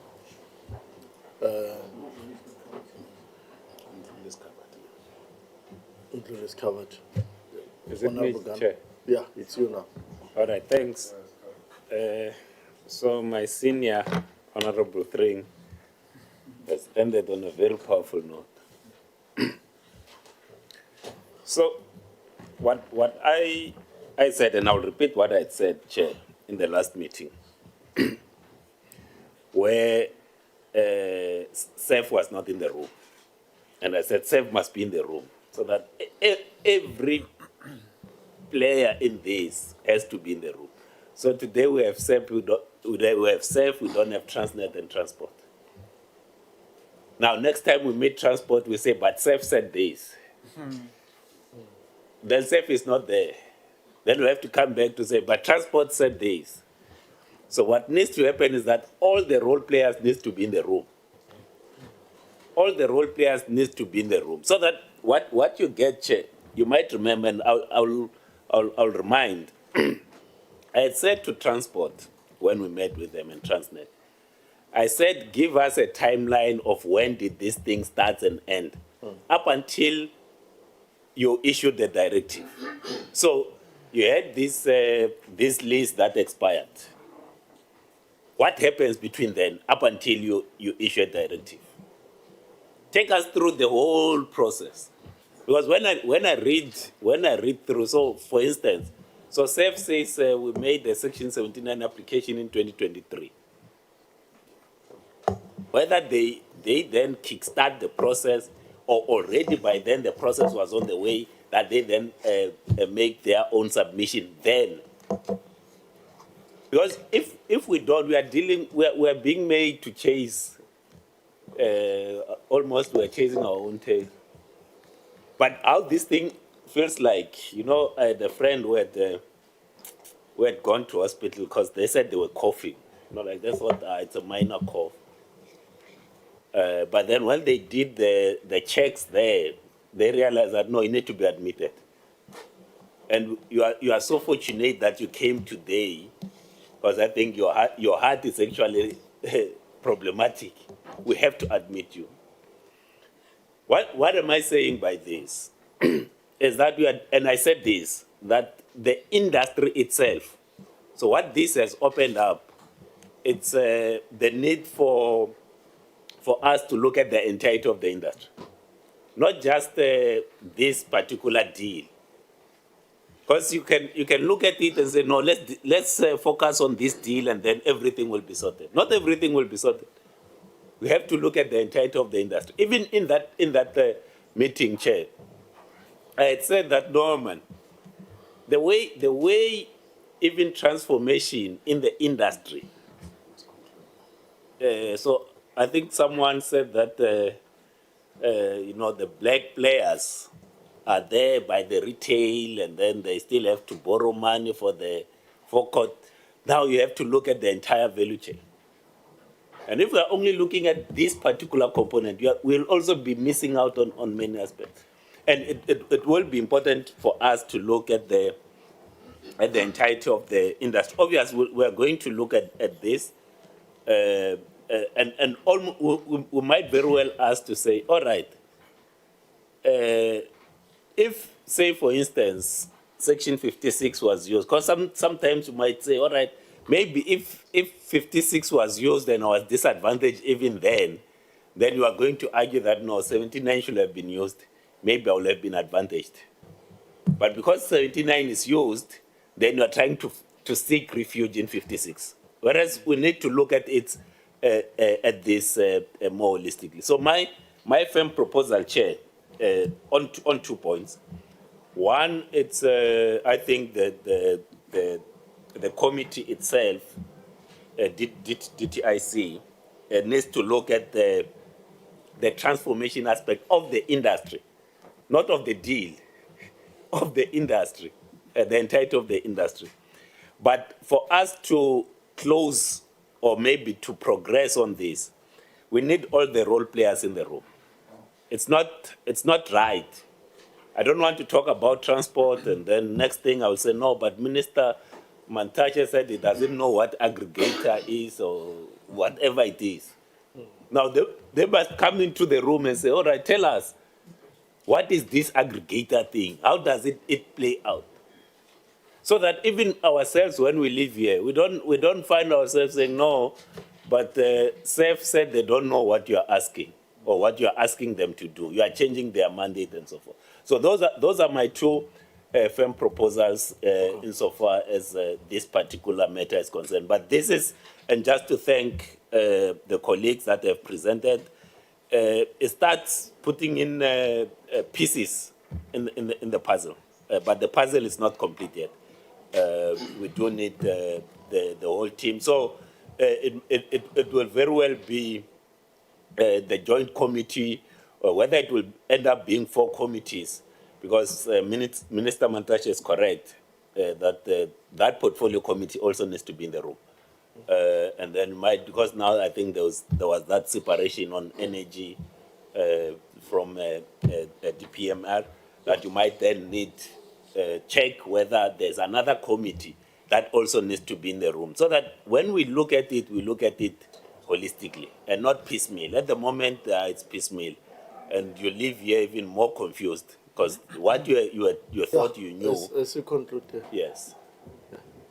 Yeah. Yes. Yeah. I will leave Chair in 10 minutes. You know, we only have 2 members, so I don't have someone to deploy to the assembly. Chanza, Honourable Chance. Thank you, Chair.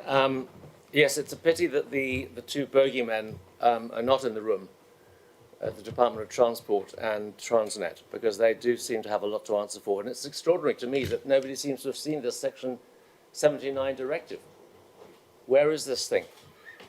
You know, it's bizarre. Anyway, I'm very impressed, I must say, with the gentlemen that have put their case very ably from the industry. And I do think that it's reminiscent of the time that I spent on the Small Business Development Portfolio Committee from 2014 to 2019, when we had innumerable meetings with small business owners that were being bullied, basically, by big business and government.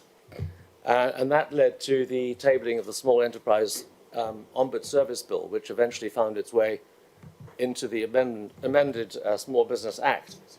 And the purpose of that was to create a level playing field which enables small businesses to have their problems properly aired and properly dealt with without having to go through a lengthy court process, which you unfortunately have had to do. And it's clearly an instance of large players with vertically integrated entry to different sectors of the market abusing their power, it seems to me. And contrary to what Mr. Mkutu says, I believe that the state has a very important role to play. In fact, it does, because I mean, if you look at, for example, the electricity sector, you have what should be the case is that you should have multiple players producing power, and then you have a regulator, the ISMO, controlling how it's distributed. That's how this industry should work. And it's not working like that. And you have a situation where the majors are basically eating everybody for lunch, including the state. That's not right. But, you know, what needs to happen, in my view, is that there needs to be a proper review, as the Honourable Garner says, of the industry and the entire value chain, so that the entry points to the market can be opened up. And I'm very interested in the comment from the gentleman from LIU Energy. He said, you know, us BE players are treated as toddlers. So the question is it the colour of your skin that's the problem, or is it you're a toddler that's the problem? And that's a valid question, actually. I believe it's less to do with the race, that's more to do with the size of your business and the fact that you don't have that market power and you can be trodden all over by the big guys. That's, to me, are the issues that have crept up into this meeting. Another very important point that somebody mentioned was the issue of transfer pricing. And this is a serious problem, not just in this industry, but in many industries, where you have the overseas trading hubs being controlled by the majors, and essentially most of the profits are kept offshore, which definitely needs to be looked at. And then I'm just amazed that this ship was held up for 3 months in the port of Cape Town. I mean, how is that possible? What are they trying to do? Now, it reminds me of what we found in Saldanha. You know, it's around a lease agreement. We've got the situation where we have a special economic zone in Saldanha that doesn't have access to the port because Transnet won't sign a lease to give them access to the port. It's completely mad. You know, we have a situation where Transnet is abusing its market power. Then, Minister, you talk about wanting to frack and exploit our oil and gas resources, which I agree with. But then the question is, how do you square that with the DTIC's decarbonisation strategy? I don't expect you to answer the question now, but it is an issue which, as government, has to resolve, because there seems to be a tension between the decarbonisation and the fossil fuel extraction and exploitation policy of your department. So that's really my observations. And I do agree with Honourable Garner that we have to get everybody around the table. Yeah. And maybe, sorry, one more point. As you conclude, yes. As I conclude, I'm seeing the Competition Commissioner is here, and much though the DA doesn't like market inquiries, maybe there's an opportunity to do a bit of soul-searching here, Commissioner. Possibly a market inquiry, but don't be too harsh. Don't kill the goose that laid the golden egg. Just have a little bit of an inquiry and see how things can be opened up to create a level playing field and a market that everybody can participate in on equal terms. Thank you, Chair. Okay. Viva chance. Yeah, Honourable Montana? It's you. Chair, So you want to co-chair now? No, Chair. I realize that the young guys have left at the end. Honourable Minister, thanks very much for, I think your intervention was very important. We raised these issues in the last meeting. And you know, you have clarified. And you know how I wish this was the thinking of the entire government. And we're acting in a more coherent fashion. Because when you look at the role of the state, when you say we are trying to revive, we're even buying, assuming some of those liabilities to ensure that we've got security of supply. I think that is strategic thinking. Now, if you apply it to, for example, the Central Energy Fund, it has got implications. One of those is that, practically speaking, you want, and I thought the CEO was a bit conservative or very careful in this role. Yes, you are accused of celebrating 15%. But what is it practically that we could do in that environment? You actually want SAF to have a 99-year-old lease in a port environment. That's the first issue that we need to look at carefully. so that we can work with Transnet at national ports in terms of raising the resources that are required. The private sector could still play a role, but that is one issue that we want to bring to the table. The second issue, unlike what other colleagues are saying, it's quite clear to me that these committees can make the position very clear that the Section 79 under the National Ports Act is actually quite irregular, and that is why some of us in the last meeting, we said to the minister, please reverse this thing. It doesn't meet the requirements of the law, and we've said that we'll challenge it if the minister doesn't do that. And Chair, not undermining this process, I've consulted with our party. We are very clear as the MK party that if the minister persists on this, even if we were to have a deal amongst all the players, but we can't confirm the illegality of what has been done. Even if there was a deal between all majors and these players, the legal side of the legality of how she has dealt with Section 79 in terms of the National Ports Act still has to be corrected. So I think that is very important. Chair, but I think there are certain things that we agreed upon. One, what has happened also doesn't only violate or is in breach of the Ports Act, but it's also is in breach of the Competition Act, as it were, where you have a situation where people they have their own cargo and they control the terminals. We have argued to Transnet that in the current global environment, it's actually very important for Transnet itself to control some of the strategic terminals, particularly dealing with liquid fuels. So I think that the presentations that have been quite informative. Finally, Chair, I think that we can also agree that when we looked at some of the people that are here, we are not talking in a developmental terms. I respect, because as Parliament we want to hear both sides. That is very crucial. But we also are here to change the balance of power in the economy, in society. And what we have is that we want both sides. The truth of the matter is that the current players that we have, we've seen with regard to leases, people have been pushed to the side. And we need to restore that. Okay? Secondly, we've seen that some of the companies or entities that presented it, they've actually got real capacity. They're not this thing that they're BE at a corner. It's actually not true. Some of them are big players, but they've been blocked.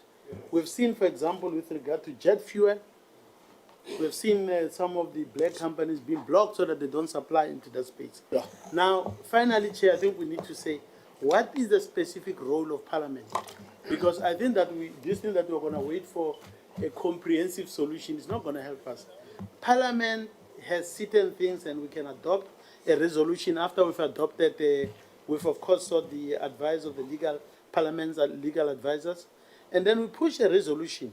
Hopefully, the minister will come to a senses, and I'm referring to the Minister of Transport in this particular instance.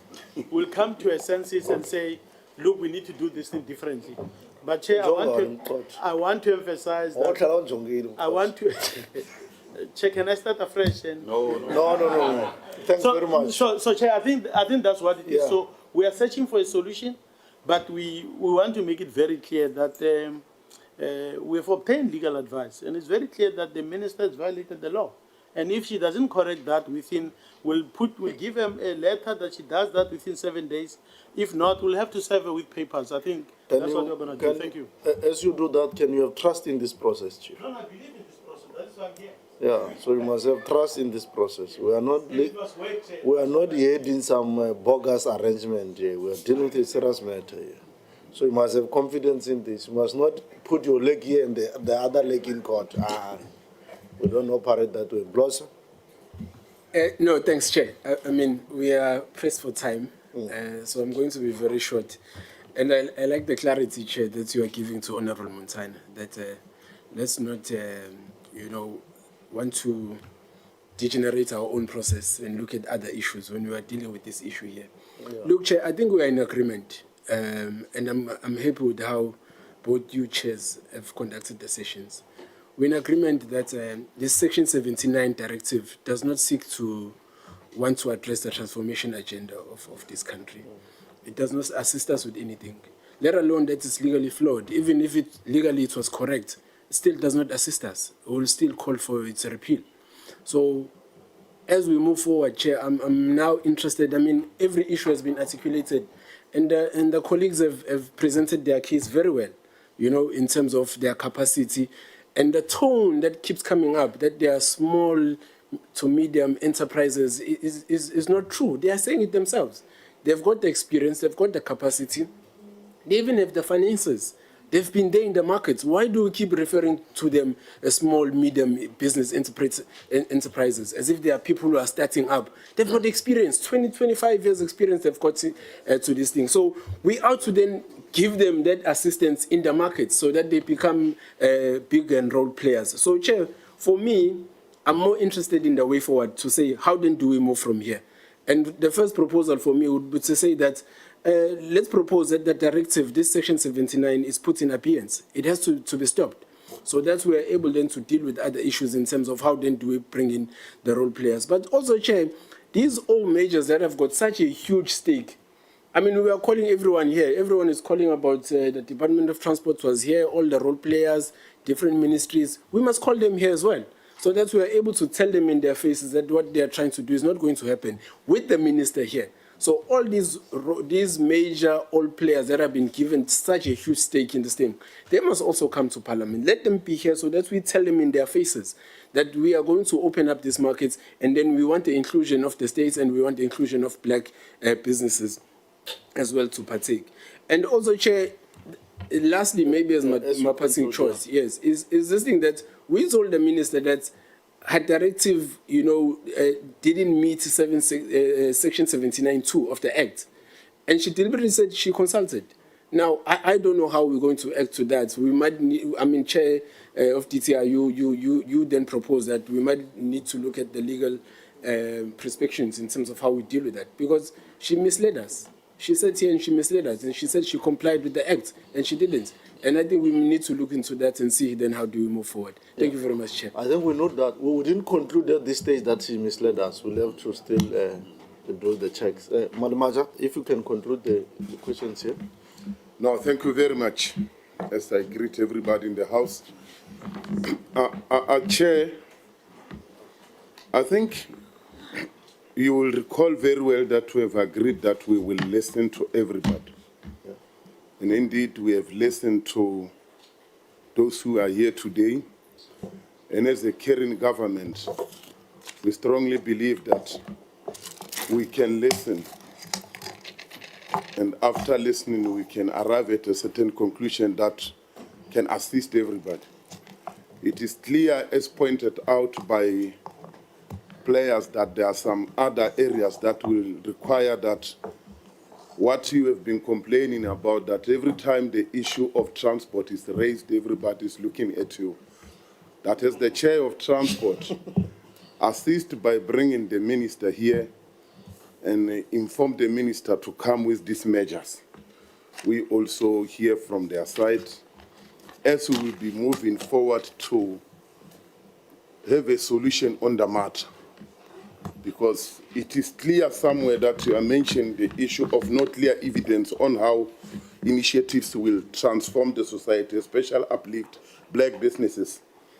We are also noting some old order attitude and arrogance of white monopoly capital that private business want to take over and let the government just coordinate without more powers.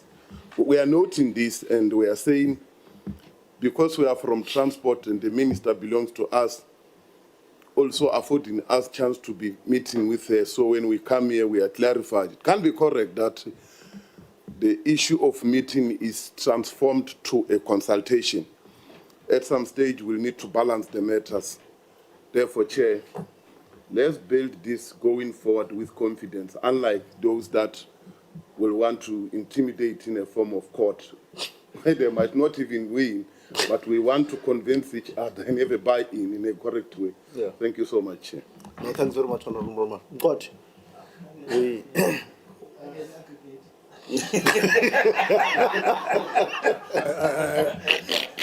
Let me aggregate on this matter.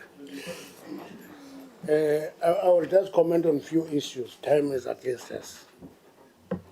Because sometimes when we raise issues in a committee of parliament, we create a reality. In my language, we say, ilizwi liyadala. That's my language. Ilizwi, that means what you say creates. Yeah. Let me start with the shale gas and decarbonization. I don't know what the confusion is there. Decarbonization is a program that we're looking at, where the least carbonizing and polluting continent. But sometimes we try to absorb the reality of the big players, or China, or USA, who pollute the world. It's a mistake on our side. And therefore, because we're confusing our state and our role, we tend to block development and hope that if we block development, we'll breathe fresh air. It's a misnomer. We need gas. That includes shale gas. Actually, we have 3 plants that are almost at production level now in 3 different provinces. One is in Limpopo, one is in the Free State, and the other one is in Mpumalanga. They are reaching the production stage. We need that gas instead of importing it from Namibia or Mozambique. We must produce our own gas because we use it. The same applies to petroleum. We import petroleum in huge quantities. We can't exploit ours. On the mouth of the Orange River, I made this point earlier. Namibia drills 24 wells north of the Orange mouth. We can't touch our own oil in the south of the Orange mouth because we are holier than thou. I think it's a misnomer for development. That I don't say we must be irresponsible with development.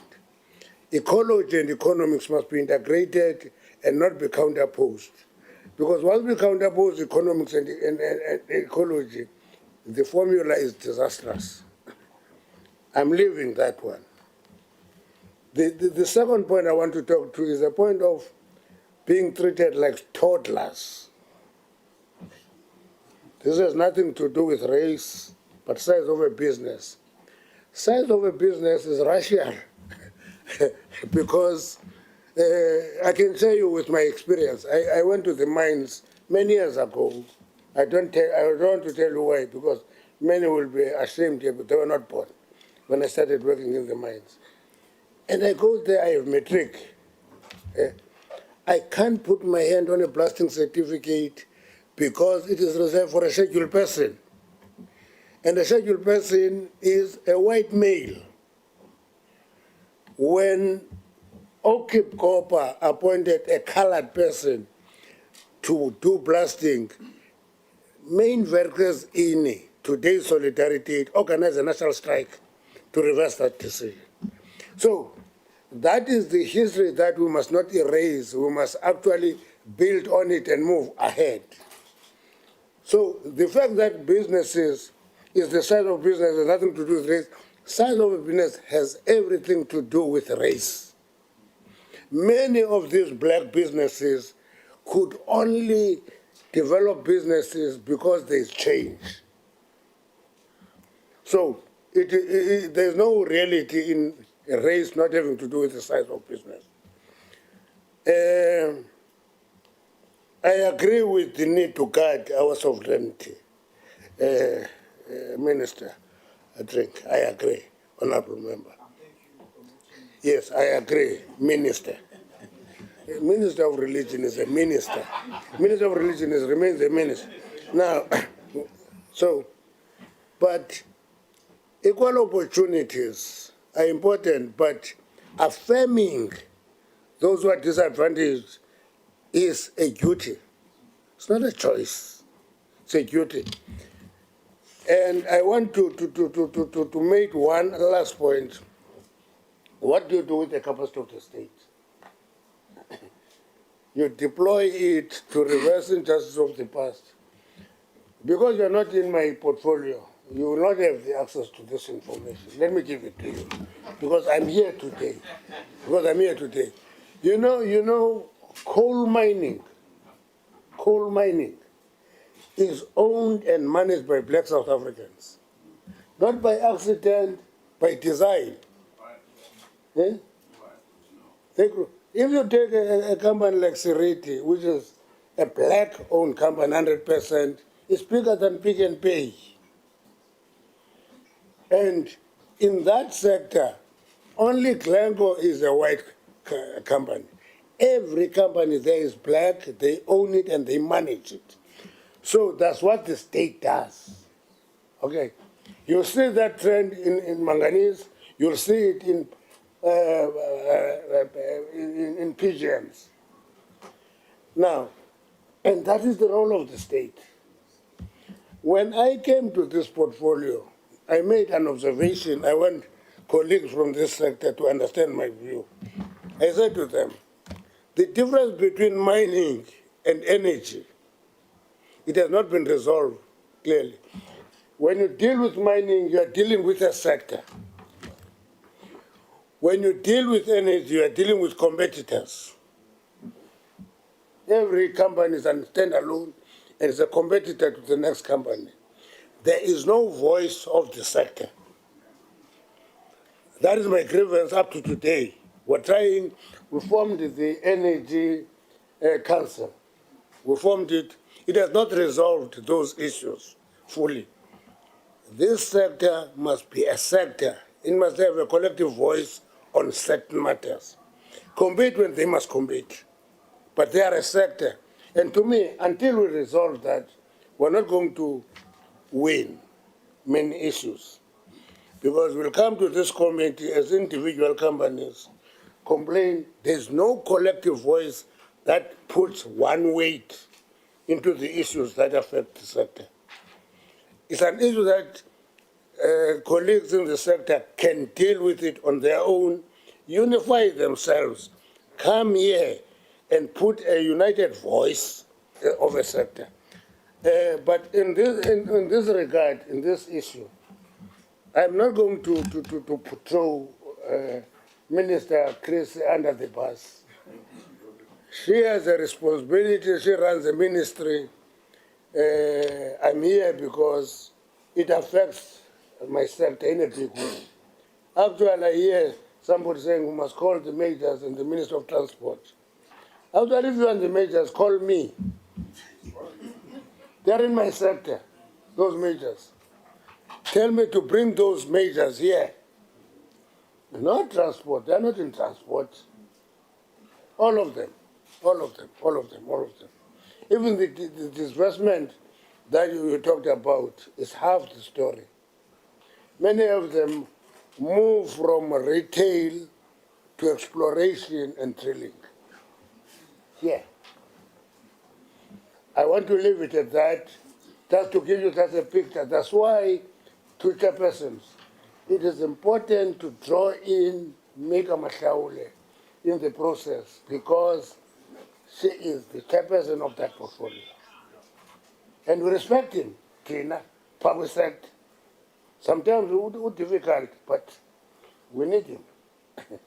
So I am giving that advice. Draw in Mika Mashaule to work with you, and then you will draw us in when you need us. Thank you. Thanks very much, Mkoti. Honorable Masina, if you can come in. Yeah. No, thank you very much, colleagues. Maybe let me just start. I'll be very brief because members will have to go to Parliament. The other stakeholders are leaving as well. Just to start where you left, Minister, chairperson of the portfolio committee where you come from is fully briefed and fully engaged. The only thing that where you are probably correct is that it was a timing, because we thought at the time when we'll need him is when Central Energy has concluded the discussion with the measures. We thought that, but there was an advice that came from Minister Chris, and nobody is trying to throw her under the bus, that said, call the aggregator to explain administrative issues. So those things are on record. So we just want to clarify that. Secondly, when we invited Central Energy Fund through Parliament, they sent a letter which we showed internally when there were issues.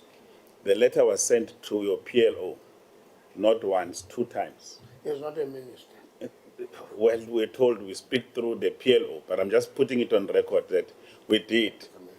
And finally, myself, Honorable Minister, myself and the chairperson of transport, we actually received, I've never seen these 2 colleagues from SEF. I don't know them. I don't know anybody from SEF. We received their communication, which I forwarded to Andre, who communicates on our behalf, from Minister Chris when he was meeting with them on a particular Friday. So there was no point where there was an attempt on our side to either undermine you or Mika, but Minister Chris was convinced that on administrative issues, we've got to speak to the colleagues. So that's what really happened. There was no means, but we're actually excited. That's what I said to the speaker yesterday. When he says, no, minister is coming, we said he's going to be more than welcome because it's going to be a 4-hour of a lecture about what's going on in this industry. So, and you've lectured us back, so I'm happy. I think there is no, it was actually good that you were here, and we really appreciate you and the team. And we believe that, which is just 2 points I want to make, that Parliament is a site of struggle. It's got powers vested in Parliament. We believe that in everything that we are going to do, we are going to bring everybody together to find a solution for this thing. So it is not in our intention to run to the court, to get the minister out there. We want everybody to have a role to play because transformation is our core fundamental. So your platform, your Google, but is to resolve existing contradiction and ensure that we can be together. And we are not spokesperson of any of the people who are here, so that next time we're not accused. We are speaking because people wrote to us to Parliament, and we looked into the laws and we got advice in terms of what are the specific things that we mustn't cross as this particular department. And finally, commit that we will invite the majors through you, Minister. Yes, through you, and about later because if they don't come, we will subpoena them. They will no longer need you. We will subpoena them to come here, and that is not nice in Parliament. Nobody wants to be subpoenaed. And I would like to take this opportunity, Co-Chair, before you close the meeting, to thank the colleagues who have made the presentations. It was really an education, at least let me speak for myself, who doesn't come from the sector. It was a proper education, having listened to both sides. And I really think that you did a good job and you managed your time, and we really appreciate that. Also thank the minister and the team that you've brought, professionals who stuck to their story. They didn't get involved in the politics of who said. They just gave us the perspective. And thank also the colleagues, the members of Parliament. I know that we really had to allocate more time. Normally, we try and take, if it's an hour, we take 30, but this time around, we gave you all the time. They only had 30 minutes to engage. I must also thank them. We had to squeeze them, but at least there is a sense of where we are. We are going to propose the date of the 25th of November for meeting with the majors, and we'll make sure at that meeting we get a bigger venue and we bring everybody under one roof. But as we did, when we met with the minister and Transnet and TNPA, the complainant were here. They didn't say wait that day because it was not their day. They've said they wait today. So on that day of the 25th, we'll invite everybody, but they will not say they wait because they've said they wait. And then this information that has been transmitted to us, it is going to be shared with all the ministers concerned, the portfolio committees, and entities that are involved through a normal channel which Parliament normally uses to make sure that we are together. And finally, we are hoping that we will have a draft report that will take to Parliament on something that we are going to resolve on. But we will do that working together with the executive and Parliament through our legal team so that we also don't cause rupture in the process of what we are doing, but we are firm on the agenda that we want to move on transformation. And we are not going to be a mouthpiece for individuals, but a mouthpiece for what must happen, because change must happen. Thank you very much, Chairperson. Well, thanks, Honorable Masina. Colleagues, we want to appreciate you once again. Honorable Masina has already done the honors in terms of thanking you. Koti, thanks very much for having came, even at a time when we felt we have undermined you, but to have had there's a vendor saying that we always say that the elder always steps on the thorn bushes, even. Yes. Molwana ukanda mufa ubona. Yeah, thanks for coming and for having created opportunity to come. And I think the exchanges are very important. Honorable Masina, the concern I know that is coming from the colleagues on the other side is the issue of the timeline. We need to assure you we'll do everything. We know that you are pressed for times in terms of certain things as they happen, the legality around it. We are fully aware of that. We'll do everything in our powers to ensure that this matter is resolved. And just to re-emphasize, we appreciate the fact that you have seen the parliament as a terrain where you can get your matters resolved.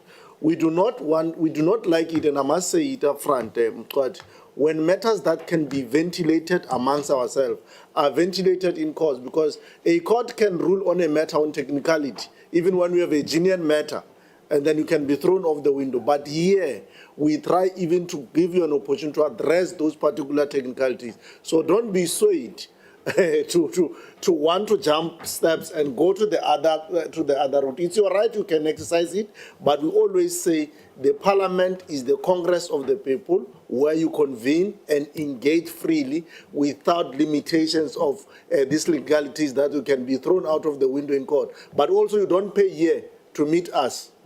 You only pay your flight. You need 100,000 to go to court just for the senior counsel one. So you must be mindful of those particular facts. Be exhaustive of this particular process. We are here on your behalf. So we have volunteered our service on your behalf to ensure that we reconcile this particular matter. Mokwati, unity and struggle of the opposite, mutual coexistence, is a practicality that we can achieve out of this engagement. With what Honorable Masina had said, we'll look into the particular date of the 25th of November. We'll, of course, through your council, engage Honorable Matlaule. It was never intention to undermine him, so that we can equally bring him on board. We work together as chairpersons of the economic sector. We do every other things together. We'll bring him on board. We have seen this matter of approaching this thing through the cluster way that it works. We had a problem with the airspace. We came this particular way. There's already change that we are seeing now. We hope even on this one we're going to win. We have no doubt we're going to win with your counsel and support, Mkwati, that 15% will not be touched, but we can jointly work towards touching that 85%. Thanks very much. The meeting is closed.